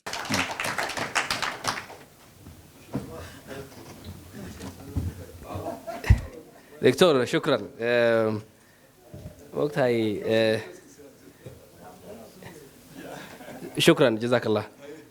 You know, I invited Honorable Yusuf, yes, the MPC. marka waxaan ku yiri kaal xogaha meesha waa laga hadlayaa xogaha ceebna way tahay oo marna waa adeerkii moogtahay marka inuu adiga meesha abaabulkeeda ka dambeysay aan hadlo ceeb bay ugu noqotay marka wuxuu dhahay meesha aqoon baa isdhaafsanahay xogaha horta aan dhageysto. Ali Haji Warsame, please welcome. Then we have the panel. So what we'll be doing is our style will be question and answer format. Then you, the public, will be asking. Then they will be responding to your questions because we want to open it up so that we hear from you as well. Ali is former Puntland Minister for Education, a university lecturer, peace activist, and an experienced accountant by profession. I don't know so cover. So my title by Joshua Retired. Assalamu alaikum wa rahmatullahi wa barakatuhu. First and foremost, I would like to thank the center, AfroAsia Institute, for providing us this opportunity to present divergent and different issues concerning our continent and at large. I would like to revert to Somali. Siyaasi maadaama aan ahay waan Soomaaliga xaqiisa. Marka hore aadaa waxaan muqaddamo yar u samaynayaa less than 5 minutes. Topiga panelku ay ka hadli doonaan oo ah modern activism in the information age. Information age wuxuu soo bilowday qarnigii 20aad waana markii ugu horeysay oo value-ga industrialka la siin jiray badeecada ama commodity-ga information-ku uu noqday badeeco kale. marka lagu weydiyo lagu yiraahdo Facebook imisa way qiimaheedu marka lagu yiraahdo Amazon qiimaheedu waa imisa billions of dollars way. Laakiin do they have a product to sell? No, they don't have it. waxay hayaan waa maxay waa information way. Information-ka marka wuxuu noqday commodity oo kale qiimihiisu waliba uu aad uga badan yahay commodity-ga hore oo la soo saaray. waxa taas waliba si cadaynaya information-ku laba tilmaamood buu leeyahay. marka hore it's widely disseminated information furan way. dad fara badan ba access garayn kara wixii awal dadka aqoon-yahanka iyo jaamacaadka iyo knowledge centerska ku xirnaa ayaa waxay noqonayaan wax public oo dad fara badan ay og yihiin. midda labaadna it's easily available. intana haddaad haysato waxaad ogaanaysaa wax alla waxaad doontaa diyaarin kadhaa. GPT chat marakan waxaa la gaaray research dhan oo aan lacag kaaga bixin oo aan waqti ku dhuminin ayaad hal mar la soo deey kadhaa aad ka sameyn kartaa. marka isaguna waxa weeye in la isticmaalo ba sahlan. marka la leeyahay marka informationka in la isticmaalo in a modern activism waxa marka laga wadaa in la promote gareeyo la direct gareeyo political xaaladdan ku jirna siyaasadeed xaaladdeena xagga environmentiga xaaladdeeni socialka oo kulligood change lagu sameeyo iyadoo la isticmaalayo social media iyadoo la isticmaalayo waxyaalaha aad loo xasuusto waxaa ka mid ahaa Arab Spring hal marba adduunka oo dhan wada qabsaday waxa loo isticmaalay oo faafiyey carab oo dhan inay kacdo nin dhalinyaro oo reer Jazaa'ir ah oo xanaaqay wixii dal ka socday oo dab isku qabtay ayaa carab oo dhan hal mar wada qarxiyey waxa ka mid ahaa waxaan hadda hashtag aan u naqaano oo bring back our girls Nigeria soo ma ahayn waxa ka mid ahaa not on my name marka laga hadlayo terrorism-ka oo kale oo dadka muslimiinta ay leeyihiin dadka la dilayo ama la qarxinayo is not on our name waxa ka mid ahaa me too qolyahan ka soo horjeeda maaragtay sloganka isticmaalaan waxaasoo dhan ama hashtaggaas oo dhan wuxuu bedelay narrative-kii wixii shalay ku jiray gacantii dowladaha ku jiray ayaa waxay soo galeen gacantii publica dadka aad iyo aad wax uga qora arrintan waxay leeyihiin social media activismkiisu wuxuu keenay in publica lagu educate gareeyo wax fara badan oo social issues Maraykan iyo Yurub maxaa ka socda Falastiin ka bacdi waxa ka socda in islaamka dib loogu noqdo waay dadkan waxba aan haysan oo dhagaxa tuuraya oo bambada boqolka tan lagu tuurayo ay haddana u qoslayaan oo meedkooda u aasayaan oo haddana ay u faraxsan yihiin waxay noqotay su'aal taagan waxay abuurtay yani interest cusub oo diinta islaamka iyo dadka Falastiiniyiinta waa markii ugu horeysay oo narrative-ka yuhuud laga wareejiyay u wareegtay Falastiin u wareegtay intaas waxa soo raaca exampleska loo isticmaalo social activism-ka waa fara badan yihiin petition-ka kamida waxa kamida boycottiska in la joojiyo la diido waxa kamida voting in la yiraahdo my MB Farax soo saaray meena sanadka soo socda waa inuu haraa marka iyadoo laftigeedu waxay kamid tahay qaabka loogu diriro social activism-ka waxa kamid ahaa street artists oo darbiyada lagu sawiro dadka ay arkaan waxa kamid ah marcheska walk outiska strikeska waxaasoo dhan waxa weeye qaybo kamid ah social activism-ka oo aad iyo aad u soo baxay Soomaaliya dagaal baa ka dhacay 1991 laakiin dagaalka Soomaaliya 300,000 oo Soomaaliya baa ku dhimatay inta la sheego 2 milyan oo Soomaaliya ku qaxday wax aad u foolxun baa ku dhacay laakiin luckily ma laba record garay intii safar badan laakiin hadda dagaalka ka dhacay Laascaano oo Soomaaliland ku soo qaaday waxay noqotay issue aniga iyo Axmed Xaashi baba iga xaq jirsan oo arrimahaas anoo ka soo jeeda Laascaano abtiyaasha yihiin Axmed baa iga xaq jirsan oo adeeradiis ay dagaalka hogaaminayeen waxaasoo dhan waxa keenay social media activism-ka ayaa keenay arrinta badda oo markan socota iyaduna waxay abuurtay dadka Soomaaliyeed meel alla meel ay joogaan ama Hargeysa ha joogeen ama Boorama ha joogeen ama Lughaye ha joogeen ama ha joogaan Raas Casayr ama Raas Gambooni inay dadka Soomaaliyeed mar kale ay ka dagaalka wada galaan iyadana waxa keentay social activism-ka maanta waxaan u jawaabay tweet uu soo qoray saaxiibkay Rashiid Cabdi oo uu leeyahay Soomaalidu ma intaasay wadaniyo ka dhigteen MOU yaroo la saxeexay oo in dekadii meel yar la isticmaalay Ethiopia Soomaaliland u saxeexday marka waxaan ku yiri waxaad ku khaldantahay saddex baad ku khaldantahay marka hore waxaad tiri Soomaaliland waxaad u haystaa dawlad wuxuu soo qaatay Djibouti heshiiska gashay Soomaaliland waxaad ka dhigaysaa dawlad awood u leh inay heshiiska gasho heshiiskaasna Soomaaliya waxa u gali kala Federal Government of Somalia midda labaad in dhul la bixiyo oo lagu bedesho itiraaf ayaad simplify garaynaysaa waxaad ka dhigaysaa kaliya meel inta la yimid sida Djibouti oo kale war isticmaalo naga taga maalinta la doono la oran karo midda saddexaadna wax adduunka oo dhan isku waafaqay inay MOU-gaasi ka soo horjeedo territorial integrity iyo mataqaana sovereignty-ga Soomaaliya ayaad inkirtay macnaheedu waxa weeye Somaliland baad ka weynaysay dawladda Soomaaliyeed oo dhan marka dadka Soomaaliyeed waxa isku xiray maaha wax dad gaar ay leeyihiin maaha from awdal saylac ilaa iyo Raas Gambooni waxa isku xiray waxa weeye social activism sorry isku soo duuduub doodu halkaan ay ka dhalan doontaa laakiin aniga fikradeedu waxay ahayd in adduunku isbedeli karo waxa dhici kara inteena qolka fadhida inaynu awood u yeelano mustaqbalka dhow inaynu dowlado dhan oo dhisaridno kuwa aan dhisnayna kuwa aan jirina aynu dhisno inagoo isticmaalina social activism. Thank you very much for your time.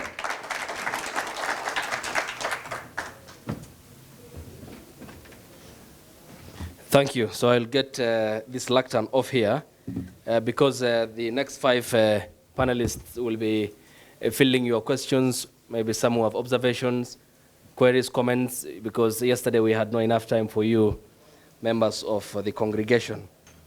Abdurrahman Ahmed, yes, if you are here, please welcome. So do. Halima Gutale, yeah? No, it's a different speaker. Halima, yes, please. Dr. Dahir, you will join them. Sheikh Hassan, please. Ahmed Hashi, yeah, Joe. You know, you speak multiple languages. We're going to move this one down? Yeah, I'll move this one down, no problem. You speak Masai as well. There's a translator, no problem. Yusuf Hassan is better, he speaks 6 languages.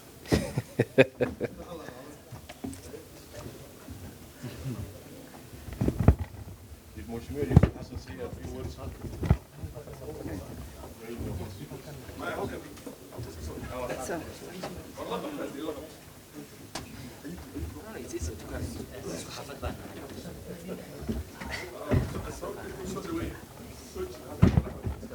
Yeah, it's better. All of them were confused.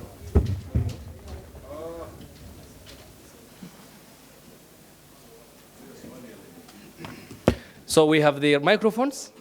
Zakaria, please help me. I need to. Okay. So all the others have made their presentations. It's only Abdurrahman who we have not read his bio, a diplomat, activist, and environmental protection expert. So it's limitless.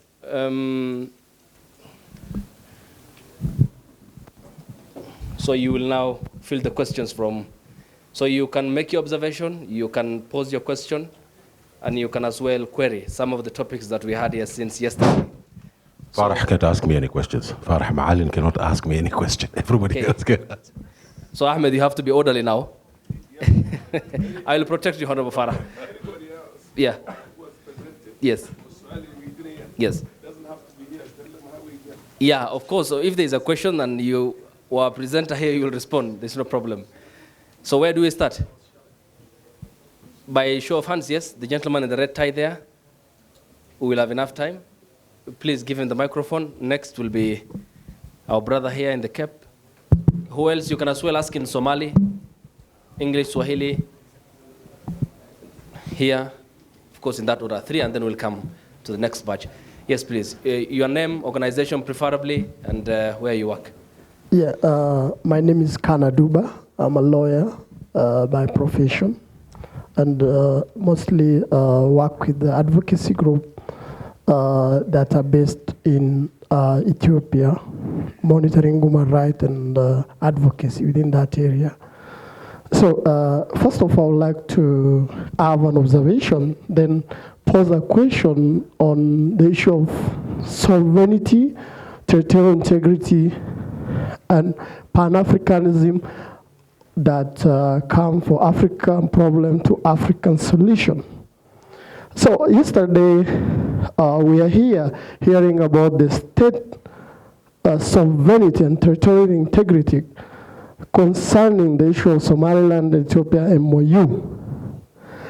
And what I've heard from yesterday's and today's is, trying to decolonize, trying to prevent the Western world interference in African internal affairs.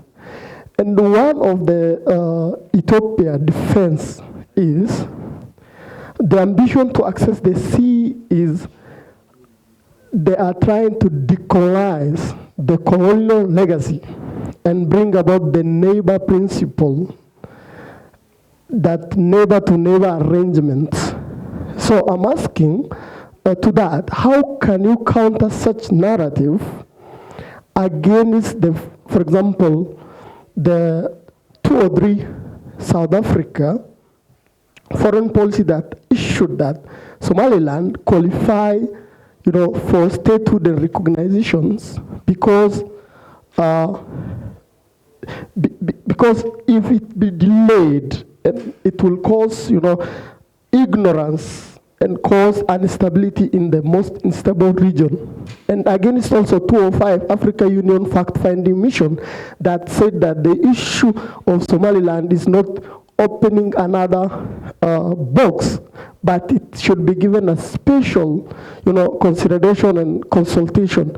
So how can we fight when we are still fighting the Western or the now Asians not to interfere in African affairs?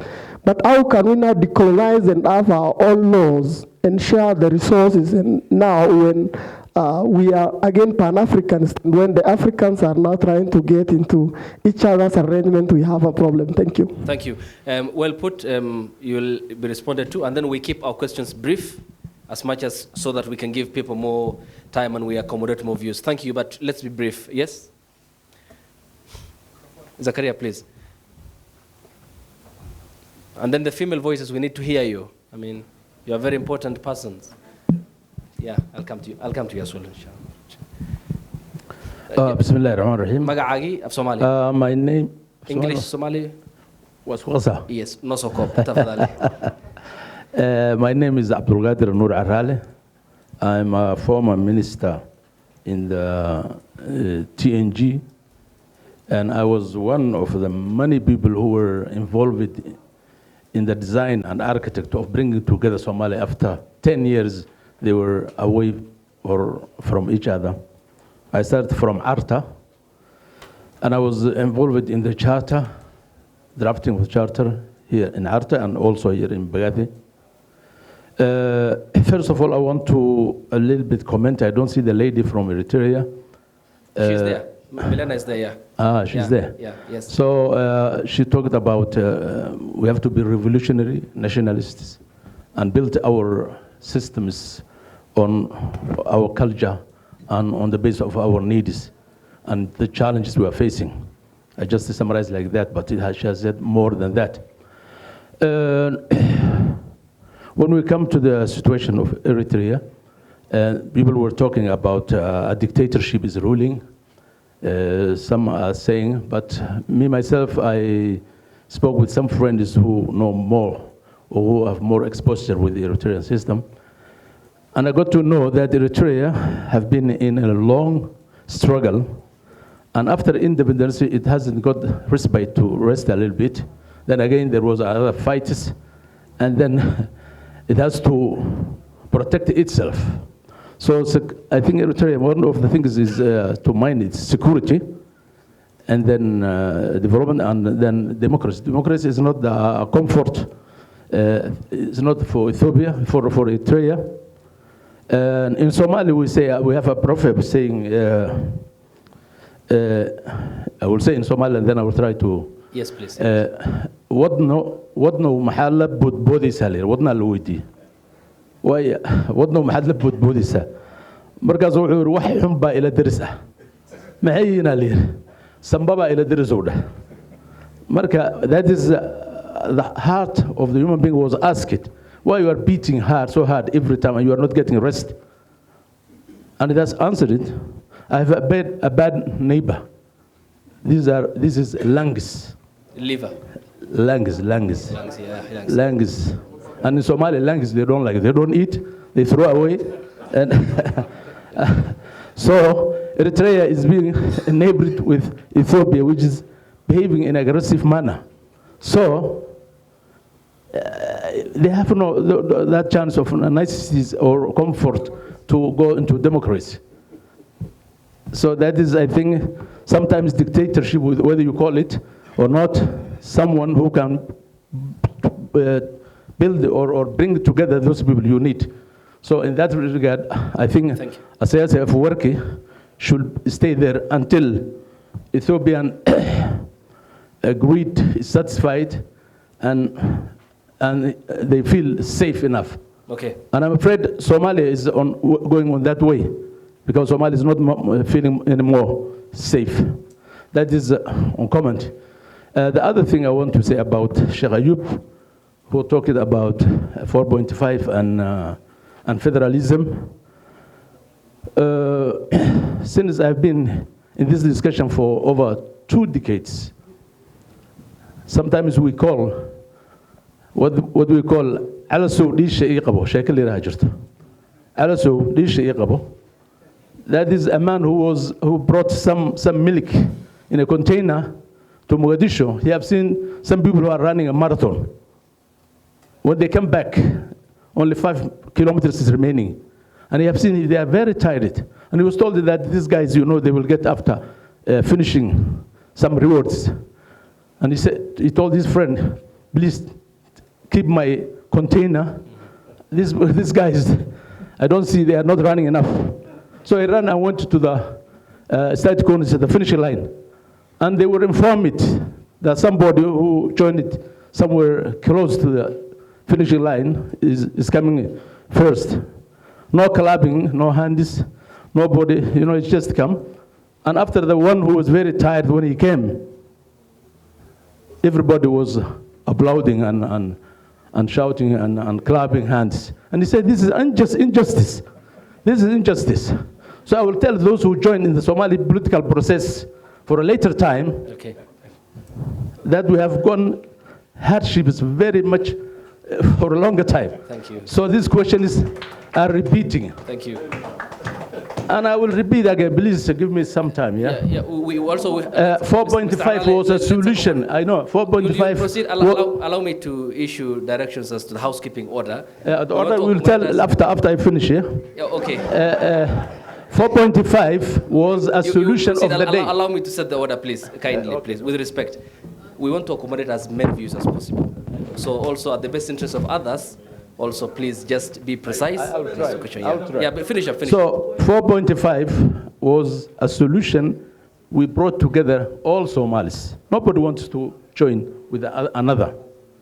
Federalism was also a request coming from the people. Not everybody was like it. But it's not the federalism, adoption of the federal system, but how it was implemented. That is the mistake. And I want to make short, but all these people, I think, Farah Maalin was with us all along, Professor Gedi, and so many few people. So I have to tell them what I know.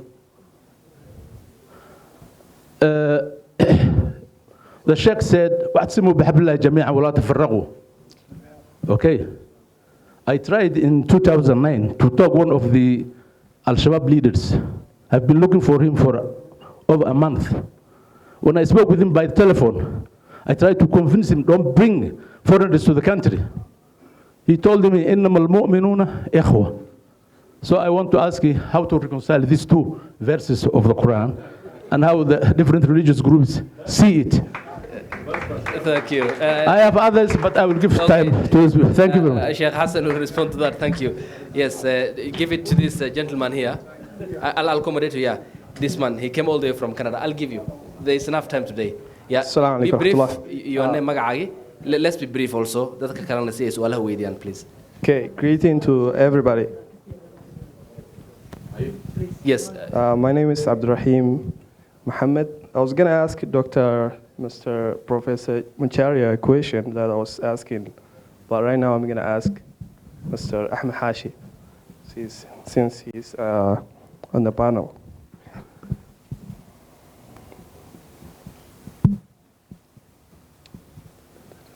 What is the major problem with Africa's economy, and what will be the ideal solution to begin with? That's my question. That's it. So we have taken 3. Let's exhaust them, then we accommodate others. Is that fair? Yeah. Thank you. So the first question was on the issue that the lawyer had raised, the human rights lawyer from Ethiopia.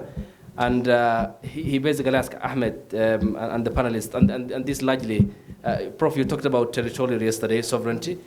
On then how can we counter the Ethiopian argument of, even as the MOU had ignited a lot of concerns, that they are also given the excuse, though flimsy, according to him, that this is also a promotion of good neighborliness. I mean, how can that be countered?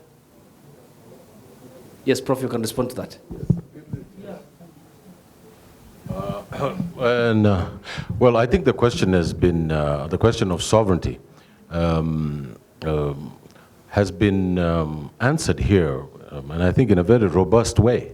I think that there is no question that the basis of territorial integrity and sovereignty and a country is the basis of how the world works today. But the difference between us and the rest of the world is that the rest of the world has something called ASEAN, the European Union. The Australians and the New Zealand belong to ASEAN. The South Americans have their bloc. Even the Caribbeans are putting on their bloc. The African Union is not a bloc. It's a talking shop.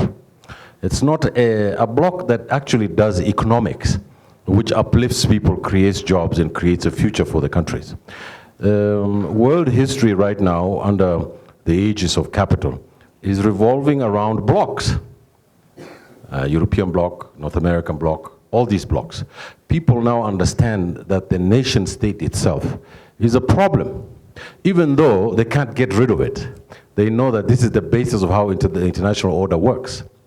But when it comes to economics and relatively even more now politics, is that it's regionalism that is the answer. Here in Africa, we had a very big problem about whether we should have regionalism or an African unity.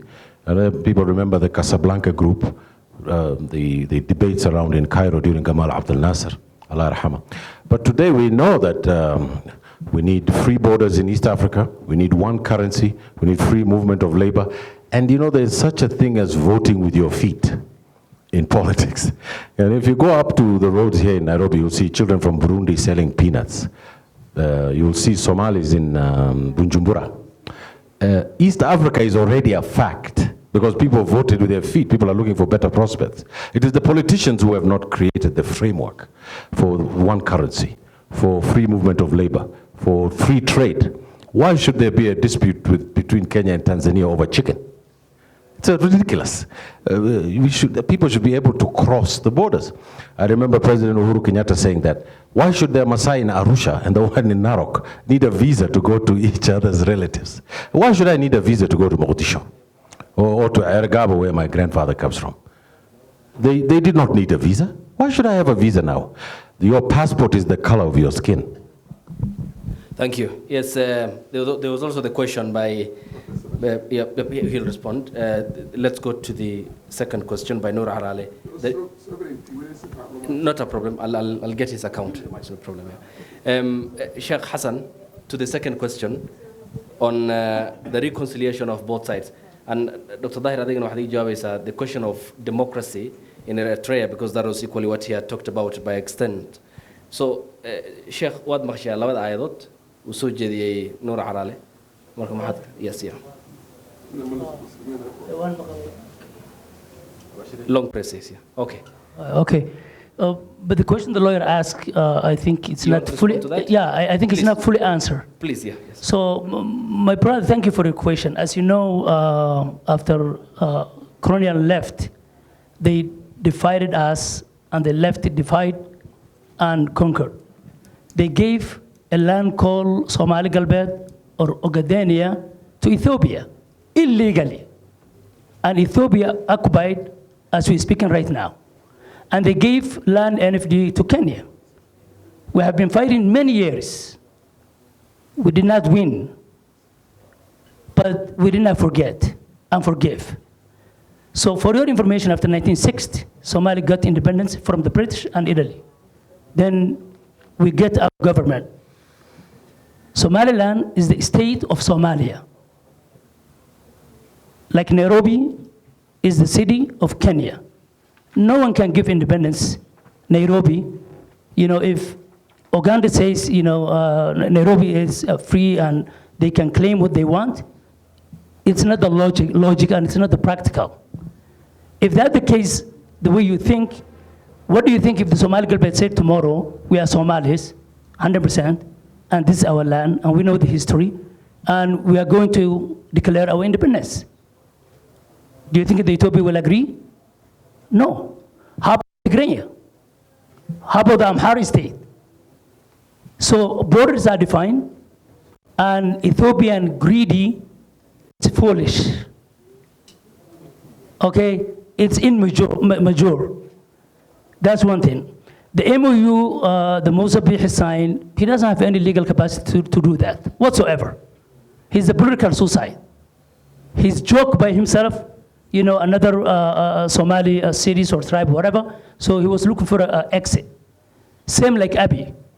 He's joked by himself, his immaturity and the fight and the problem. He was looking for the strategic exit. Also, I doubt it. Maybe there's another foreign countries looking for the strategic sea access because of the Houthi, because of what happened in Gaza. Maybe that's the case.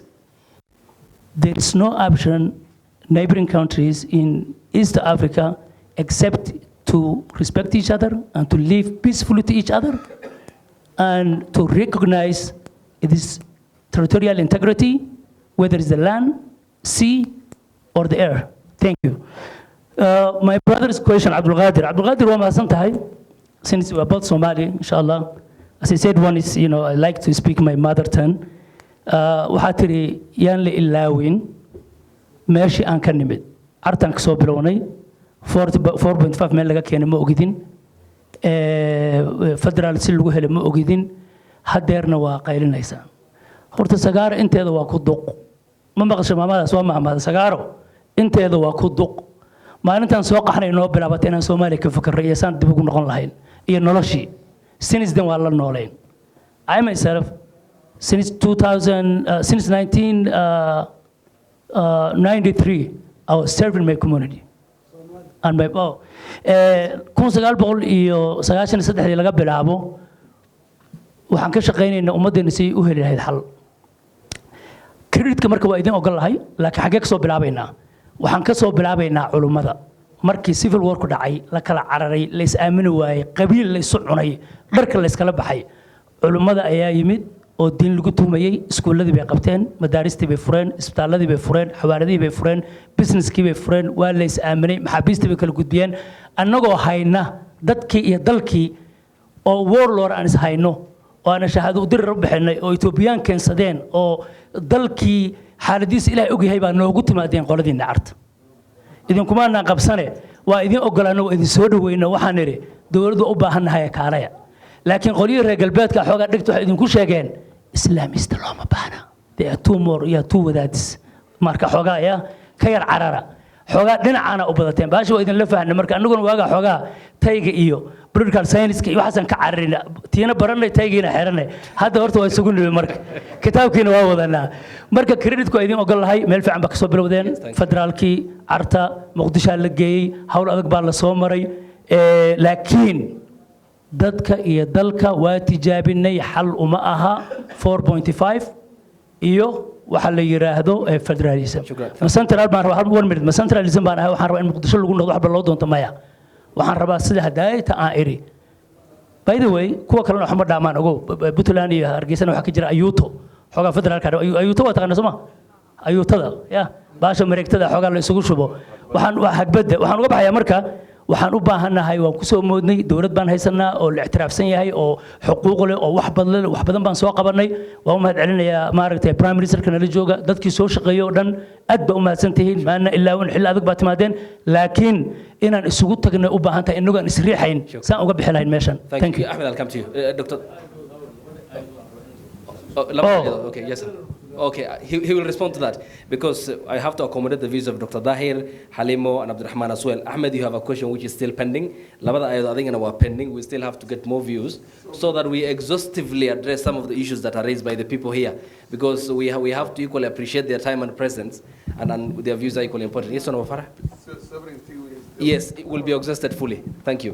Yes, Dr. Dahir, there was the question of Eritrea. Noor al-Kahli wali. Yeah, the example he gave, wadnaha iyo sambobka. I mean, figurative language, but not shaking. Microphone.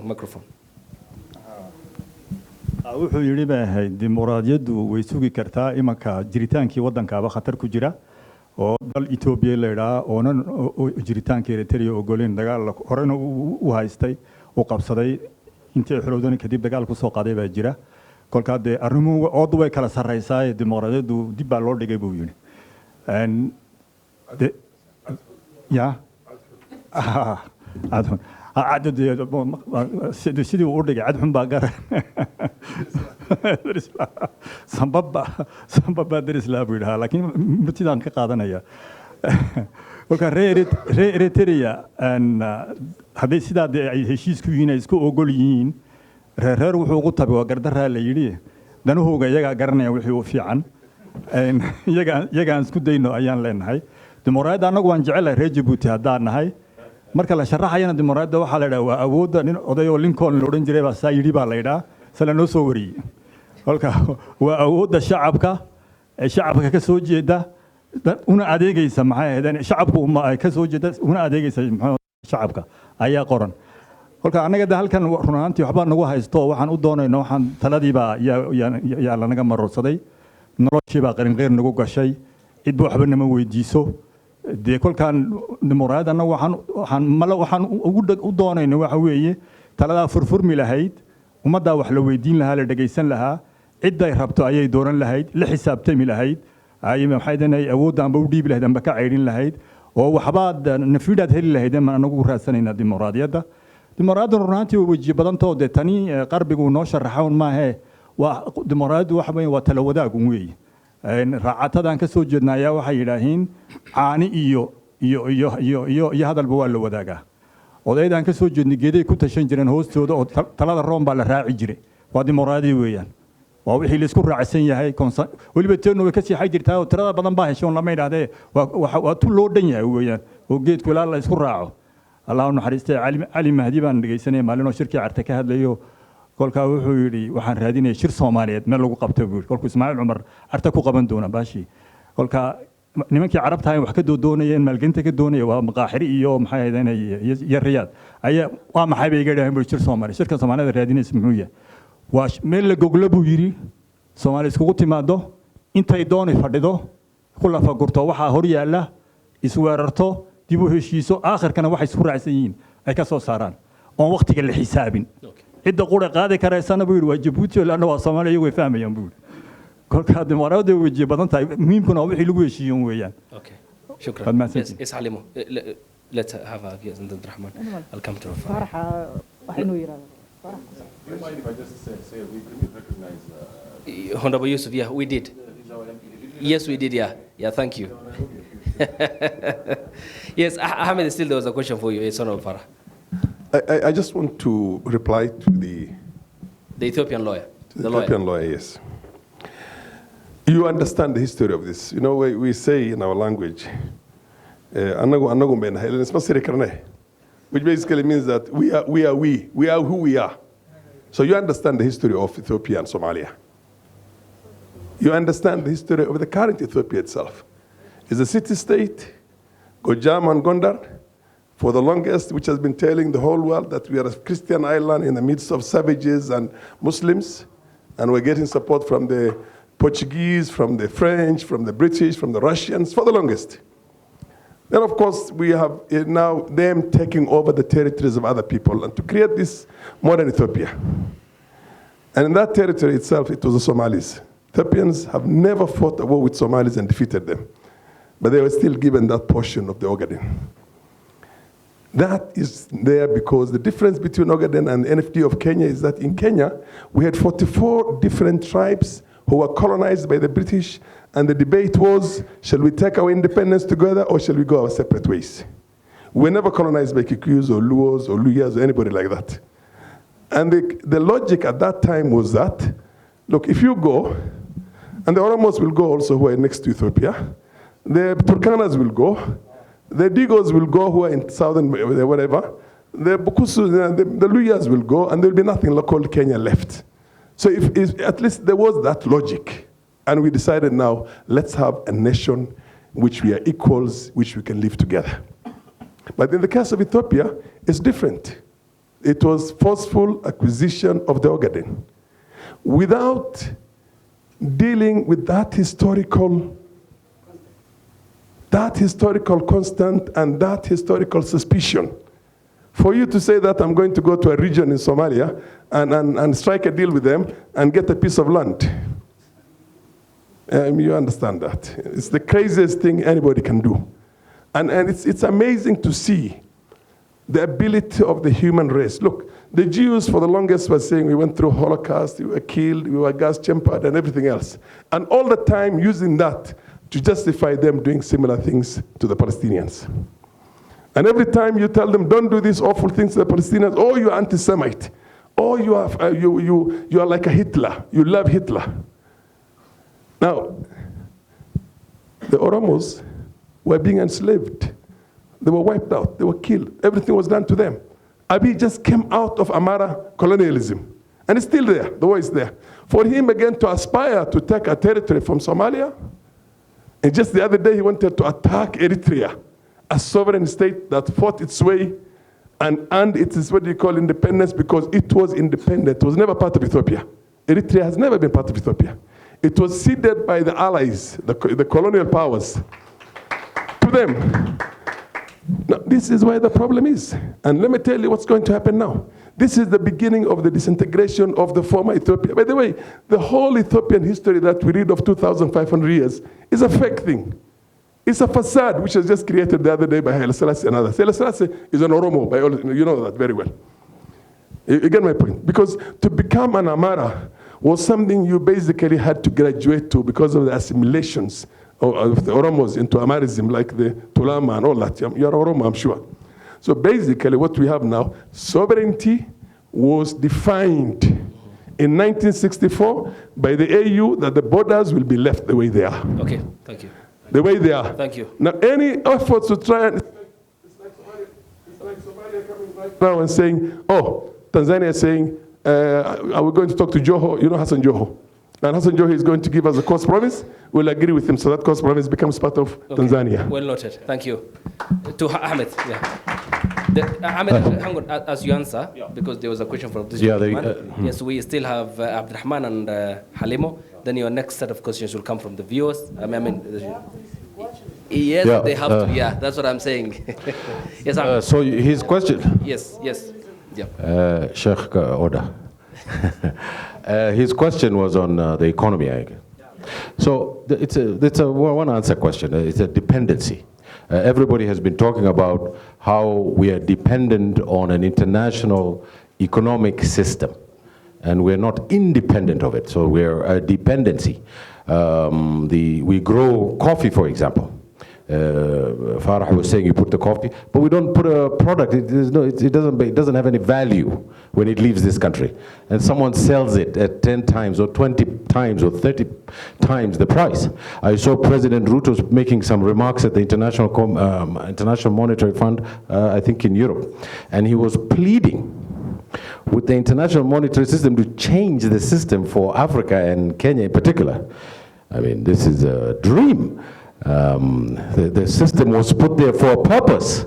It was not put there for you to come and ask for it to be changed, because the possibility of that is not present. This is why I've been arguing for the end of this conflicts between so-called nation states, and arguing for an East Africa, because those contradictions will be taken out, and we can create our markets here, we can create our economy here, we can create our jobs here, we can create our manufacturing in the undiscovered country called East Africa.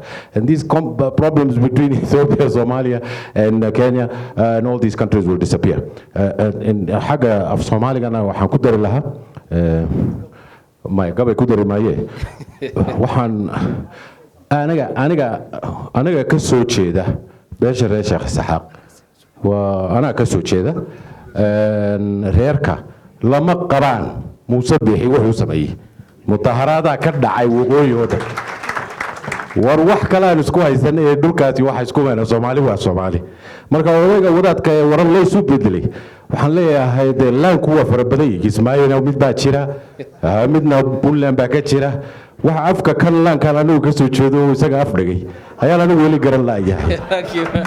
Yes, just briefly. One word. بسم الله Sokop, no Sokop, please. قولدينا كياتيغا قولدينا كياتيغا we're not interested in EAC. We are not. Somalia, we have enough. Hadakiyatitin, please stay in your territory. Respect 1964 territorial integrity. Ahmed Hashi, stop advocating for this garbage, call it EAC. We are not going to unite with you. No. Thank you. Thank you. And that will be completely annihilated. I'm telling you. Annaga waddankayagu waa nagu filan yahay badda iyaduna waa nagu filan tahay khayraadkayga aan la soo baxaynaa na ammaan geliya idinkiyo Ethiopia and Kenya, leave us alone. That's all. Respect. Thank you. Already you take a chunk of our country. Enough. Thank you. Annaga wax iyaga la soo baxayna naga jooga gaaladan idin raacin doona haddii kale. Thank you. Yes, the lady there. No, briefly, your question, Magadi, your name, organization. Yeah, order. Let's now listen to the question. I'll come to you. Doctor, I'll come to you. I'll come to that side, yeah. Fartuun Maxamed Ismaan, shaqadaydan waa macalnimo University Lecturer Islamic Studies, Jaamacadda Mustaqbal, qaybteeda Nairobi, farceeda Garissa. Markii horena Jaamacadda Raaf, hadda Islaamic loo yaqaano. Anigu siyaasi ma ihi, laakiin qoys siyaasadda ka soo jeeda. Aadan Cadde, Tarsan, waa iska garan kartaa. Ambassador farmaajo reebtigaya labada dhinac siyaasadda ka soo gashay. Marka siyaasadda waa iska raaraaca markuu waan akhriyaa. Afka Carabiga wax ku bartay, afka Carabiga wax ku jeediyaa. Laakiin hadda maadaama Soomaali fadhido ma fi daaci in Carabi ku hadlo. Soomaaliga ku hadlaya, Englishka ka soo jeedaa waa ku adeegtaa bas washaha u yahay. Waa ku biyaacbaa laakiin luqadda Carabiga ilaashada. Waan ku shaqaystaa. Marka waxaan ka hadlaynaa farriq tasud qaybi oo xukun. Qaybi oo xukun. Waa qaacido jirta waligeedna jiri jirtay. waxaan soo qaatay marka dawladda Andalus wadankaas maadaama taariikhdii xadaaradan dhigaa wadan muslim 800 sano ka talinayeen qof walba waa ka dharagsan yahay muluku dawaa'if markay soo baxayeen 22 dawladood loo kala jabay markaas waxa midka marka kan la cunay kan kale waa fiirsanay hal sheegay boqor dawladda mooyinta ku jiro Maxamed al-Mahdi la yiraahdo inuu gatay 96 qalcadood waagi hore magaalooyinka qalcadaha lagu ilaalin jiray dhufeysyo 96 qalcadood ya hal boqor gatay suu walaalkiis u jabiyo markii walaalkiis la jabiyo Isbaanishku waxay dhaheen hubay heleen marka waxay dhaheen hadi al-ard arduna dhulka anaga balhaan jirin muslimka anaga qabsaday naxna madruduhum wayna ciiraan dhamaantood magaalo loo cunay magaaladii u horeysa dhacday duleeyada leeyahay dhaxday ku taalay nin gawayaaya hadlo wuxuu yiri guura ee Andalusow marada dhinacyada ka dhamaata laakiin Andalus dhaxday ka dhamaato yiri أنا أدرس دحلي كنت دوائد دحلي كنت علي مر شبيلي عني مر برقصت عني مر سرقصت عني مر برتقال وسيس عطي قرنات ضد بيس بقر كسوينا يكسبح قال عليه قطي سيدا سامك أنا ودن كان ما تاسو أجي مر تاسو هه وأجي هاي إثيوبيا كم هرس 30 كيلومتر قاعد بس كم هرس تاريخ إثيوبيا كلها دول كهستان دول كإثيوبيا لا يقان هو دول مسلم لح دولة مسلم كتلين جري إما لديه جري ملوك الدراسة الإسلامي boqoradii dhar qurxan ay qaadan jireen oo xari oo leh karkaamo leh lix dawlad carabi ahaayeen halna Soomaali ba ahayd awdal waa Axmed Gurey intiiba meel la qalaqay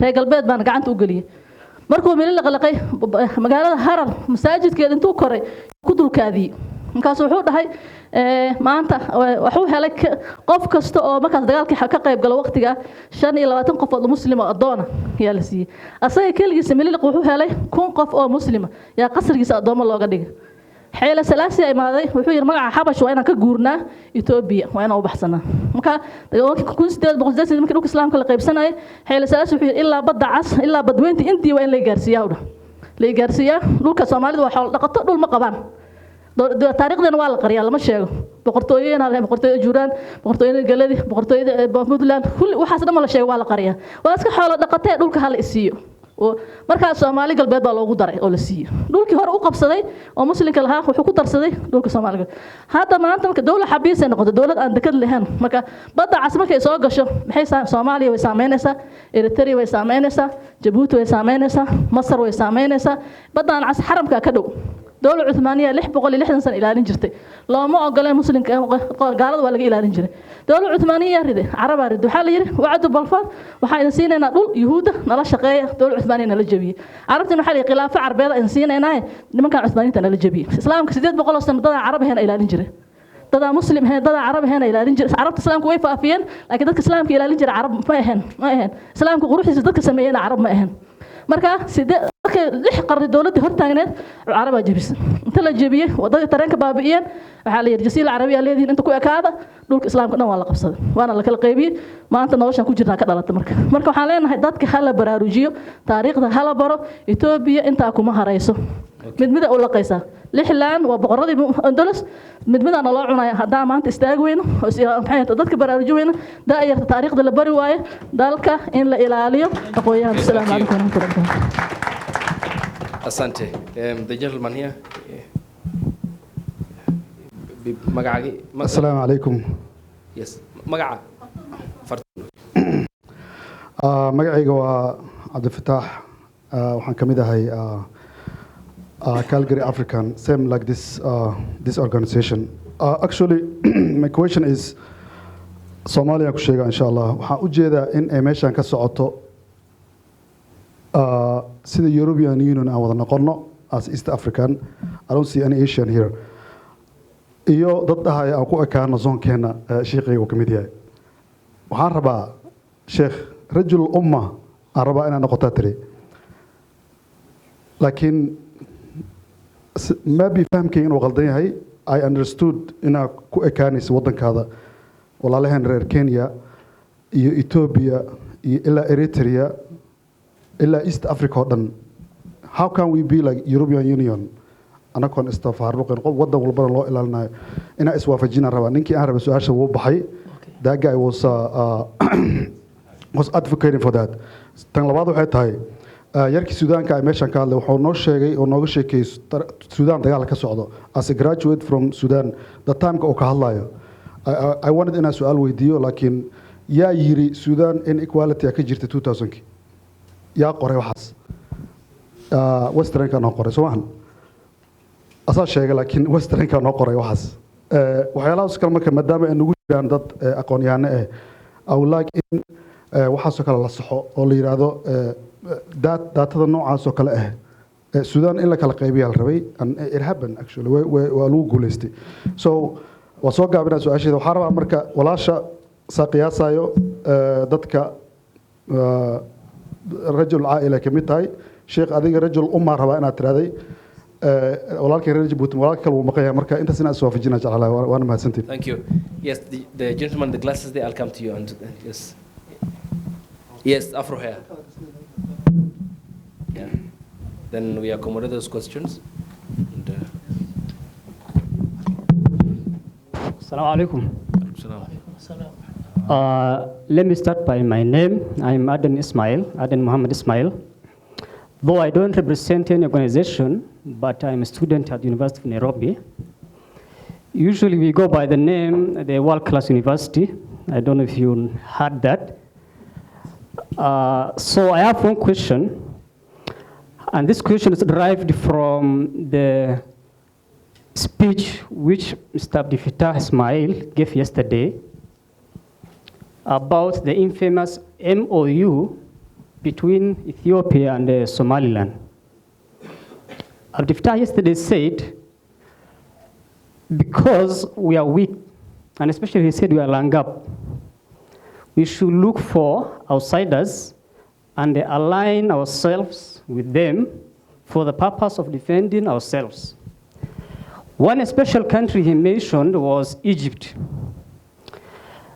By the way, I believe in the strategic sense of it, there's nothing wrong about aligning yourself with a more powerful actor for the purpose of self-defense. But sometimes we should be also conscious about the pros and the cons of whomever you are aligning yourself with. For the Egypt also has its own interest in Ethiopia, because they are focused on the JED, the Grand Ethiopian Renaissance Dam. So for the short term, Egyptians might help us contain the Ethiopian expansionism, but in the long run, I see there is a threat emanating from Egyptian involvement or Egyptian presence in the Somalia territory. We should remember that Egypt also has another interest in the Red Sea. As we speak, the Suez Canal is on chokehold by the Houthis. So how much assurance do we have if Egyptians come to Somalia and they help us repel the Ethiopians? In the long run, they might use the Somalia territory as a launch pad or a ground to act against the Houthis. So by doing that, we have already involved ourselves in the Persian-Arab proxy war, because as we speak, we all know Houthis are a proxy element of Iranians. So I would like to ask Abdel Fattah or whoever can answer that in the panel, should we should look the both sides of the coin. Okay. As much as we focus on the positive side of Egyptians helping us repel against the Ethiopians, okay, should we also be worried about involving ourselves in the Persian-Arab proxy war, which can in the future be more devastating than the problem we are facing right now? Thank you. Yes, That's yes. my question. Abdurrahman, you'll respond first, Abdurrahman. Yes, go ahead. And then Halima will come to you, and then Sheikh will come to you, and then Victor will come to you. And another member who want to respond to these questions? Aden. Yeah, Egyptian you, but also we accommodate other views. Yeah, I'll come to you. There's a gentleman here there. So I'll come to you. Alaikum assalam wa rahmatullah. Aden, thank you. Good question. Waxaan ka jawaabi doonaa also su'aal comment-kii gabadha walaashay ee keentay khaasatan markii ku saabsaneed importance of education-ka. Cabdiraxmaan marka walaalkay markuu presentation-ka sameynay wuxuu ka iloobay inaan madartay cilaaqaad fiican la leeyahay oo ka soo jeedo xagga Yemenna. Marka anaa u jawaabi doona maanta. Aan ku bilaabayo sidii magaca ilaa yesterday shalay tole maanta waxaan ka hadlaynay we have to change narrative. I agree with you markaad tiriday inaan dadka kale kolba meel inoo jiidanayo horeysatana narrative-ka. Marka inaku inaan iskaga bilowno magaca xuuti xitaa waa magac miinaysan oo la soo dhiibay dadka Yemenida iyo ka tooradooda samaystay magac bay leeyihiin magacooda leeyihiin waa Ansaarullah. odaygii asaasay magaciisu ha noqdo Cabdulmalik al-Xuuti waa la dilay laakiin marka dad baa doonaya inay wax sameeyaan laakiin iyakay taas u taala question-kaad keentay laakiin Masar it's a good question waa su'aal fiican waxa ka hadlayay professorkii magaciisa aan garanayn ugu dambeeyay intaan qadada u bixin wuxuu yiri Mareykanku lacagtay bixiyaan laba wadan ba ugu badan 70% ay siiyaan Israel Egypt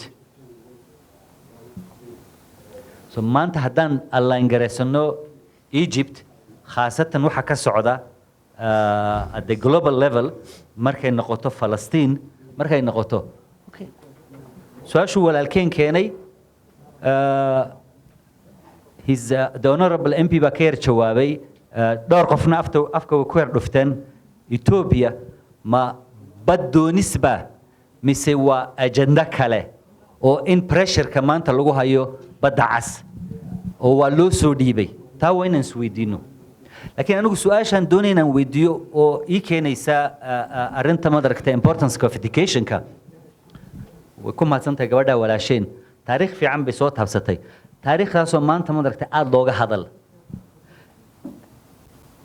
alxamdulilah laba sano saddexdii sano ugu dambeysay dhowr meelood baa fursad u yeeshay taana xamdiga ilaahay baa iskale inaan soo maro from Boorama aan soo maro Hargeysa ha noqoto Burco ha noqoto Laascaanood Cergaabo Kismaayo Badhan dhowr meelood aan soo maro taas fursad waxay keentay in dhalinyar badan la fadhiisto culamo laakiin taban xoog waxaan saaray dhalinyarta ahayd markaan taariikh ka hadlayno dhalinyarteenu maanta maba garanayso taariikhdii Soomaaliya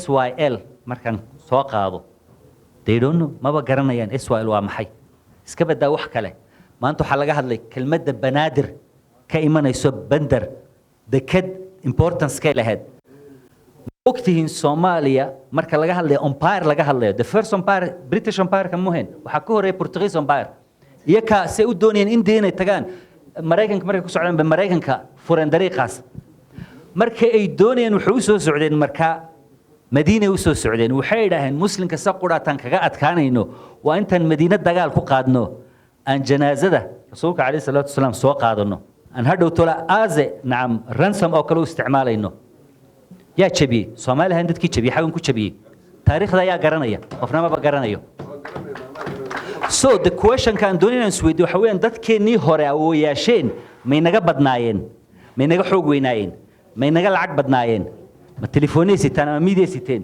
maxaa dhacay maanta aan ka dad badan nahay ka lacag badan nahay ka cilmi badan nahay oo xitaa adduunkii oo dhan aan gaadhnay bari hore intuun bay ahayd maanta meel walbaan diaspora ku leenahay maxaa keenay maanta in maxaan ku dhahaa dulligaas oo kale inagu dhacay iyo tafarruqaas inagu dhacay fursad waxaan u helay anigu markaan jaamacadda dhameeyay inaan masterkayga ku sameeyo waan diiday inaan meelihii kale caadiga la sameeyo Soomaalidu dhaqan inoo weyn cadada waan iska leenahay mar walba waxaan jecelnahay inaan meelo kale dariiqo kale furno alxamdulillah fursad waxay noqotay anigu inaan Brazil ku soo sameeyo masterkayga Brazil waa wadan for more than taariikhda intii ugu badan military dictatorship baa haystay waliba deemaha dictatorship midan aan soo aragnay mid aad u qarxiya baa haystay dadkii baa markii dambe markay in badan dhibaatada ku jireen bay idhaan horta waxa weeyaan bal xaaladdan aan ku jirno si ilaa shalay toona maanta laga hadlay culimadeenu inooga hashidii professoradeenu bal horta xaaladda aan ku jirno waa inaan fahanno culimo alxamdulillah khatara soo maray Paulo Freire Augusto Boal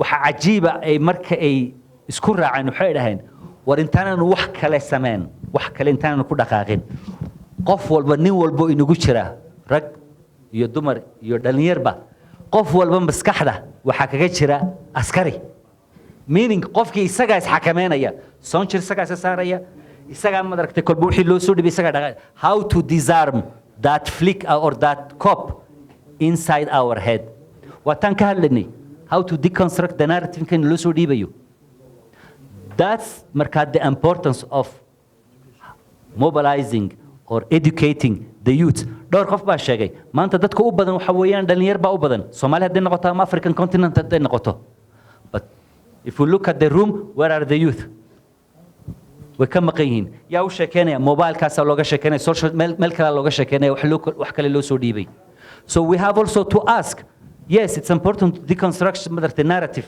but sidee baan amal sheekada u bedeli lahayn and I would like to conclude on this waxa weeyaan one proverb and aad jecelahay markaan jaamacadda dhiganayay aan qaatay aan aad u isticmaali jiray waa Chinese proverb gabayo badan baa la soo sheegay iyo mahmaahyo badan anu kaasaan soo qaadi French waxay ku yidhaahaan Chinese waxay yidhaahaan comprendre c'est l'action avant l'action to understand is the action before the action inaka marka understand kiiba ma daragtay khalkhal la gashay maxaan marka dhaqaaqnaa qofku markuu confusion ku jiro exactly MP ga soo sheegay arinta Falastiin oo kale markuu qof islaad wax dhaqaaqdid anti samaad baa tahay naazi baa tahay waxaanad ka soo horjeedaa qofkii confusion buu galay laakiin qofku markuu fahmo uu qadiyadii fahmo wax walba la hor keeno ma dhaqaajin karto ma dhaqaaqayo ku dhaqaaqay thank you very much yes Halimo you're up next microphone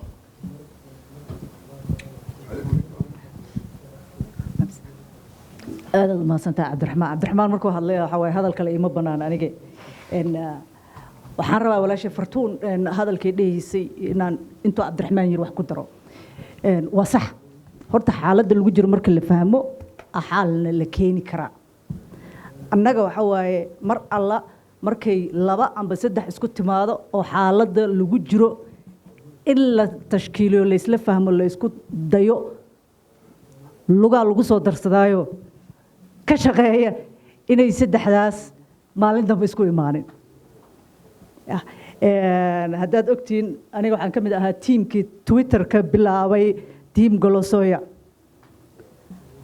markaan bilownay waxay ahayd aan jeclahay markii ugu horeeyey ee siyaasiyiinteena Soomaaliyeed fahmaan dad is aruurinaayo aanan baqayn dhinacna u leexanayn xaalka jirana taabanayo dadna aan kala xigsanayn inay jiraan dhowr maraa wax la sheegay dhalinyaraan raadinay oo annaga aan empower gareeno ee dalka jooga ayaga wax qabsada laba gabdhooda ugu horeeyeen tusaale yar aan rabaa inaad intuso waxaan gabdhaha waa ragii ka daalnay ya gabdhihii bal aan fiirino codkaasna aniga igama imaan wuxuu ka yimid wiilasha garta xaqaasna waa inaan siiyaa waana ku raacay laba gabdhooda lacagtaan aruurinay qayb horta tiimkanu lagu soo darsadaa afka marsaday qaybta kale fakatay gabdhiyaan siinay inay wax ku sameeyaan shaqo ku abuurtaan maalintii ugu horeysay jawaabta naloo soo diray waxay ahayd inay heritage sawir inta la gasho inta noo soo post gareeyo sawirkaas markaa aragnay wuxuu ahaa dhambaal naloo soo diray waana fahnay waana fahmay waxyaabaha socda meesha ka socdaan iyo meel ay ka yimaadeen bashqad afka ka xiran oo siyaasadeed waxa aan loo soo diray waana fahnay waana fasiranay gabdhahaas maanta waxay ku jiraan tiimkay ku dhex jiraan dadkiina badana waa taqaaniinaan jeclahay kaamirayaasha waa lasoo hor istaajiyaa birmada xasan sheekh ay ka mid yihiin khayr allah siiya waana ku faraxsanahay inay dhaqaaqeen jidkooda mareen maanta taagan yihiin waxaa kaloo anaga meeshaas noogu soo baxay taariikhdeenna annaga Soomaali markaan nahay inaanan annagaba fahansanayn markii saylac laga hadlayo dhulkan maanta loo socdo qiimaha annaga noo leeyahay islaamka u leeyahay taariikhda fog ee aan leenahay ee hadda abaayo sheegaysay iyo kasii fog waxaa noolagu soo koobay inaan annaga nomaadanahay hee guuraan hoosal aanan lahayn aqoon aanan lahayn ilbaxnimo gooni aanan lahayn annagana waa qaadanay narrative-kaasoo waan qaybinay ilmaheenan waa usii sheegnay sababtoo annaga uma naqaan nalama barin iskuulladeenna maxaa laga dhigaa waa maxay curriculum iskuullada laga dhigo maku jiraa wadaniyanimo see loo rabaa generation inay soo baxaan wadaniyada difaacaan dalka difaacaan qabla taariikhdooda bartaan waa markaan ogahay aniga waxaan ahay meelaan ka imid waxaan fahmayaa waxaan hadda ahay iyo waxaan ahaan jiray waa inaan fursad u helo aan isku babardhigi karaa laakiin markaan waxaan ahaan jiray layga qaaday ee annaga hadda aan ku qasbannahay inaan librarigeedooda inaan tagno aan ka soo raadino waxaan annaga ahaan jirnay inta fakatay ee aan la qarin waxaa caloolxumo kale gooniyay leedahay waxa loo baahan hadda waxay tahay annaga horta in generationadeena dhan tiimkii aruurta dagaalka ku dhacay iyo waxay hadda dhaleen oo generationka labaad saddexaad qaarkood marayaan in horta la baro waxaan nahay wuxuu dalkan ahaa Soomaaliya waa maxay dadkaan nahay annaga waa maxay sidoodaba halkee ka yimaadeen taariikhday leeyihiin waa maxay say ogaadaan waxay yihiin u difaaci karaan u promote gareyn karaan ee aan iska ilaalino narrative-yadana loo soo dhiibayo aniga erayga qaybtaan inaan ka hadla ma rabin laakiin Masar waxaa u baahannahay inaan ayada fiirino jawaab cadaan nooga soo baxayso laakiin waxaan naqanay dad maskaxdooda suuq laga furtay waa la adeegsanaa remote-ka naloo hayaa waxaa naloo soo tuuraa narrative sak narrative-ka qaadanayna dadkeena dadka ugu waaweynaa aan maskaxda ka sugaynay aan ka sugaynay inay nahagaan ka sugaynay inay calaamad su'aal geliyaan falaqeeyaan ayagoo inta na soo hor istaago wixii noo qaybinayo oo noo sii sheegayo ayagiyaa difaacayo taasna waxa waa calool xumada annagana haysato markaan aniga walaalkay Soomaaliyeed aan ku dhaho taas waa qalad wuxuu leeyahay maxaad ugu soo horjeedaa ya waa sax ilaa waxaad ugu soo horjeedaa madaxweynaha reerkiisa maahid asaad ku duqaynaysaa haddii mid reerkaagaa joogan waxaa lagu leeyahay waxaad u baromood gareen amba aad ka rabtaa amba asaa la jirtaa haddaad wax fikrad keenaysa waxaa dhibkana haystay ka mid tahay xuduudyadana loo yeelayo waa inaa horta ay noqotaa shaksiga inuu ka weynaado qaranka dalkan waa inay jiraan wax aan annaga wada leenahay oo calaamad su'aal la'aan aan difaacayno dadnimadeena ka mid ah qarannimada waa dadnimo waa midnimada waxa loo baahan taas waa wax annaga naga maqan waxaa laga yaabaa dadka gudaha joogo inaysan saas u dareemeyn laakiin dadkeenaan bannaanka joogo baahi qaas ahaan u qabnaa ya waana baahidaas waxaan ugu qasbaa inaan anaga aan promote garayno yes Sheikh Hassan aduna soo koobay Honorable Farah will respond to you bismillah horta waxaan codsan lahaa after Honorable Farah after you Honorable Farah ba iska fiirso xiro xogaa after Farah we will have then this next round of questions okay yeah okay I have exhausted you Honorable Noor Arale adiga apparently this right side I have no voices except in the Khamis and then the lady here I'll come to you gentlemen yeah okay Mr. Yeah, brief. And so no, so that we accommodate your views. Yeah, yeah. More kan ka codsan lahaa anaga we are the panelists, right? Yep. We're here in question la weydiin ka jawaabno. Please, yeah. Okay, the participants waxaan ka codsanaynaa they have a minute or two to make a comment or to ask question. Like they are not the part of the panelist. Not a problem. Okay, we have a capacity to answer any question that you ask, you know, and we entail our opinion, right? So please, kindly, I ask everyone to respect us, and we need to have our own time. Haddii kaleeto, I want to go and sit there, and you can replace me anyone you want. Not a problem. Okay, thank you so much. Some who might have observations. Okay, jazakallah khair. Okay, let me answer a couple of questions. Waxaan codsanayaa inaan isdhegaysano. Markuu ugu horeysa walaalka Cabdulqaadir wuxuu yiri aayada inama almu'minuuna ikhwa iyo wa'tasimu bihablillahi jamiican wala tafarraqu see loo macnaynaya la isu waafajinay macnahoodu waa maxay inama almu'minuuna ikhwa mu'miniinta oo kaliya ayaa walaala ah xuquuq baa la sheegay aayadana waxay sheegaysaa mu'miniintu camalka iyo shaqada ay qabanayaan qayb kamid oo waa maxay ku midooba xariga ilaahay hana ku kala tegina I want to give you another ayah oo ku siinaysa full description mu'miniinta iyo shaqadooda iyo waxay yihiin this ayah waxay ku siinaysaa vision iyo mission iyo objective iyo complete wixii la qaban lahaa fi hadhihi al-ayah aayaddan waxay ku jirtaa fi suurat tawba Allah subhanahu wa ta'ala wuxuu leeyahay wal mu'minuuna wal mu'minaatu ba'dhum awliyaa'u ba'd macnaheedu waa maxay mu'miniinta ragga iyo kuwa gabdhaha ah waxay isu yihiin wuday dad isjecel dad isku dhow dad is support gareeya marka waxaa la sheegay mu'miniin waa description kooda waxaana la sheegay rag iyo dumar inay ka kooban yihiin waxaana la sheegay inay yihiin dad aad isugu dhow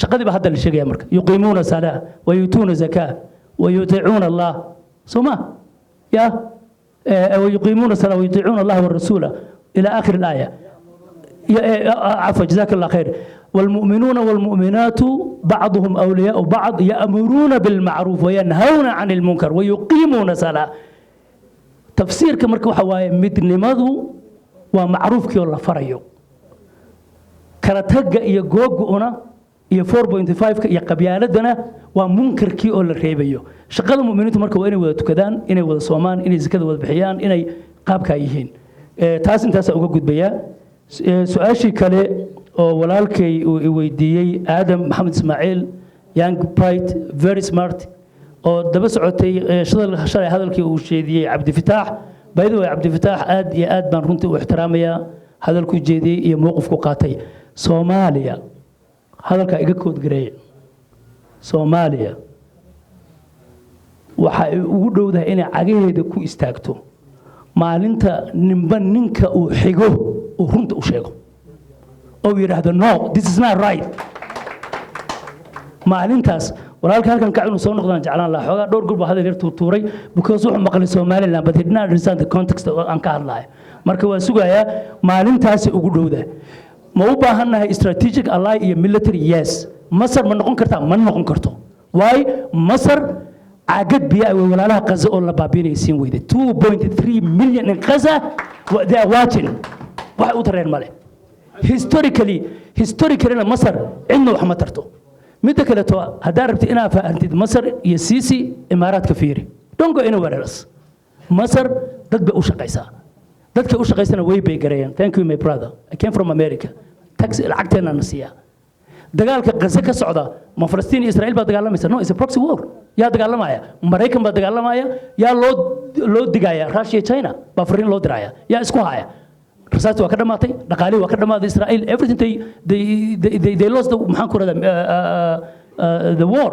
laakiin Mareykan meesha ku jira Arabtiina waa lala hadlay Blinken how many times tagay the first time in history madaxweynaha Mareykanka isagoo dagaal socdo uu dal tago waa Biden weligeed ma dhicinin dagaalkii socdo yimaaday markaas waxa loo keenay wax la falsafeeyay waxa la yiri baby by hearing ciyaalka madaxa laga gooyay kana la sameeyay movie loo daaray scandal baa ka dhacay taariikhda qori doonta marka damban ka hadli doona annaga Mareykan maxaan ka qabanay Soomaali maxaan ka qabanay Muslim maxaan ka marka Masar nooma aha yaa noo anu waa sheegay xilligii hore Xasan baan sheegay farmaajan sheegay haddana waa ku celinaya innaga ama buur ah ama buur ku tiirsan oo badda aan haysano ee badda cas iyo badda Hindi ee resource ka hayno haddaan saan ku sii jirro ma sii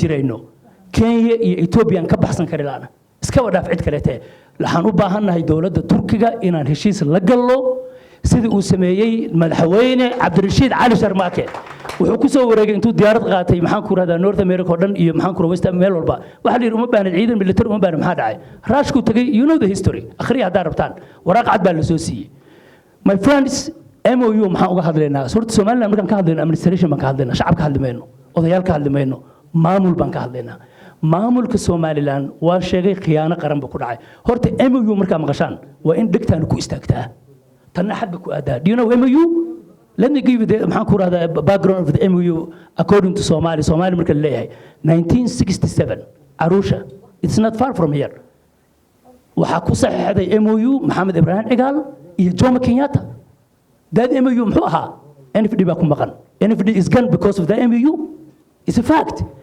April 7 2009 another MOU came maxaa ku maqan 57 kilometers oo maxaan ku radaa badeena ku maqan يا قاتي كي يا قاتي MOU حسين عمر عبد الرشيد عفوا عبد الرحمن عبد الشكور لكن يا بريم منسترها عمر عبد الرشيد يا أقولادي عمر عبد الرشيد يا أقولادي شيخ شريف that's the fact وحلو كان دولة عبد الله يوسف وحلي ربض أنا ربنا بعده عبد الله يوسف كسر جدي يا محن كورة رئيس الوزراء أنا أدنى كسر جدي اسم معروف لكن رئيس الوزراء حنكون احترام يا موقف كشريف كهؤقاتي حلقي فرماجو أو statesman نقضي أو لقد قبيلة دكوري ما يري no system كي government كوانا إلى لنا فرماجه زماني كان go he can stay thank you Mr Prime Minister عبد الله يوسف وحد ديده إنه صحيحه MOU كي يلو صحيح وحن ويدي رئيس الوزراء هداية كحقي شيء وحن كوري is that fact وحير is a fact أنا لا كاني عبد الله يوسف الله ونحرس الله كاني وأكو احترام النواء وديدي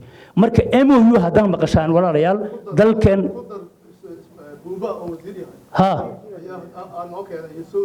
اوكي بوبا يا ديدي waxaa diiday prime minister Ali Geedi waxaa diiday madaxweyne Cabdullaahi Yuusuf MOU hadaan maqashaan waa wax dalkeena iyo dadkeena lagu dhacayo taa marka MOU ga halkaas aan uga tagaya waa ka dagaalamayna waa soconaynaa markaan Soomaaliland leeyahay Soomaaliland baan u dagaalamaya Seylac baan u dagaalamaya Lugayaan u dagaalamaya ceergaabadu ka yimaad u dagaalamaya ceergaabo xagee ku dhagan maybe he doesn't know meer xiisaan mayr حيث يمر متقنان سرود يدالو متقنان the most beautiful land that we have as a Somalis is the سرود يدالو يمشاس but the best climate in the East Africa the whole East Africa ومشان كسمين لهين مركز هذي قاتان بدأ عص وأنا إنه فرديستان do you think you can go حيث مير no thank you سؤال شيء وحنا كوجا جبيني يا my brother عبد الفتاح أو يري محا كودي ديسان عفوا جيلاني سما وحيري شيخه وحتري رجل لأمتي أن نقولنا محا كودي ديسا إن أن as East African European Union وكلا أن نقولنا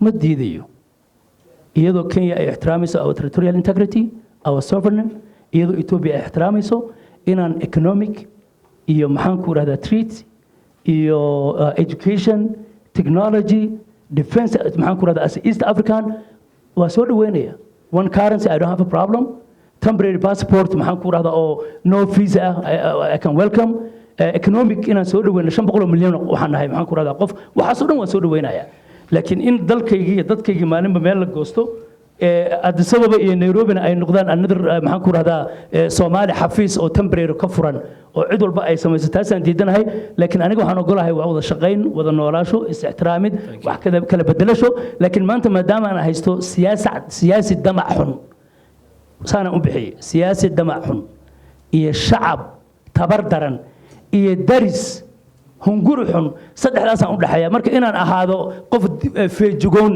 danta ay ku kalifaysa. Thank you so much. Well noted.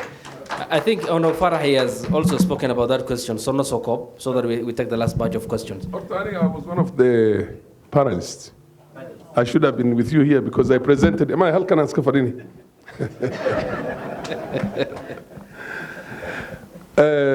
I'm in 100% agreement with you on the issue of Egypt. Weliga qof Arab ha aaminin. Weliga.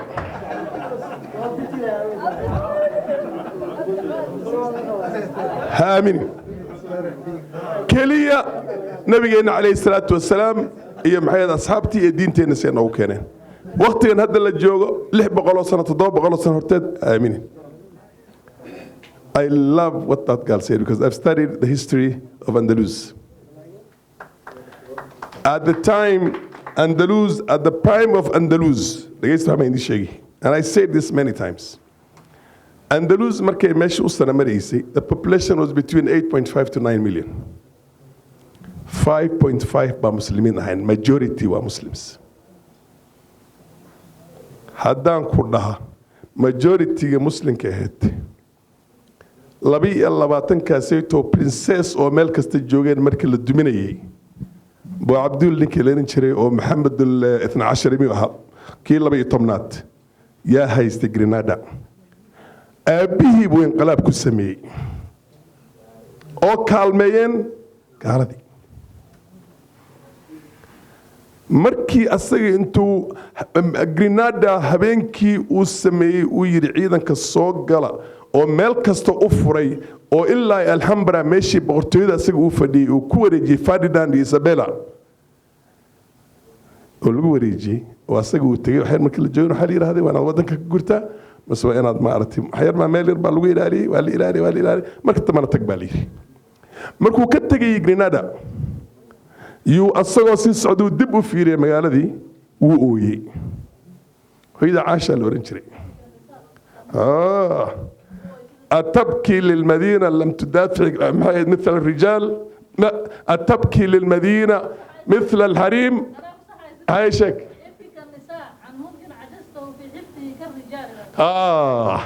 meel aad ka cajistay inaad ma waxaad u ooynaysaa sidii dumarkii magaalo aad difaaci weysay sidii raggii oo kale ee hooyadii ku tiraada Aisha ninkii meeshii buu ka tagay Morocco uu imaaday boqortooyadii Morocco isku haysteen haddana meeshii Carabtii yuu mid askari u noqday tii baa lagu dili doonaa asaga qudhiis mid buu la saftay midii baa lagu dilayaa wadankan Falastiin iyo dhulkan Carabta arkaysaan oo dhanba iyo Sykes-Picot iyo you read the history of the Middle East gabadha garanaysa she's been talking about it kulli Carab baa kaalmaysay markii la hagaajinayay Balfour Declaration oo laga qaaday nimankii ahaayeen ahlu shariifka laga qaaday Xijaaz oo kan intii laga soo waday Riyadh markii hore waxa laga soo waday Kuwait asagoo cunaysiinta la jiro oo awoodda la siiyay lama Xijaaz oo dhan buu qabsaday kii waxa diiday Abdalla la oran jiro shariifka ahaa baa diiday in Falastiin lagu wareejiyo Yahuud waa lagu jabiyay ma ninka walaalkiisa u galay baa adiga bari aan kugu shaqaysanaynin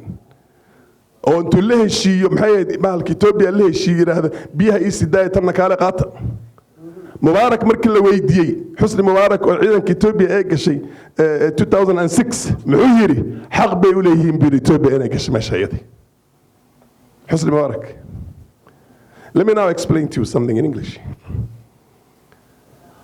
How territorial integrity. Let me just tell you, I think for the lawyers also attention here, I'll say this in English.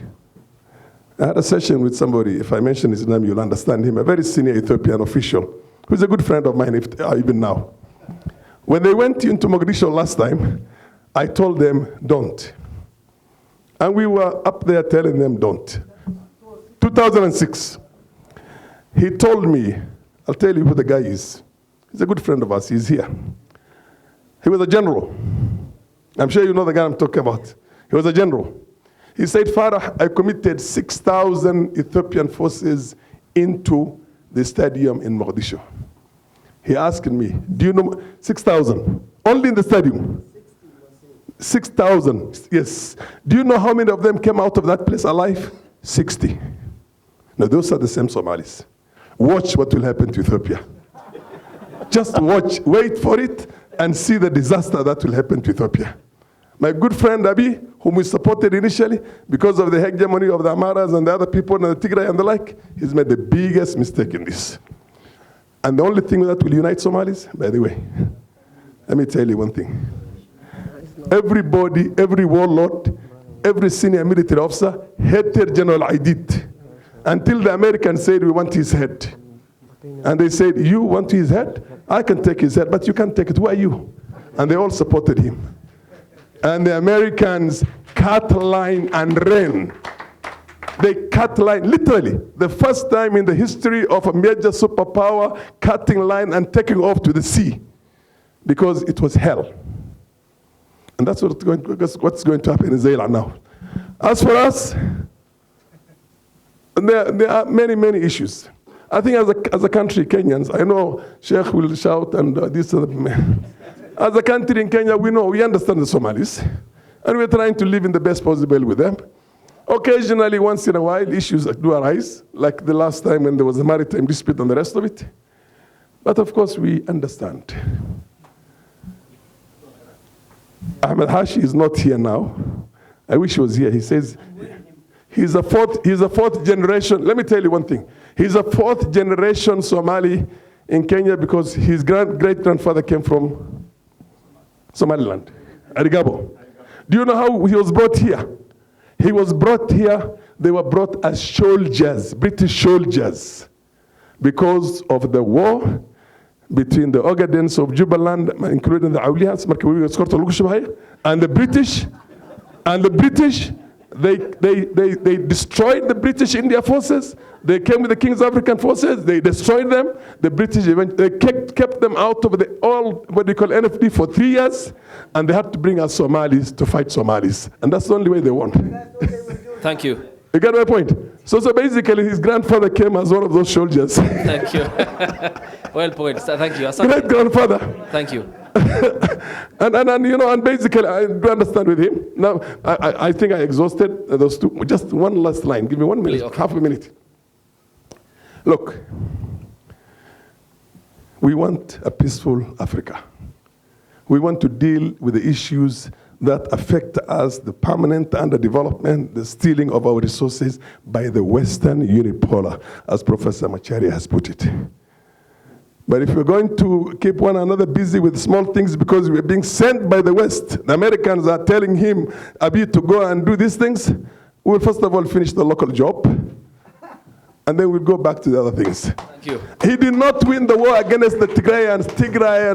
I was in Addis Ababa next to Abiy, because Abiy is a good friend of mine, when they were giving medals to Berhanu Jula and those generals.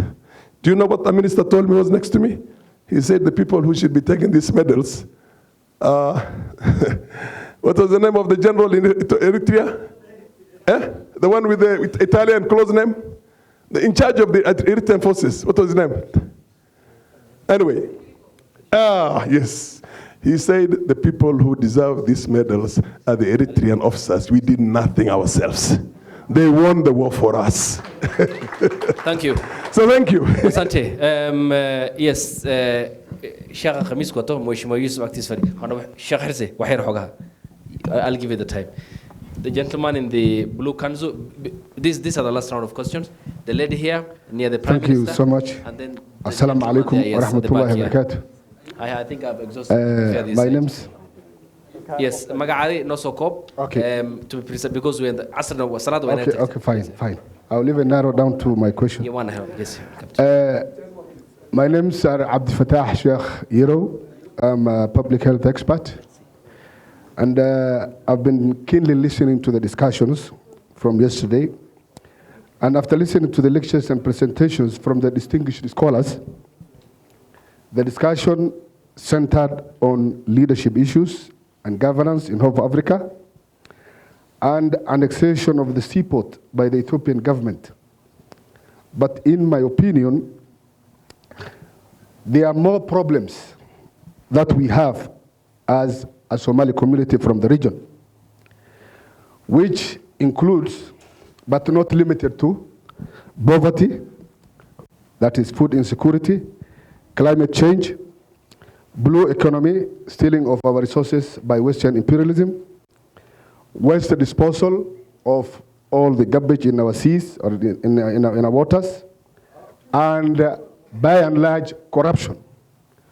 So I want the panel to address the issue of corruption, especially by our leaders whenever they take up the office. And secondly, Somalia has the longest coastline in Africa. And as some of the participants have said, that we don't need East African community if only we make use of our resource, that is the sea. How can we ensure that we safeguard this longest coastline from foreigners who steal our resource and who dispose of their garbage in the sea?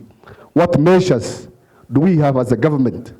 Thank you so much. Thank you. Yes, to the lady here near the Prime Minister. Yes, yeah, there we go. Asalaamu calaykum waraxmatullaahi wabarakaatu. Magacayga waxaa la yidhahdaa Aamina Deble. Waxaan rabaa halkan inaan horta u mahad celiyo Soomaaliga qura oo aan u aqoonsanahay inuu Soomaalida mar walba uu maaragtay kala hadlo arrimaha Soomaaliya iyo in waxooda aan la qaadanin iyo inay dadnimadooda ilaashadaan. Mheshimiwa Faarax Macalim oo mar walba Soomaalinimada u taagan.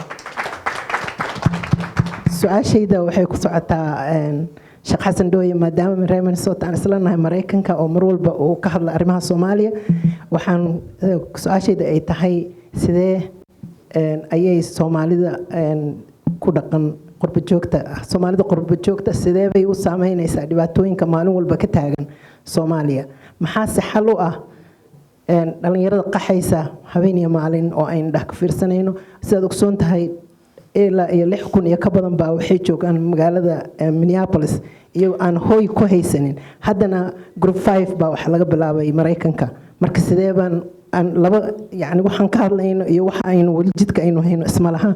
Gabdhaha Soomaaliyeed caawa halka ka hadlay waxaan leeyahay waxaad ka hadasheen waxay hooyo ka hadli lahayd weeye, wax wanaagsan weeye. Haddaan ilmaha la barin taariikhda iyo maaragtay soo jireenkeeni wuxuu ahaa dee waxba ma noqonayaan, waxna ma ka fikirayaan. Marka aad iyo aad u mahadsantihiin. Thank you. And you can respond to those questions? Yes. Yes, yeah, waan ku imaanaya. Dr. Ahmed.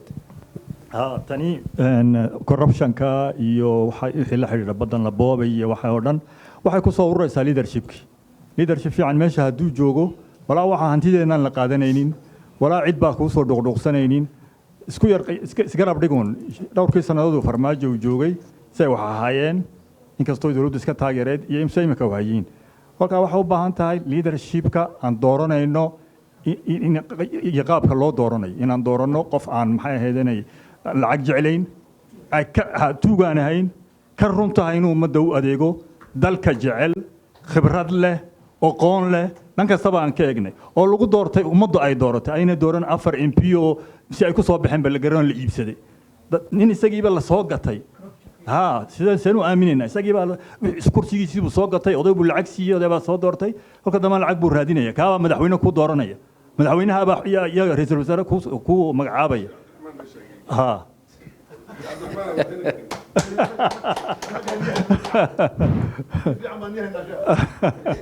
kolka waa leadershipka ku soo ururaysaa one man one vote ki hal la helo ummadana hal la tashkiiliyo cidda ay ka runtahayna ninkii lacag doonay oo shaqo tag hal la yiraahdo kii lacag doonay oo shaqo tag ciddii ay ka runtahay adeeg ummadda u adeegayowna in faxasnayowna ahlan wasahlan yes Abdurrahman yar anaga nin fiican u haynaa sidoo sheegay baarlamaanigu nin fiican baan haynaa nin ma dhageyso ninna dhibay iniguna jeceshiin Ismaaciil bar soo dirayno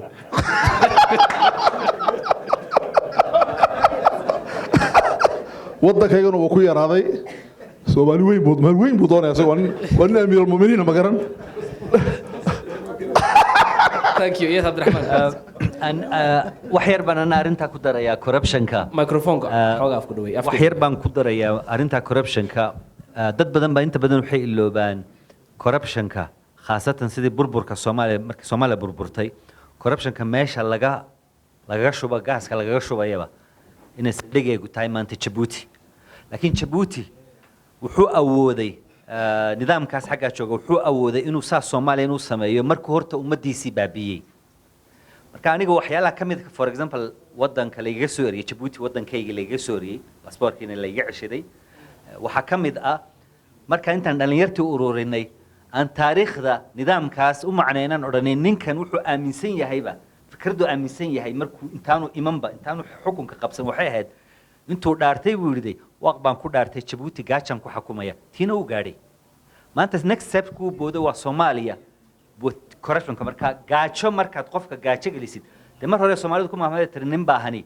gob maaha nin gaajoonaya wax kale kama fakarayo marka dhalinyarta markaan ururinayna waxa ay ka yaabeen waa initiative yar bahed waxaan sameynay waxay ahayd war xildhibaanad daba orodaan iyo siyaasi daba orodaan maahay inuu xaafad walba intaad isku timaadaan iskaashato intaad samaysataan wixiina samaysta annakuna waxaan la qaban karno kelmadii iskaashato iyo conceptka iskaashatadu waa maxay concept iskaashatadu male pyramidal maaha dictator director executive waxa maaha waa decision ka soo qaadanaya marka aan directly waxay ahayd iskaashatadan wadna waxay ahayd inaan ka saarno nidaamkan gumaysi nooga tago mar walba top down inaan ka saarno ee dadku inta islaamada dhalinyartu decision ka isla wada qaadato tii baa la fahmay marka waa la yidhi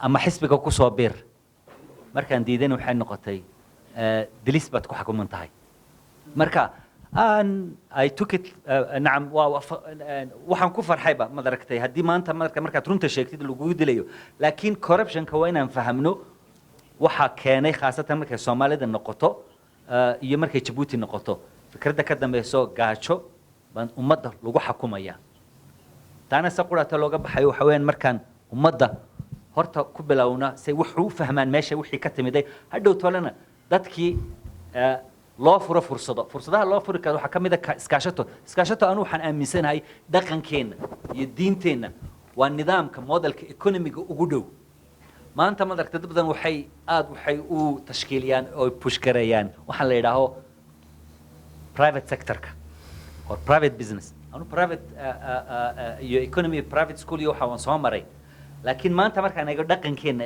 iyo diinteena eego waxa ugu fiican maanta waxa weeyaan waxa la yiraahdaa nidaamka ugu fiican waa iskaashato dadkii hore berigii horena iskaashtahay dumarku maanta hagbada markay sameeyaan waa iskaashato kale so I want su'aashan dib ugu soo celinayaa wadaadadeena iyo scholars kaba waxa weeyaan did we paid enough thinking and research what kind of economical model political waan ka hadalnay laakiin economical model man ku dayanaa wixii maanta ma dartay gaaladu ay soo sameeyeen or do we inaan darajada ka baxno other model inaan sameeyno sida iskaashatadoo kale okay thank you Sheikh Hassan aad baa u mahadsan tahay freedom fighter inaad tahay oo xornimo raadinaysi baasaboorka laga qaatay lagu xiray waa ka xumahay doctor adna halgamaa inaad tahay waa kula socda iikaadi waa goonnimo Sheikh Cabdiraxmaan sidoo kale sida aaminatiri intaan su'aasheeda ka jawaab markale waxaan u mahad celinayaa xildhibaanada reer Kenya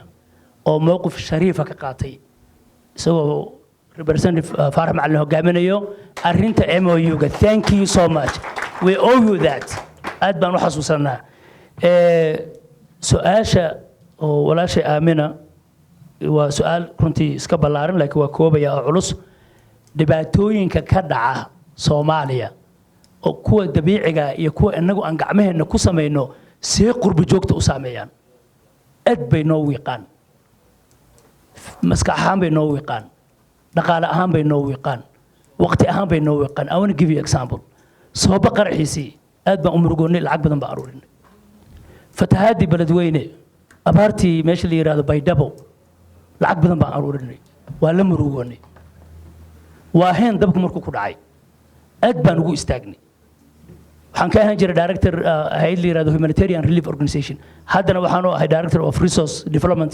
HDF shaqada ugu badan dacwada iyo diinta marka laga yimaado iyo community-ga hagadiisa waa inaan noqonay humanitarian dadkeen wax taraya wave kasta oo kaca marka wuxuu nagu keenaa culays dhaqaale iyo mismaskaxeed laakiin keenna ugu xun mataqaanaa haddayto yani bookarka lagama dhahi karo boogta waa inaad dilaacisaa wasaqda ka saartaa dhaydaa waxaa noogu xun dhibaatada inagu aan gacmaheenna ku samayno I will give you example gooja cadde imisa u malaynaysaa lacag inay ku baxday dhinaca Somaliland iyo dhinaca SSC iyo ciddii taageeraysay haddaan yareeyo oo minimumka ka soo qaado more than $100 million $100 million oo cash ku baxday let alone guryaha dumay aqliga baaba'ay dadka dhintay qaxa dhacay waxbarasho la'aanta Mareykan iyo Yurub millions of dollars baa laga soo arooriyay Somalia had the both Somalia oo dhan including Somaliland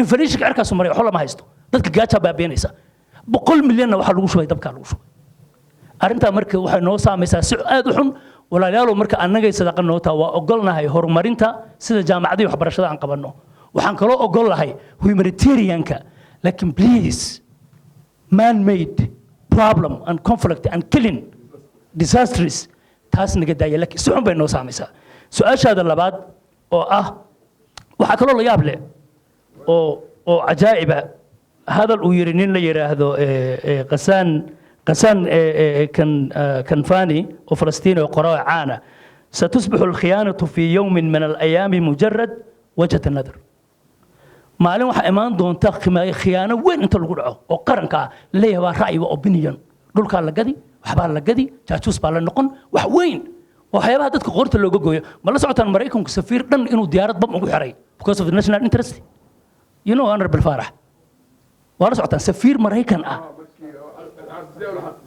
أو ديال الحق سيد ديال الحق لو ديلو سفير دن أو أمريكنا يا ديال الحق يا ديار الدودي يا وحي سهرة بابم لو حر هو ذا لو حر واي كود أن كود national interest الأمن القومي ها مركا استراتيجي national interest مركا أن كبحنا شخصيات كان دفاعين وحيبها إسكايريو أرنت قيامة تاوي سؤال شاد اللي بعده نقول بحيو دل يردا وحن نقول عاي مسكح ضرير عقلي جوا كسب حي دلكي وأجنه ومد إلى بك فايدستي إسلي وأوجد ما سأقول لسنتهاي وغاندا وأركتين كم حمن مريكان كا إركاس ومريا وفايبرنت دنا عبلتشين كدنا عقلها كل سومالي وا دلك عقل جي مسكح دي بك صوب حدي هذا مركو روحو كجري صدح مرحلة بان كجري ديك درير حلقي معناها قبيالة إيو قبلياشي إزدلك دوا ديك بحين waxaa ku xigtay maskax dareer markii la ugaarsanay elite-ka Soomaalida maxaa santiin assassination colonel bab dhakhtar bab siyaasi bab sheekh bab oo umadeena snipers Soomaaliya lagu baabiyay waa la soo cararay marka to be safe side hadda waxaan maraynaa marka xoog dareer dhalinyaradeenni waa qaxdalka waa ka soo qaxayaan waxay noqonaysaa marka in qolo kale na daba marto especially Oromo and Ethiopia dalkeeni la yeah exactly that's the fact waa xanuun badan tahay see lagu celin karaa waxa lagu celin karaa waa in aan hob u abuuraa dhalinyarada leadership hogaankii dib ugu noqonaysaa hogaankii maxaa waaye waxaan uga baxayaa gabaygan gaariya tiriyay oo nin abwaano macallin wuxuu yiri haddaan guga ku kordhaa gabow mooyee ku tarin garaad iyo waaye arag ilayn wax ma dhaantid geed war haddaa tahay aqoon-yahan iyo culumo iyo elite enough it's enough waa xilliga aan ka fakerin lahayd leadership asmadaa naga saari lahaa dhalinyaradana waxaan leeyahay alaa ina nasrallaahi qariib laa taqnaduu min raxmatillaah dalka adduunka ugu fiican ugu qanisan ugu nabadda badan every 1 minute maraykan qof baa lagu dilaa every minute is a fact waxaan leeyahay dalkiina jooga qurba joogtana waxaan leeyahay weligaaba qurba joog inkastoo anagu aan ugu fiicannahay haddaan nahay maraykan oo wax ka qabanay oo aan qasad difaacayno by the way Biden ma soo noqonayo muslimiinta Biden ka codeynaya and he's going to lose is a Trump option media uga fiirsada waxaan leeyahay qurba joogtana qaangaar wadaniya ka roon qaarad kale jooge Cabdiraxmaan Shaacir oo abwaan gabiya yiri aad baa mahadsantahay is Halim no support please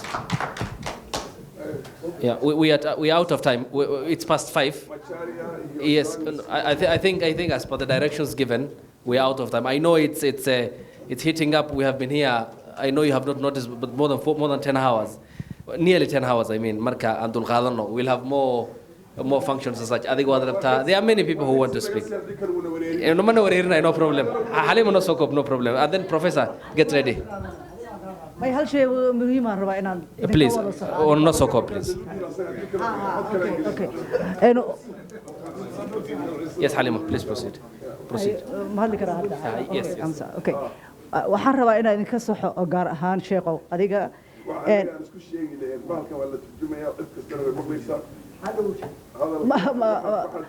adiga suga difaaca joojiya horta dhageysta waxaan sheegaya markaas ka bacdi may reaction waa laga bixi karaa wax xun maaha may wax xun maaha inaan isa saxnaa muhiima moogtahay maanta oo dhan waxaan ku soo celcelinaynaa ereyga Somaliland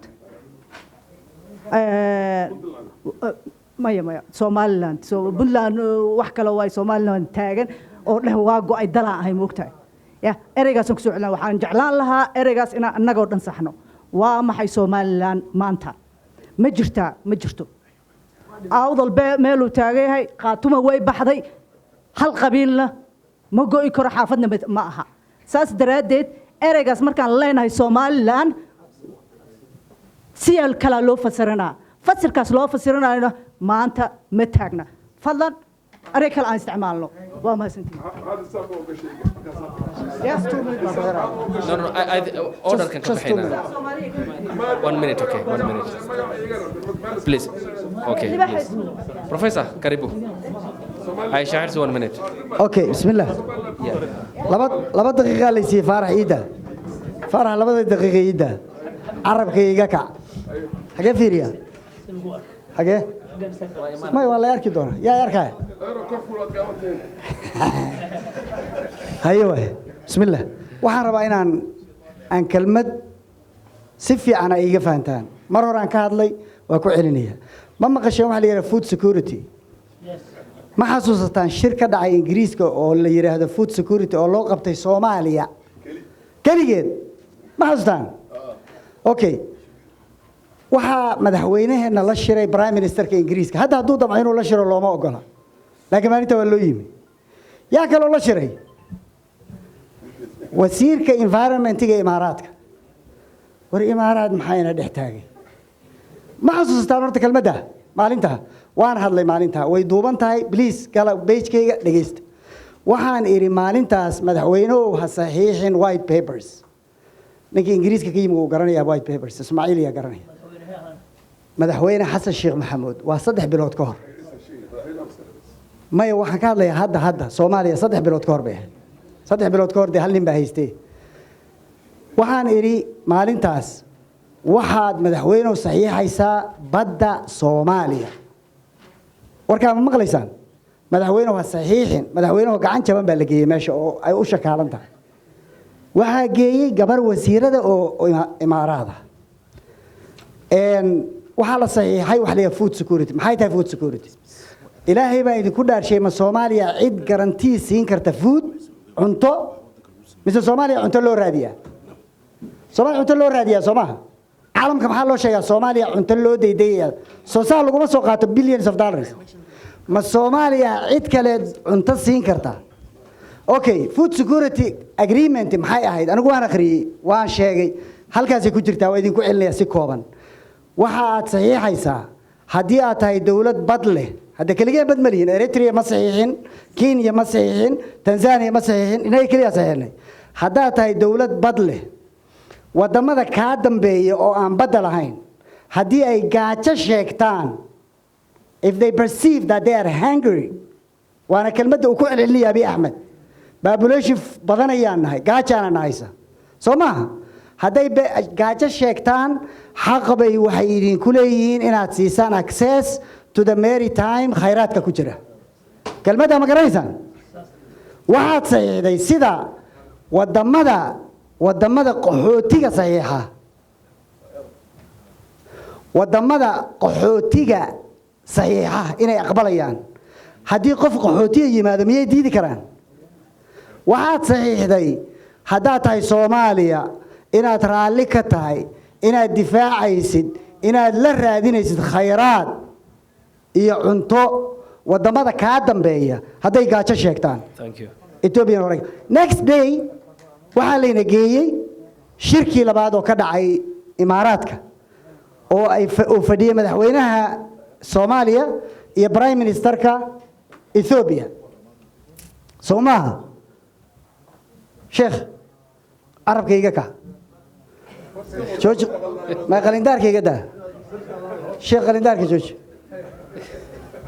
ma jecel aan u qalindaarka macallin maxaa ku taqaaniin macallimiintu maxay sameeyaan Soomaha raaliyaha marka maalinta waxaa fiir imaaraadku Ethiopia wuxuu wadaa shir kasta oo lagaga hadlayo maritime security Ethiopia way fadhiyaan Ethiopia bad leh ma bad bay leedahay Ethiopia maxaa fariisiyay madaxweynuhu ma oran karo miyaa waddankaanu meesha u fadhiyaa waxaa dhacday in la keenay African Union in maritime security laga hadlo waxaa keenay chairmankii oo ahaa Ethiopian gabara waxaa defeat gareeyay Soomaaliya oo ka tirsanaa ururka midowga Afrika Soomaaliya u fadhiyay baa defeat gareeyay maxay idinka galay badda hadaa security iyo badda laga hadlay dadka badaha leh ka shireen markasta marka waxaa fadhiya Ethiopia oo ay wada yaa wada imaaraad baa wada maxaa imaaraad badeena ka galay sababta marka aan uga hadli laanahay maxay tahay food security hadaa maqashaan dhigta taaga Melinda and Gates and Melinda hadaa maqashaan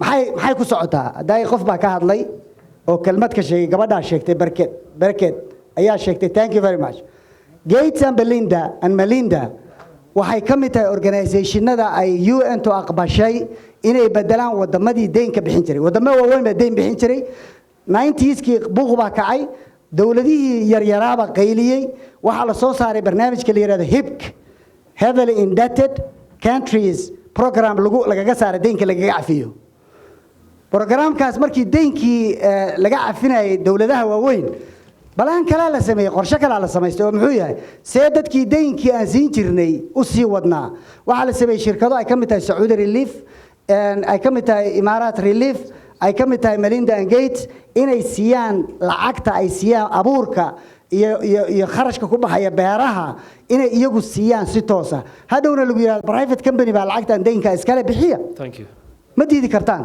marka food security hadaa maqashaan waa badda cas thank you barakallahu fiikum ay Zakaria please السلام عليكم ورحمة الله وبركاته رب شرح لي صدري ويسر لي أمري واحلل عقدة من لساني يفقهوا قولي I am Zakaria Abshir.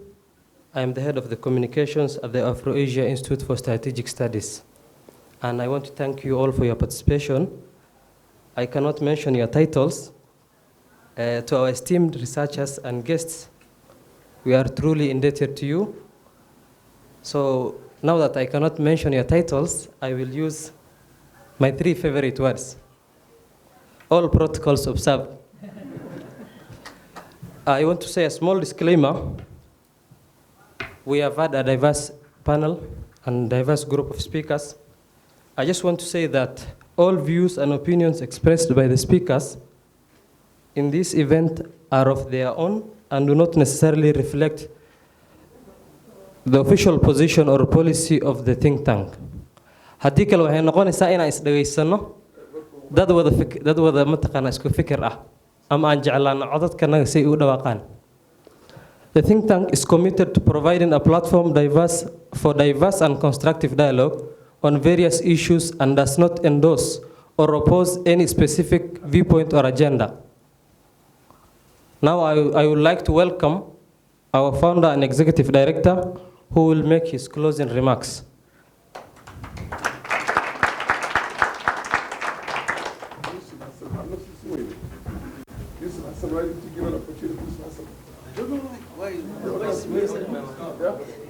Okay. Are you sure?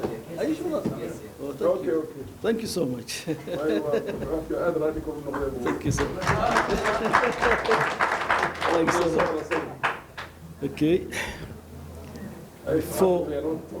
Okay, that's right. Before I read the closing remarks, I would like to say a few things about Africa. Don't worry, don't worry. Let us talk about 3 issues. And first and foremost, what are the major problems facing African continent? If I summarize, I think it's the 3 issues. The first, what we call ethnic fascism. The second, Africa, we need a good governance or democracy. The third, the proxy forces. Let me analyze one by one.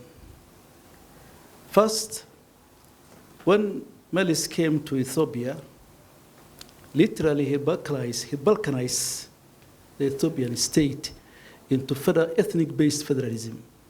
So basically, Melis was an ethnic fascist. That's why in Africa today, there's only 3 countries in Africa who succeeded to form the sense of nationhood. That's Eritrea, Tanzania, and South Africa. The rest of African states headed by the ethnic fascists. In Eritrea, for instance, there is a 9 ethnic group in Eritrea. But ethnicity is not an issue. In South Africa, for instance, Julius Malema came from the smallest tribe in South Africa. And he galvanized the entire continent because ethnicity is not an issue. Third, Tanzania, Mwalimu Julius Nyerere, CCM.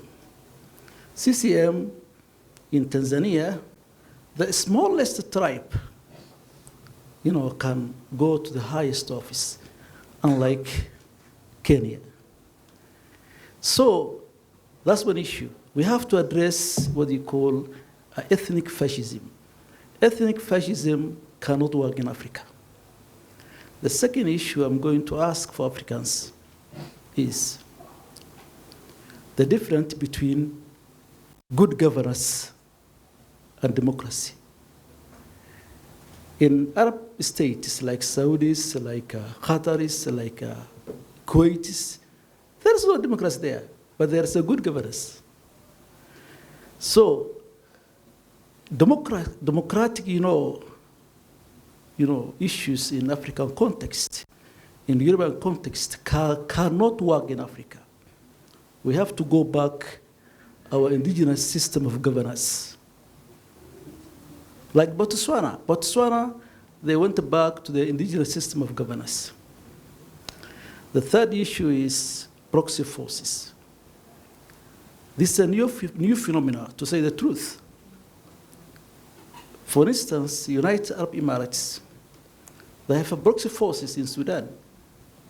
They are going to form similar in Somalia, because they are going to form almost 10,000 Somalis who can fight for them, answerable to them. In Sudan, for instance, I just wrote an article five years ago. Hamiti is also another, is answerable to the UAE rather than Sudan. So now, apart from former colonies like Britain, France, Italy, that we have a new imperialist, we call Arab imperialism. We have to address these issues. Those 3 issues, in fact, Africa, they have to address. Now I'm going to read the closing remarks. Ladies and gentlemen, we have come to the end of the remarkable 2-day conferences, where we have witnessed the power of dialogue, collaboration, innovation among the diverse and dynamic people of Horn of Africa and the wider East Africa. I'm honored and humbled to have been part of this historic event. I would like to thank all the participants, speakers, organizers, sponsors, and partners who made it possible. We have heard from eminent scholars, researchers, civil society leaders, and experts in every field imaginable who have shared the insights, experiences, challenges, and solutions on matters of development affecting our part of the world. We have learned from each other, exchanged ideas, debated issues, and forged new connections. We have celebrated our achievements, acknowledged our gaps, identified our opportunities, We have also reorganized our commonalities, respected our differences, embraced our diversity. But this is not the end. This is only the beginning of many more conferences to come, where we will continue to engage in constructive and productive discussion on the issues that matter to us. We wish to encourage the gathering of African neighbors on African issues. We are under pressing need to discuss our own affairs internally without the need of the panel-tastic conferences and held abroad in the name of Africa. We do not speak for the people of the region. We are the ones who know our realities, our potentials, our aspirations. We are the ones who can shape our destiny, create better future for ourselves, our generations to come. Therefore, let us not lose the momentum that we have gained from this conference. Let us keep the conversation going on. The action following. Let us stay in touch, support each other. Let us the change that we want to see in our region and in the world. Thank you for your attention, your active participation, and your invaluable contribution. I hope you have enjoyed this conference as much as I have, and I look forward to welcoming you in Asmara meeting and all our future conferences. Safe travel until we meet again. May God bless you. May God bless Africa. Thank you so much.